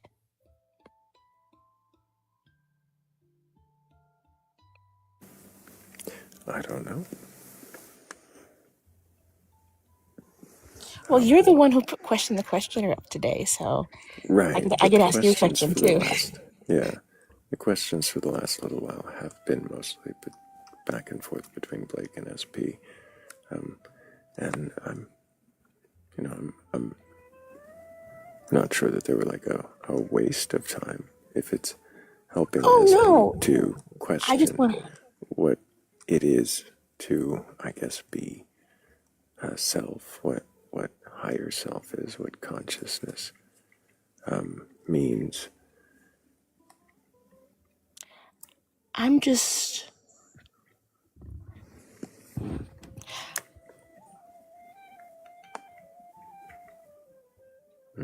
I guess I would like to see someone, anyone, even myself, to be like, um, this means that daily we need to spend this this percentage of more time dwelling on this topic, and we will see this percentage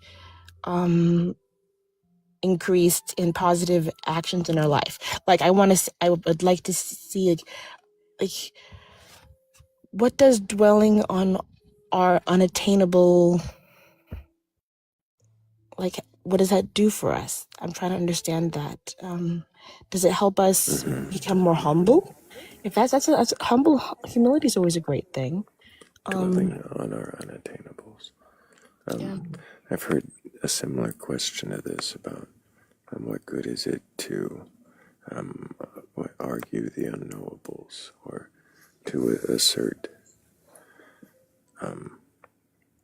the that which we will never find, never know.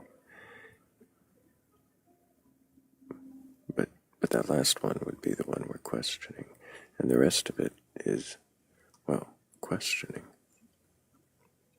SP seems to have some question of what the unknowable is, understanding the unknowable.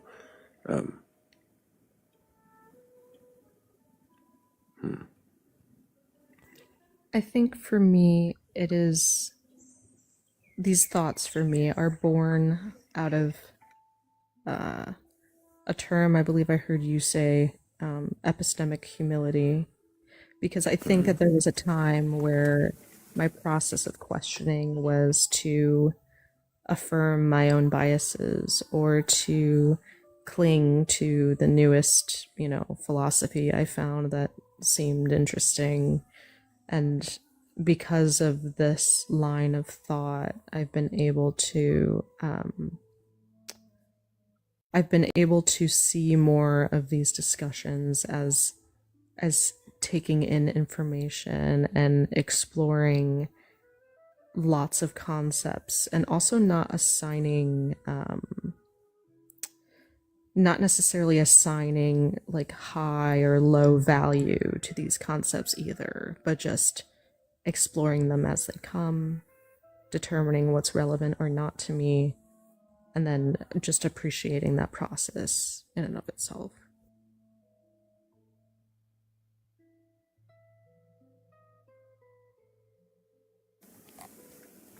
Does I wonder, Bats, if that helps a little understanding of where SP is questioning.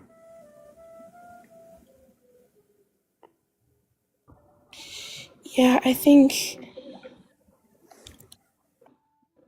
maybe I've always tried to shy away from certain levels of pondering, and maybe that's why I failed to kind of see a little bit where you're coming from. But I get it, kinda.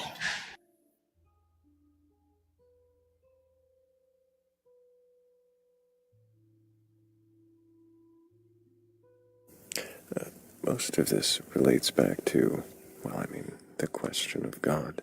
If anybody has a belief in a God or God's higher powers or anything like that, you're curious enough or courageous enough to question that belief, then go ahead and request up. We're not here to debate you or argue. No one's here to burgle your gods. We really just want to know, if you can question it, then what is that belief? And why do you believe it? And I'm sure we'll have quite a few more questions for you. Thank you to everyone for all the questions. I think it's really helped me explore my own line of thought in this realm, and not only explore that in my own thinking, but also explore how I can communicate it to other people. So I have to call it a night, but thank you so much. Appreciate you, SP. Hope that you keep asking Thank you, questions. SP. Thanks for joining us. Yeah, thanks for dealing with my very overly binary thinking. It's kind of hard for me to understand these kinds of conversations, and I really am trying to.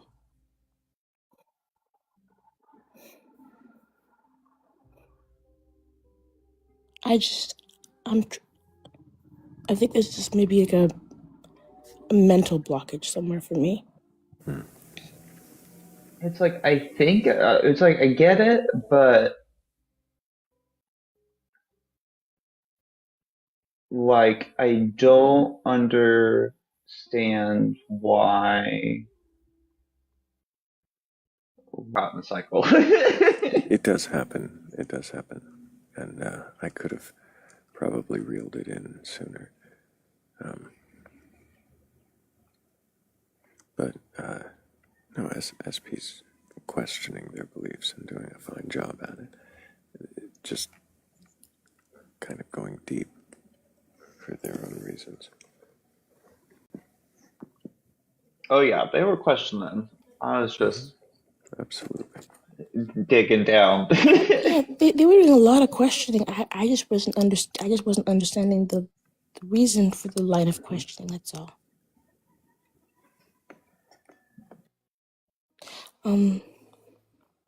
Because I guess I think I understand now why. I think I'm just stuck on on more of a survival level of my brain, and they may have perchance have the privilege of focusing more on the deepities of life. And if I dwell too much on certain things, it's overwhelming because I'm still in the survival aspect of my brain.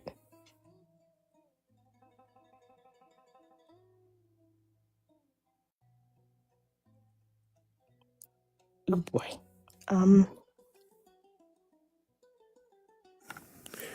okay, Bats?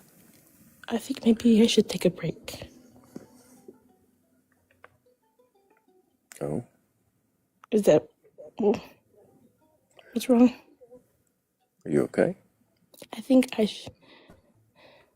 You need me to set you down, Bats? yes, please. Okay. I gotcha. Thank you. Appreciate you, Looney Bats. I do. Really do.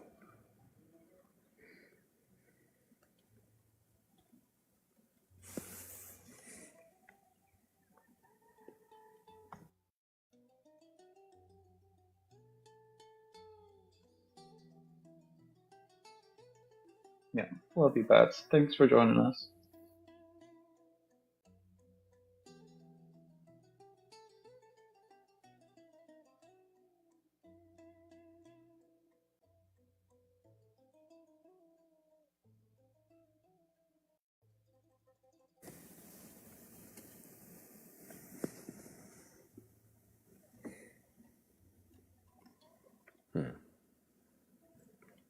interesting name. I'll give them a moment more and see if they connect.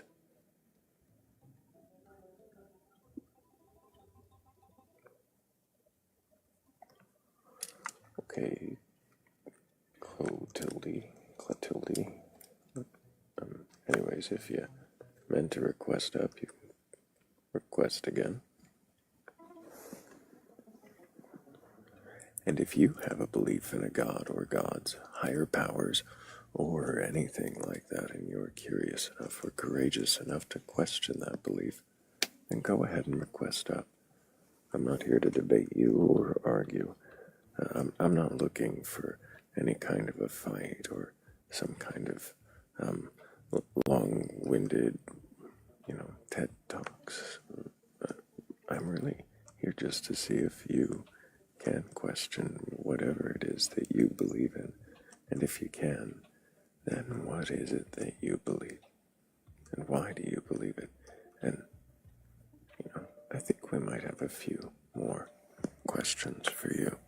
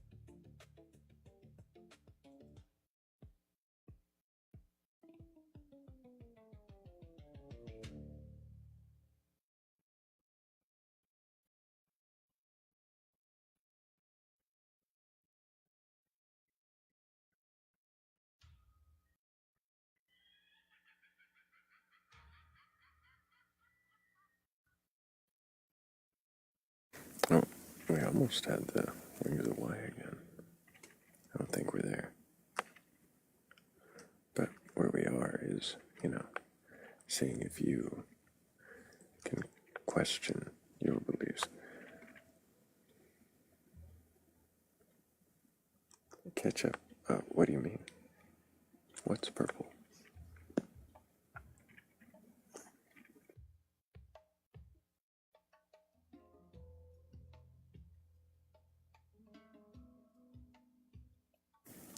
I mean, isn't this just a bluish red or reddish blue?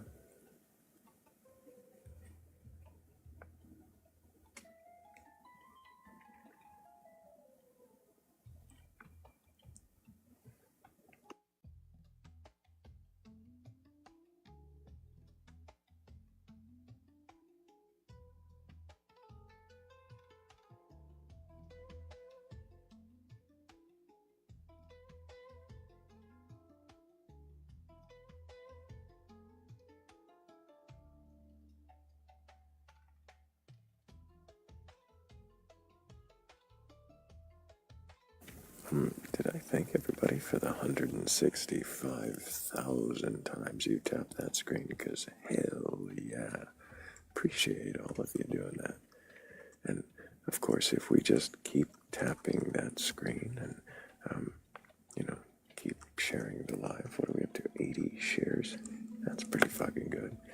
I bet if we all go down right now and hit that bent little arrow, copy the link just a few times, it might even boost the algorithm enough to bring a believer with a belief that they might believably question, or at least believe they can. And maybe then we can question that belief, right here on the panel. If that's you, if you've got a belief in a god or anything like that, and you can question it, go ahead and request up.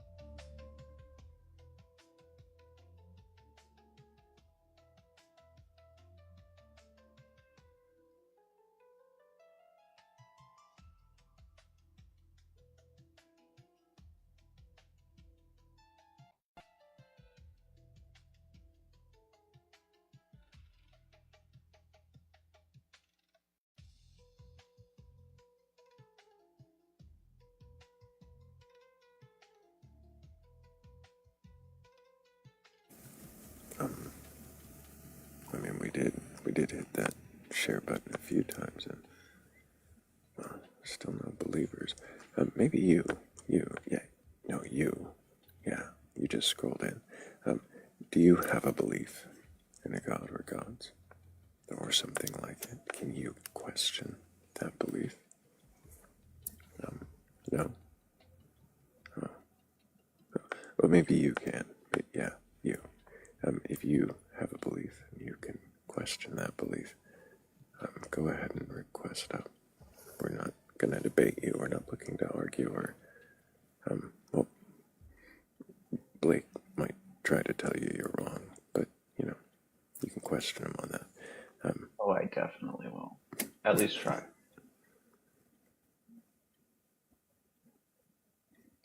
But we're not here for debates. We are here to see if questioning a belief is even a thing you can do.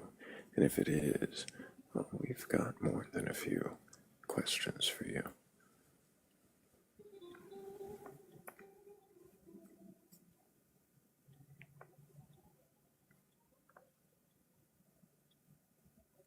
I think the music's too quiet. That's part of it.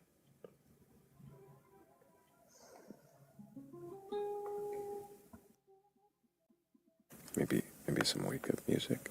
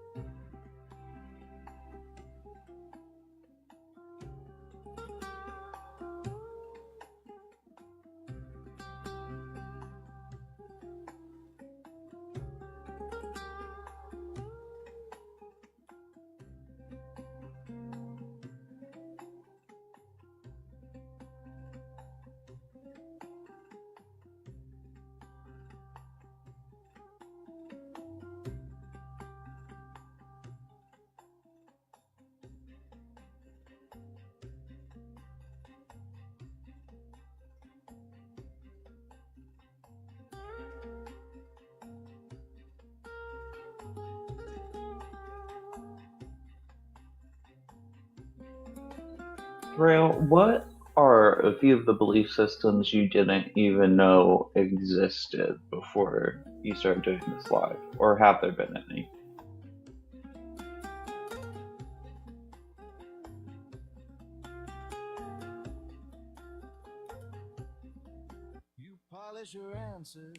That's a really good question. And this is the wrong song. That's a really good question, and I'll have answers for you here in just a moment. Oh, hell yeah.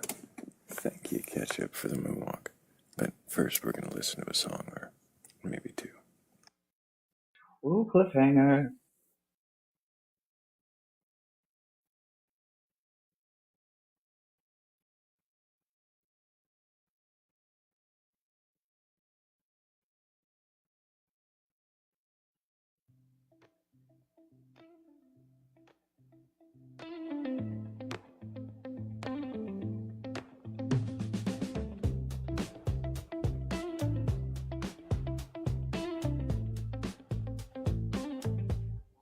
Close in the moonlight,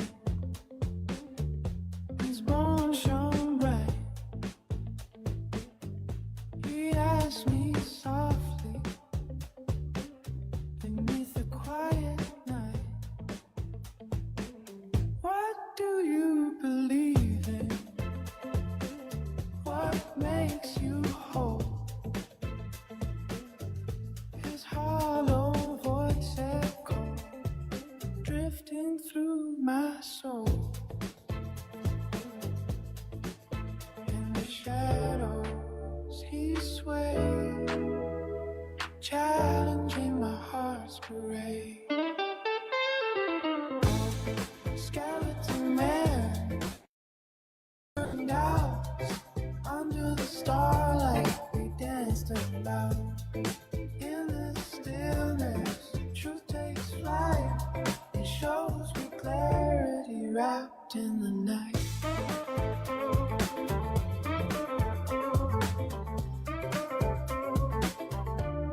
I spoke of love, of dreams and stars. He grinned with from the world afar. These fragile moments, do they truly last? With every question, he unraveled my past. With each rattle and chime, he questioned every paradigm. Oh, the skeleton man, whispering doubt. Under the starlight, we danced about. In this stillness, truth takes flight. He shows me clarity wrapped in the night. In his breath, fears sustained. I found my truth with the skeleton man.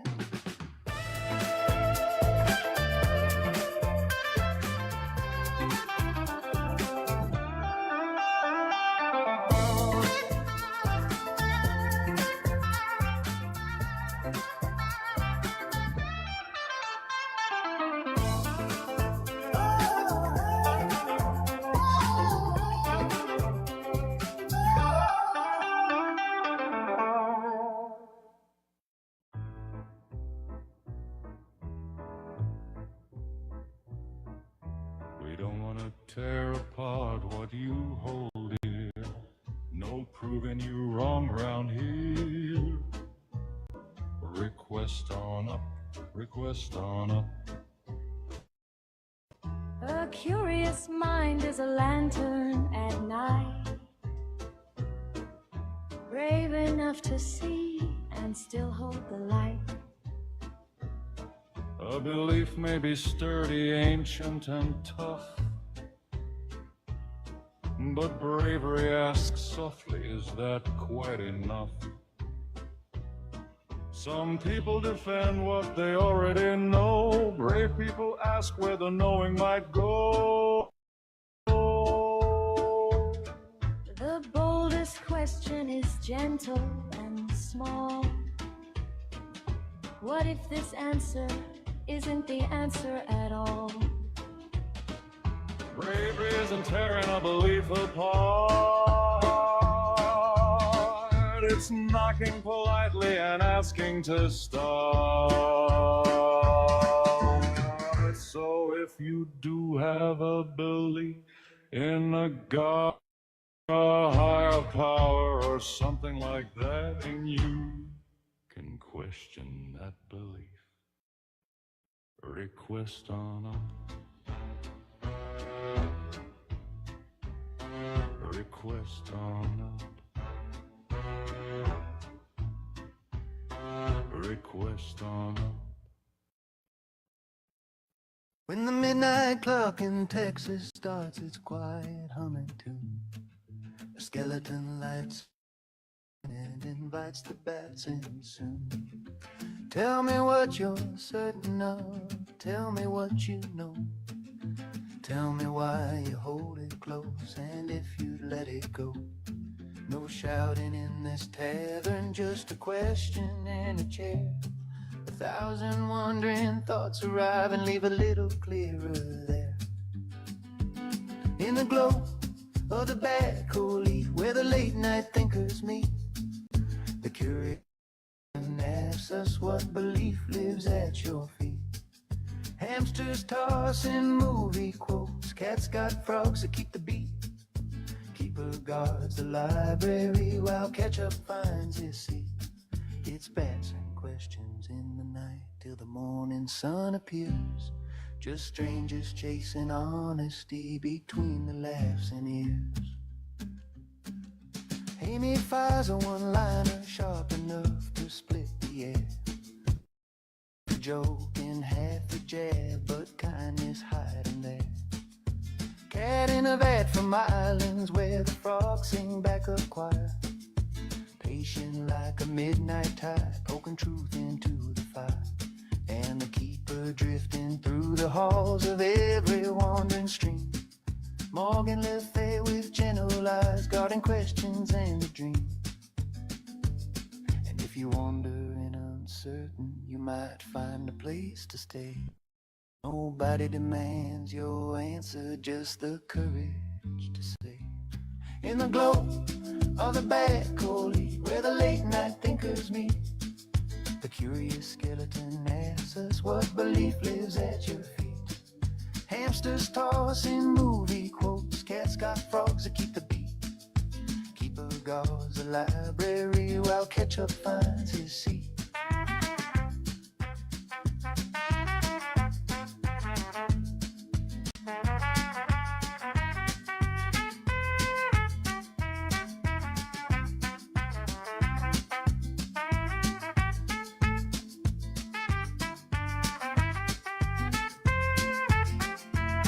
I showed up with a username, sticky, sweet, and red. They called me Ketchup, laughing as the questions filled my head. Why do you believe that? Could it maybe change? Funny how a simple thought can rearrange the brain. I watched the VOD the next day, thinking back on what we said. Turns out curiosity is the best road in your head. Bats in the rafters, pomegranates rolling, squirrel Jesus somewhere probably trolling. GoPros blinking, lore keepers keeping while the rest of the world is quietly sleeping. In the glow of the Batcolyte, where the strange ideas convene, the curious skeleton smiling from somewhere off screen. Hamsters laughing at a quote, cats, frogs croak in between. Keeper says brush your teeth now like a wizard or a queen. And the night keeps asking softly what we think and why we do. A skeleton with questions and a sky full of bats and truth.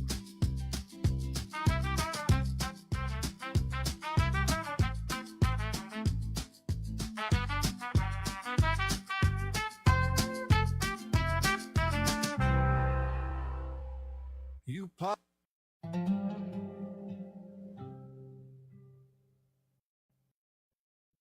Oh, no. We're not doing that yet.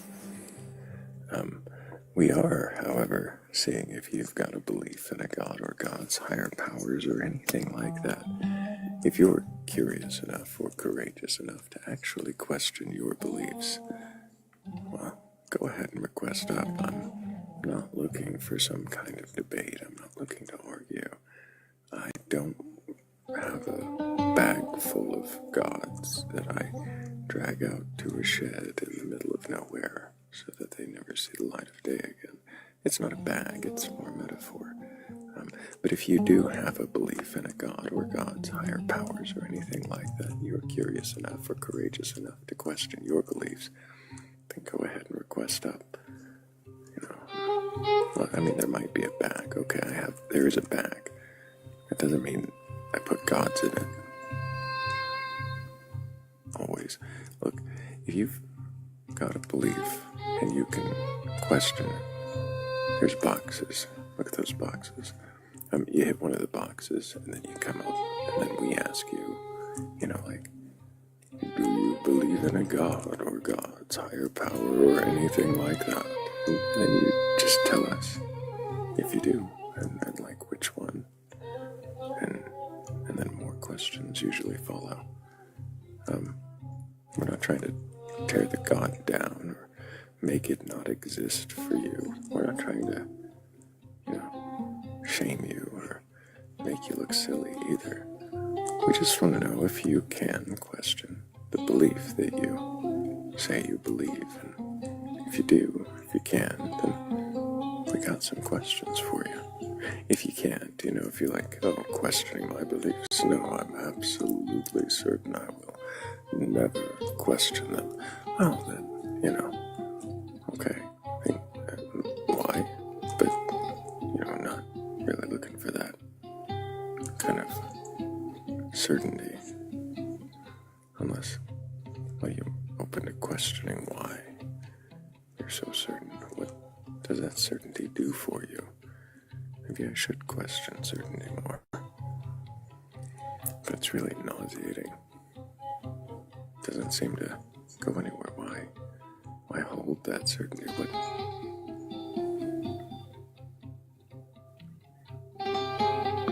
Doesn't it come into turmoil if challenged? Does it feel like the certainty is your identity? Like without it, your whole you would crumble.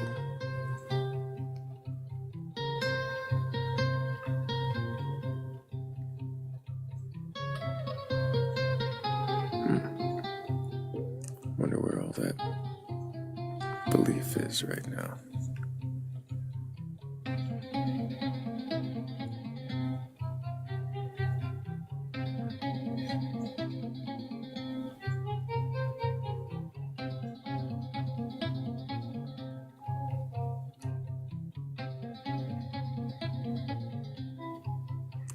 Good morning, Lady Huggy. Good to see you. Hope you're doing well. I really need to invest in a bell to do Who's some that? campfire. Wait, who needs a bell? I do. Bring out your god! Ding, ding, ding, ding. Bring out your god! Ding, ding, ding, ding. There's a song like that. It doesn't have the ding, ding, ding, ding, but yeah, it talks about gods. Did you rate? Good morning, Noctis. Well, good afternoon by now. In Louisiana, you get frog legs. There's a specific frog leg season, and you mostly, I don't know why, but they're labeled as female legs, and so sometimes there's an old guy who just went and caught a bunch of frogs and is going around ringing a bell saying like fresh female legs, and everybody's so confused what is going on. I mean, everybody that's not from there, the tourists are confused.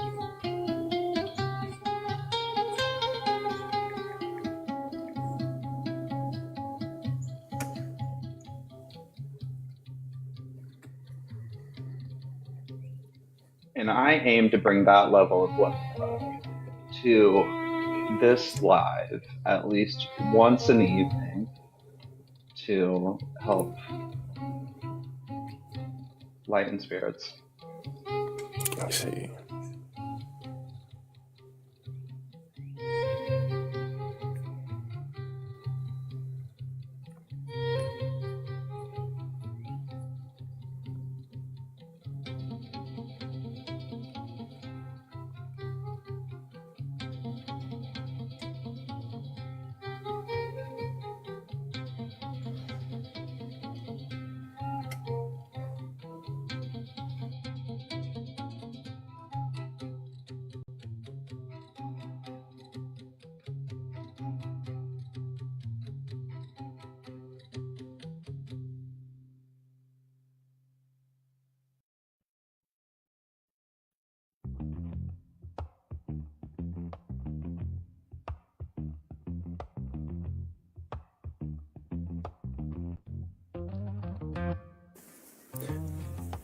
Ketchup says, "This is the chat.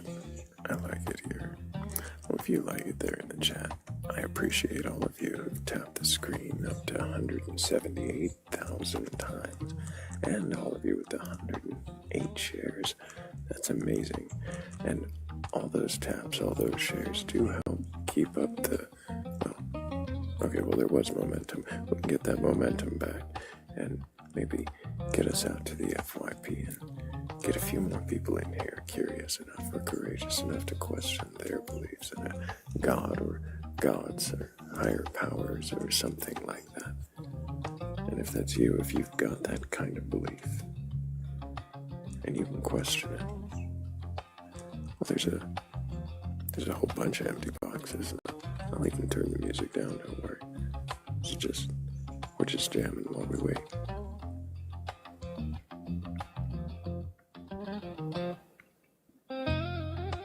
Oh, and yeah, if you've got questions for me, for the questioner, well, this is your opportunity.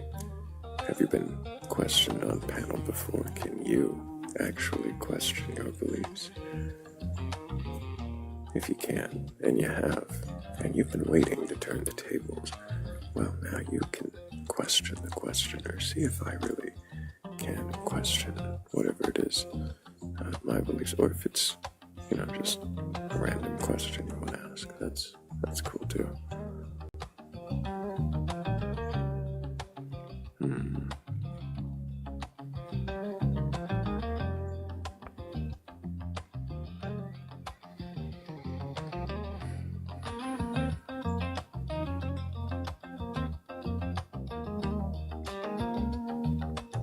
I think we might need another song. I don't think we need. We can just keep jamming on these.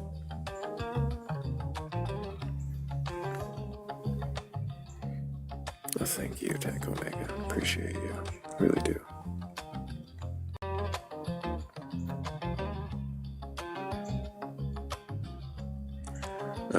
Formless in DMs. We've talked there, begging that in chat. It's not really good form, especially after everything.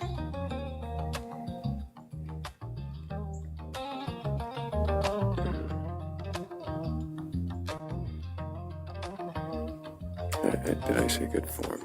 It was not meant to be a pun. But, take it in stride.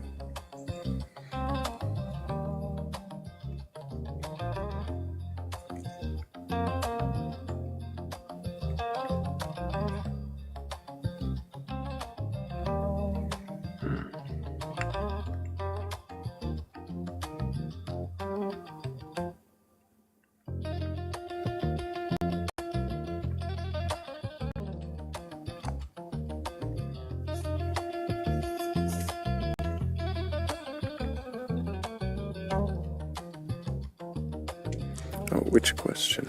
I missed it. Let me look. I saw he's avoiding a question. So, was it a Mika question? Those are always great. What's your skincare routine? Really? Is that the question?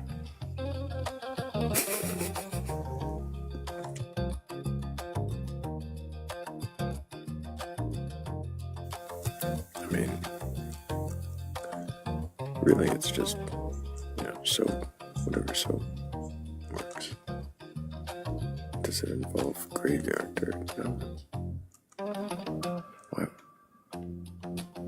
Why would it have graveyard dirt? Couldn't it just be any dirt?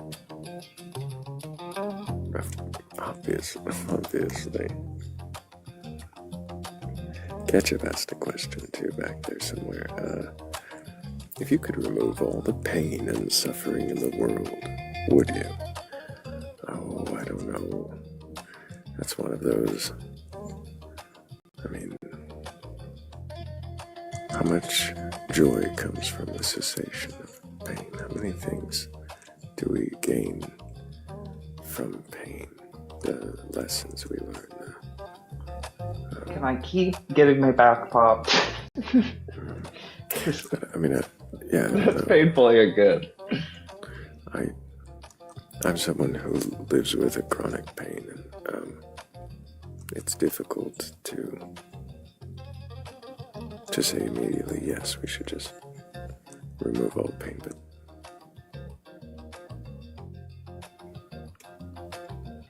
I would love to be without pain. I feel like there's practical uses of it. Suffering, I don't know. I don't think that's always necessary. I don't think there's really any necessary suffering. That's a difficult one. Yeah, pain is kind of like a monkey's paw situation. It's like you're not going to realize you're getting like burned and stuff like that, and or that like you've injured yourself, and whereas suffering just seems needless. Mika asks, do pain and suffering go hand in hand? I don't think that one necessitates the other. Like suffering can happen absent physical pain. But isn't there some kind of emotional, some other kind of pain? Like a tattoo is painful, but it's not like, I wouldn't say it's like suffering. It's like, no. It can be,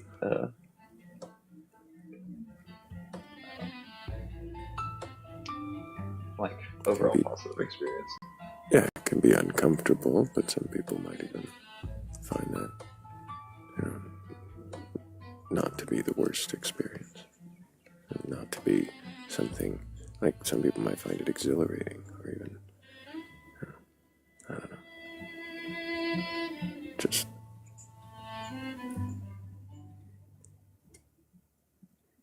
why would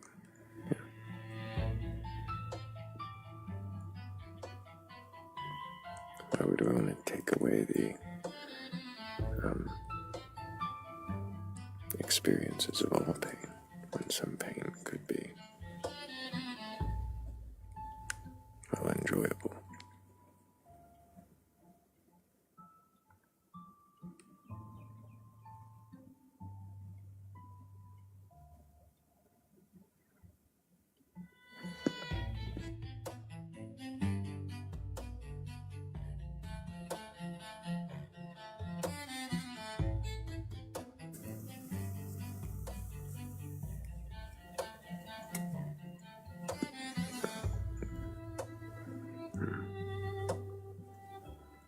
I don't know. Sometimes it could involve suffering. Consent is key. Thanks, Noctis.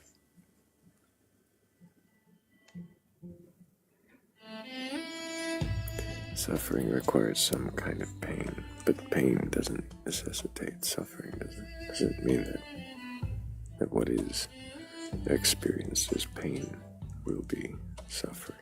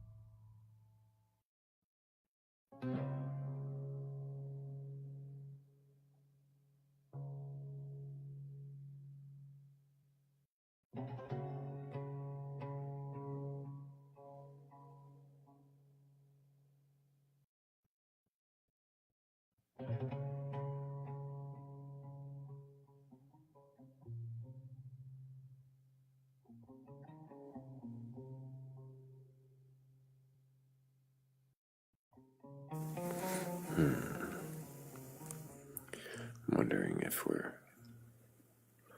running up against that wall. About, I could say about 30 minutes to an hour and 30 minutes. Really, it's just going to depend on if anybody requests up. with a belief in a god or gods or anything like that. Thank you, Ketchup.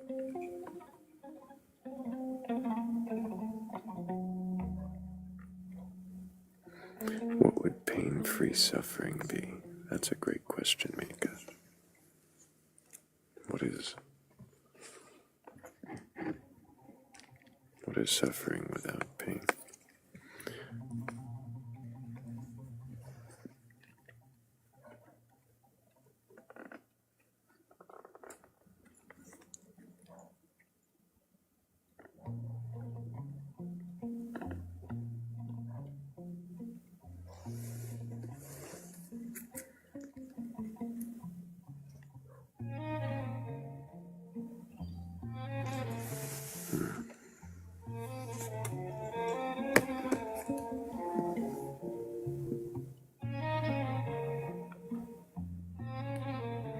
Hell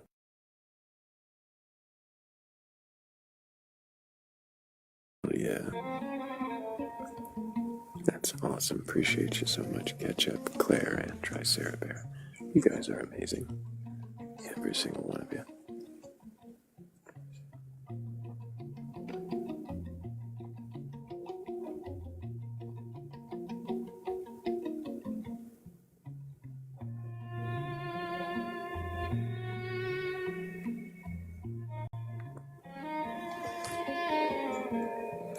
Oh, and if you've got a... Oh, wait. Can the lessons we learned through pain be obtained another way? Probably. I don't know. Good question. Possibly.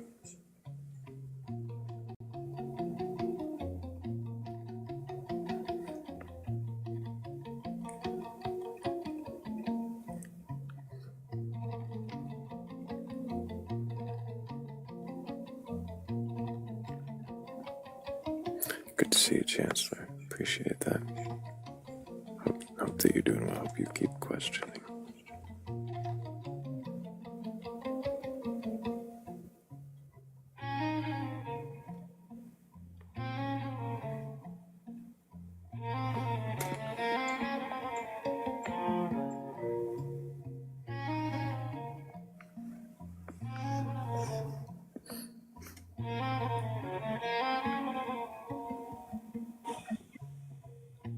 Hello, Hi Beyond. there. Can I get your age for TikTok TOS? 38. And do you have a belief in a god or gods, higher powers, or Yeah, anything like that? I do. I believe directly that Jesus is my God, but I do have questions about. Now, I still question things, so bear that in mind. Sure. But you believe that Jesus is your God. Have you read your Bible from beginning to end?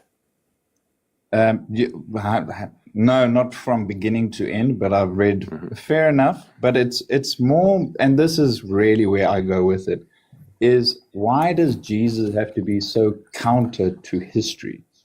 Like, for example, when he's educating Mary, all right, a common, general, normal woman, and he's addressing her by name and not number, and he's having her equal in status to the disciples at his feet, and then he's defending her choice to choose education over household servitude. And I'm like, why did you have to do all four things together? Like, why break history? Like, anyone else was great. But now I have to defend a general common woman, make sure she's named, equal in status, and make sure she has the right to choose the education. I'm like, Jesus, why did you do this? Does that make sense? I mean, historically, I'm talking about a historical line, and all of a sudden I've got a standard of how I must educate a woman. Fascinating. So yeah, that's just, I look at it that way, and I'm saying it is to just stop you interesting. for just a moment, Beyond, just to make sure that we're understanding correctly. Well, actually, I'm already tell by the mic button there. Blake, you've got a question.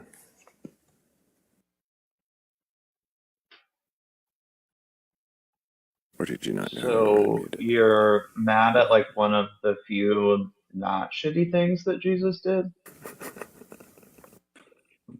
Well, I just like, it's more not mad, just like, why? It's like, Why now do look you at have two to of them. educate these women? Is that what you're mad about? No. I'm saying, why change history?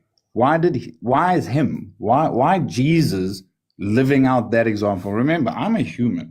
I can only reason from example. Why did All you right. choose that example of what they chose as opposed to any other part of their teachings? Because they like came to teach, you know, Well, like they changed more than no, about well, history than just one thing. Well, no, it's more because how you educate a woman is more important about what you educate. Rather get the foundation right. Get the standard of education. Men, this is how you educate women. And then whatever you want to educate them afterwards, well, fine. That's a different discussion. That's Can a what, I not a... can I ask them why so many teachers are women? I didn't hear that. I said, can I ask why so many teachers are women? No, well, what I'm saying is if we go into history, we don't find that. Like, we don't find the four principles before Jesus. If you go far enough in history, you also find people like Boudica, who are badass women, you know, completely in control of a whole situation. So what I want to know is where exactly is Mary and Jesus in history? I want to know your belief instead of you going on a tangent about why women. Okay, so you must understand my thinking is not that I'm against women being educated. I do see it as that is the standard that makes good education for females. If you're going to ask me, how do you educate a female? Simple. Go look at Jesus. I'm sorry. Why are you using the term female? A woman? Sorry, I don't know which one must I use. Fascinating. Why would you use the term female? Because I only know of male and female.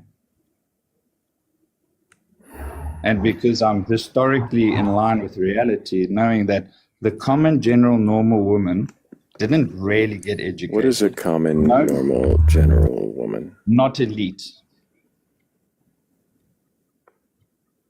Does this work in So the if we go throughout history, like if we go to Egypt, for example, majority of the rights and privileges of education, and I'm specific on educating. Sure, other things had other things, yeah. Does this work in the bars? Definitely not.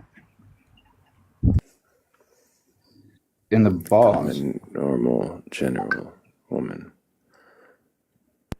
Why Yeah, is like my educating mom. women... Like my mom. My mom's not an elite woman, you know, so I personally believe What the heck is an elite woman? I've got to do something. This is just because I don't appreciate the kind of steamroll happening. Noctis has asked a question. Beyond, can you find your mute buttons? You can unmute and answer Noctis's question. Okay, the question was, what is elite, if I was mistaken? So my mom would be a general normal woman. She's not elite. Basically, if my mom and a sex worker on the street were standing next together with Princess Diana, I would say all three deserve education based on the education standard of Jesus. Does that make sense? And you're saying you don't think they should, or just they should because Jesus said so? No, sorry. I want to make sure you understand. I'm not saying no. You're saying I'm some saying yes, they strange must do things, that. and you've brought up a very interesting Yes, so what I'm saying is, why does he do that? Like, why did he have to do that? Remember, it's all four core principles. I can reason from that example. I'm sorry, beyond, you say that he did that. Why did he do that? Is that a principle that is upheld throughout the Gospels, or is it just something Jesus did once? Yeah, because I see it afterwards. You've got even Paul mentioning the other woman, Phoebe, if I'm not mistaken. There's numerous of women that are mentioned afterwards that are also leaders in the church and stuff like that. So, and then you've also got the church fathers that are openly writing, Gregory of Nyssa, that women must be educated. Are there not church writings that say that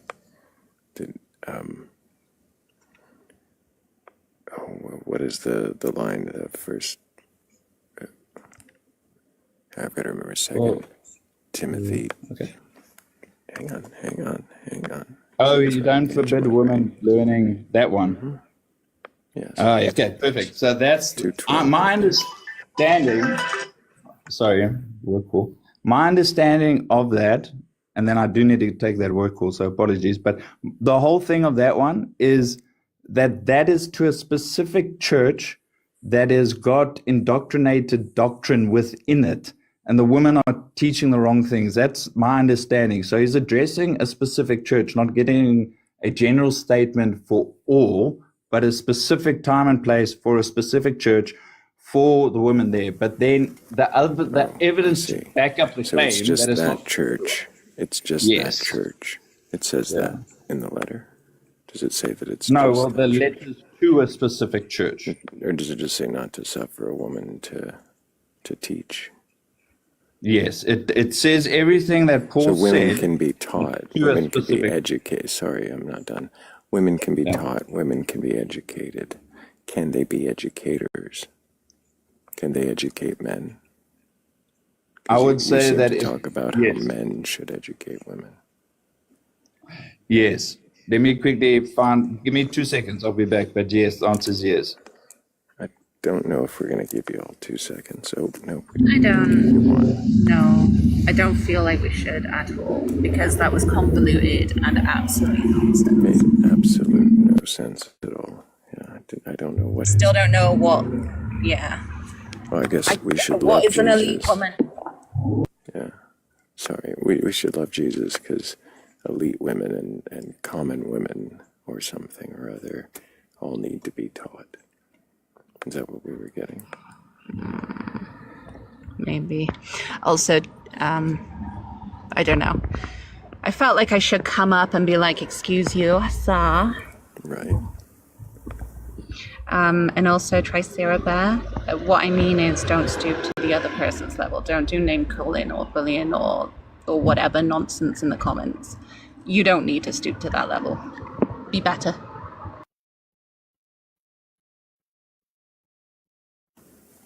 No, I didn't see stupid, but you are better. You're all better.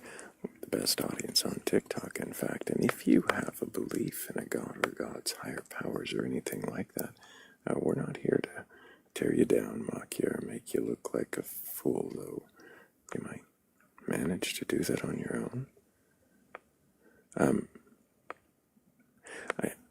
I think that might be the one. Yeah. If you've got a belief and you can question it, go ahead and request up. We don't want to tell you that you're wrong. We just want to know if questioning's a thing that you can even do. And if it is, we've got some questions for you. Maybe a few. Uh-oh. Don't rhyme. There we go. That didn't rhyme.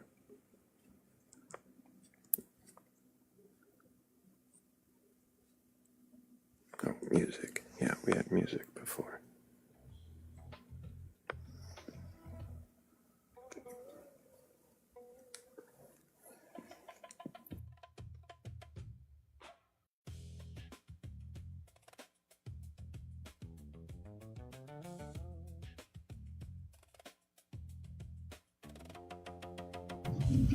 Also, I must go back to the abyss. I can stay in the comments, but work does call.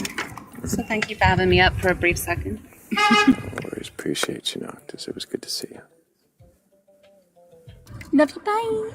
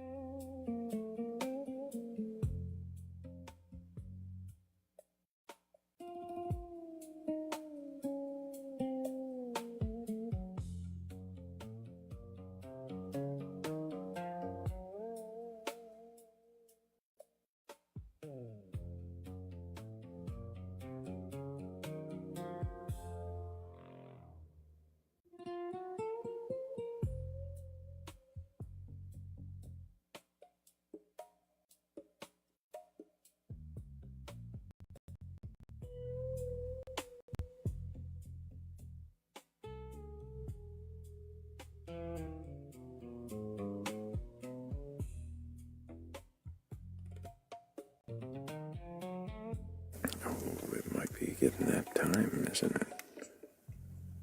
Has there been interesting questioners in the last few hours? Yeah, Glampscom, there's actually been we've had a few okay conversations, a few questions actually considered, actually questioned.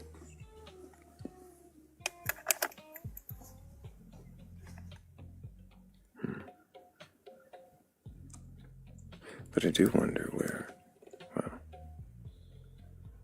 any other believers are. Or is it time for me to read some whimsical poem and call it a night, a morning, whatever it is, an end to this live?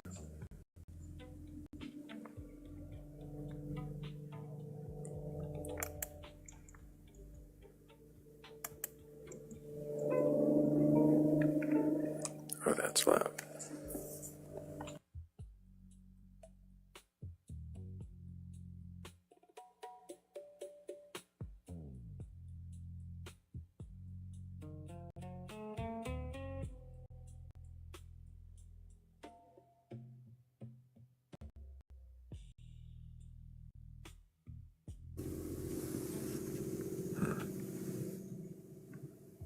Still there.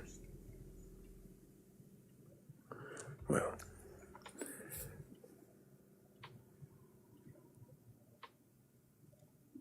What belief do you hold that you are afraid to question? Or is it fear? Maybe it's certainty. Maybe it's arrogance, blind obedience, or something like that. Why don't you question what it is that you feel must be true?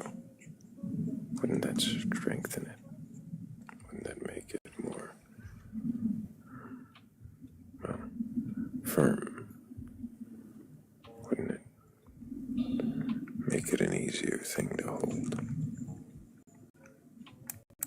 Or are you afraid it will shake it, that it will crumble, that faith, that certainty, that it might soften?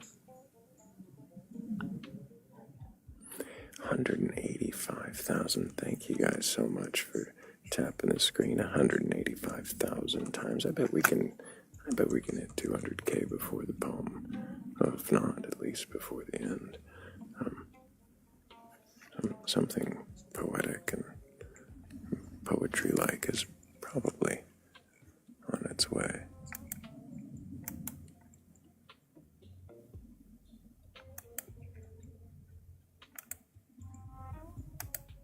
Oh, we'll see.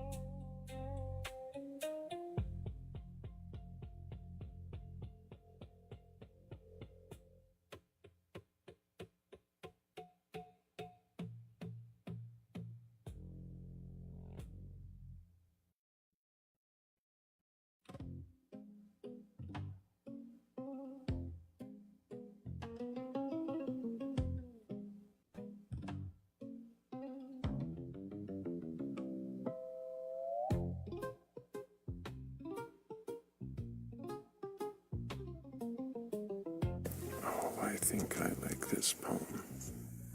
I think this will be fun. I need to find where that echo is coming from.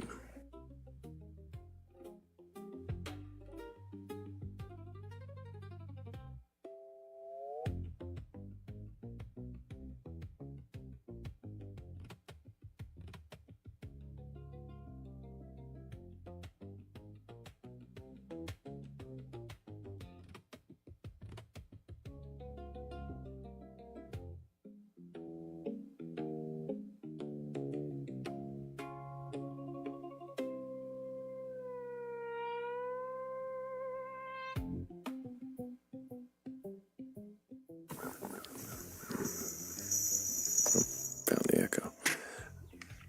Blake, appreciate you. Really appreciate your questions.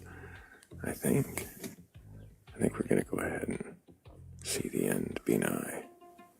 It's time. Later, y'all. Appreciate you, as always. Big W's to Blake.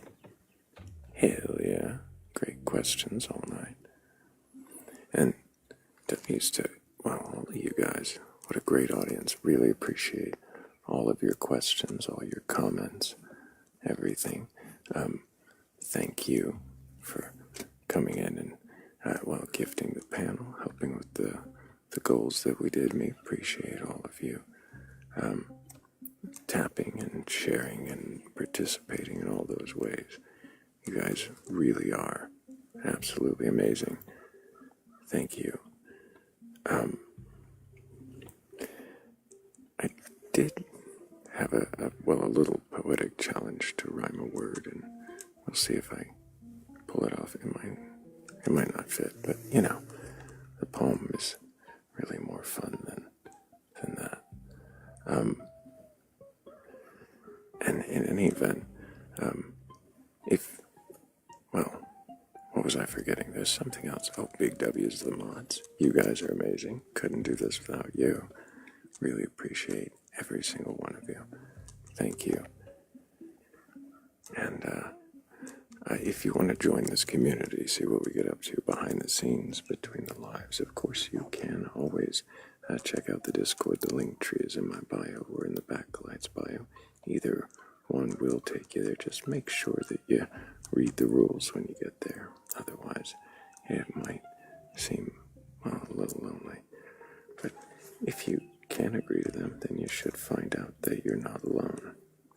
And if you stumble across the Venmo or the Cash App and you want to show your support that way, well, it is always appreciated. And I really do thank every one of you who helped that way. It does make all the difference in the world. Really, really does. Thank you. I think, let's get rid of that guy. Board will be back tomorrow. Don't worry. I know. Board is everybody's favorite. But, what else am I forgetting? Linktree, bio. Oh, the second link's pretty cool. I keep meaning to add some more things there, but I hit a few snags. But we'll be growing there.